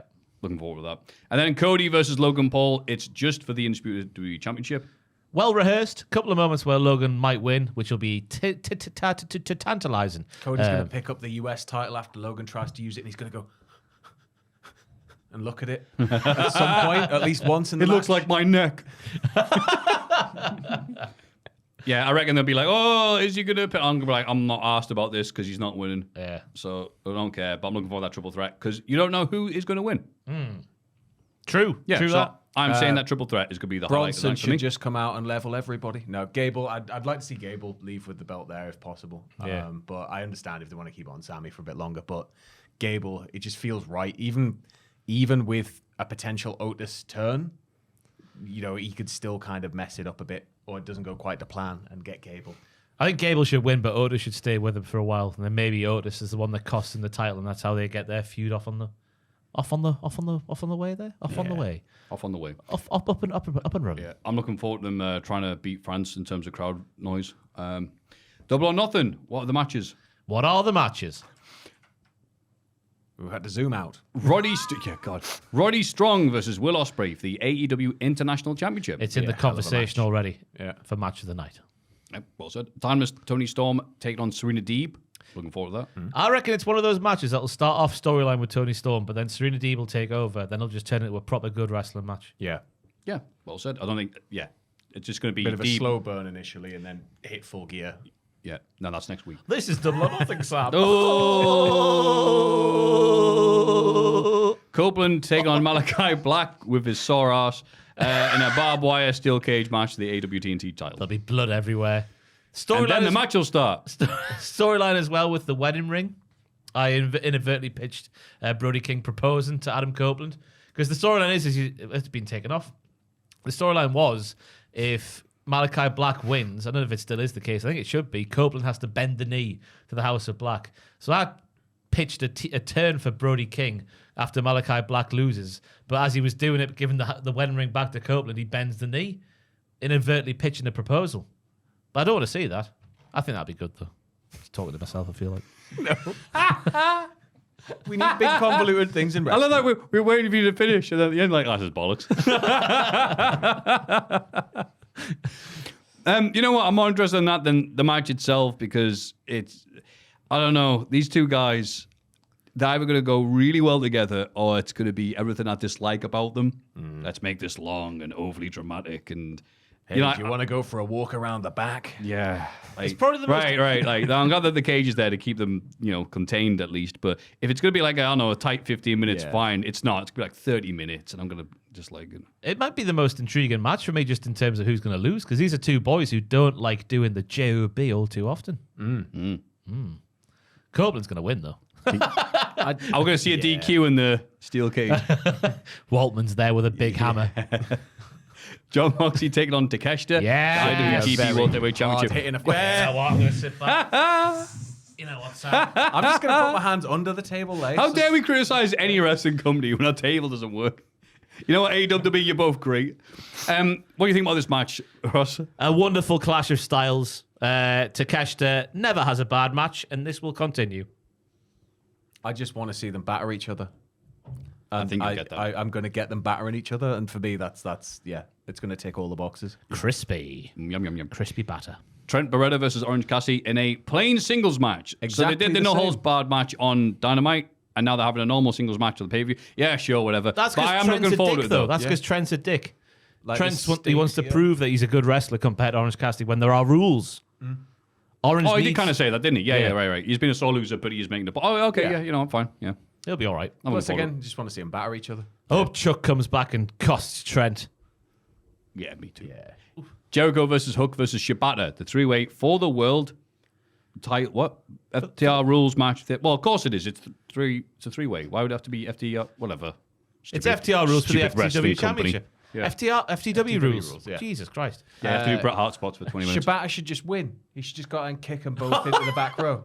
Completely ruined the storyline. Yeah. Shibata wins. Yeah, Get it up, that's yeah. for me. Yeah, Shibata Yeah, you know wins. what, fine. Just kick him into the back row, both of them. Jericho tries to preach positivity, and Shibata And just Big gives Bill. him Just- CTE. Yeah, Yeah, get lovely. out. Yeah, I like that idea, yeah. Yeah. Bullet Club Gold taking on the Death Triangle for the unified AEW World Trios Championships. Jay White won't have to cut a promo, so this will be top tier. Nothing will go wrong. It'll be fantastic. Well said. Willow Nightingale versus Mercedes Moné. This will be good as well. I hope so. Very interesting. I'm probably most looking forward to seeing that because I'm like, oh, here we go. What's the Mercedes crowd Moné's be going to like? win. Yeah, obviously. Yeah, but I'm going to hope she isn't. Being a big dirty I'll be watching heel. it. I know it's the dumbest thing in the world, but I'll be watching it going, come on, Willow. Go on. Go on. Yeah. Nah, the way the character's been set up, going like, ooh, all these little lowly wrestlers who don't get to go to the baseball games and whatnot. Mercedes Moné's going to win, and then not wrestle again for ages. 'Cause Yeah, she's she'll the champion. take that belt all over, anywhere but TV.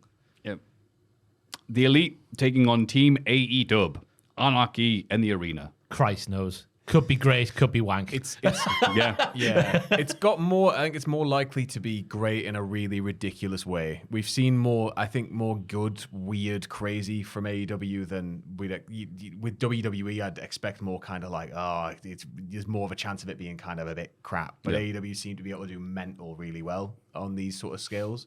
Yeah. They So do the I- good mental, not the bad Yeah, mental. so I'm looking forward to seeing this because I think there's going to be some absolutely ridiculous things happen. yeah. And then Swerve Strickland is defending the title against Christian Cage. I mean, I hope that headlines. Following Anarchy in the Arena is going to be a bitch, but Swerve is the champ, and he should be because he's better than the Elite. Yeah.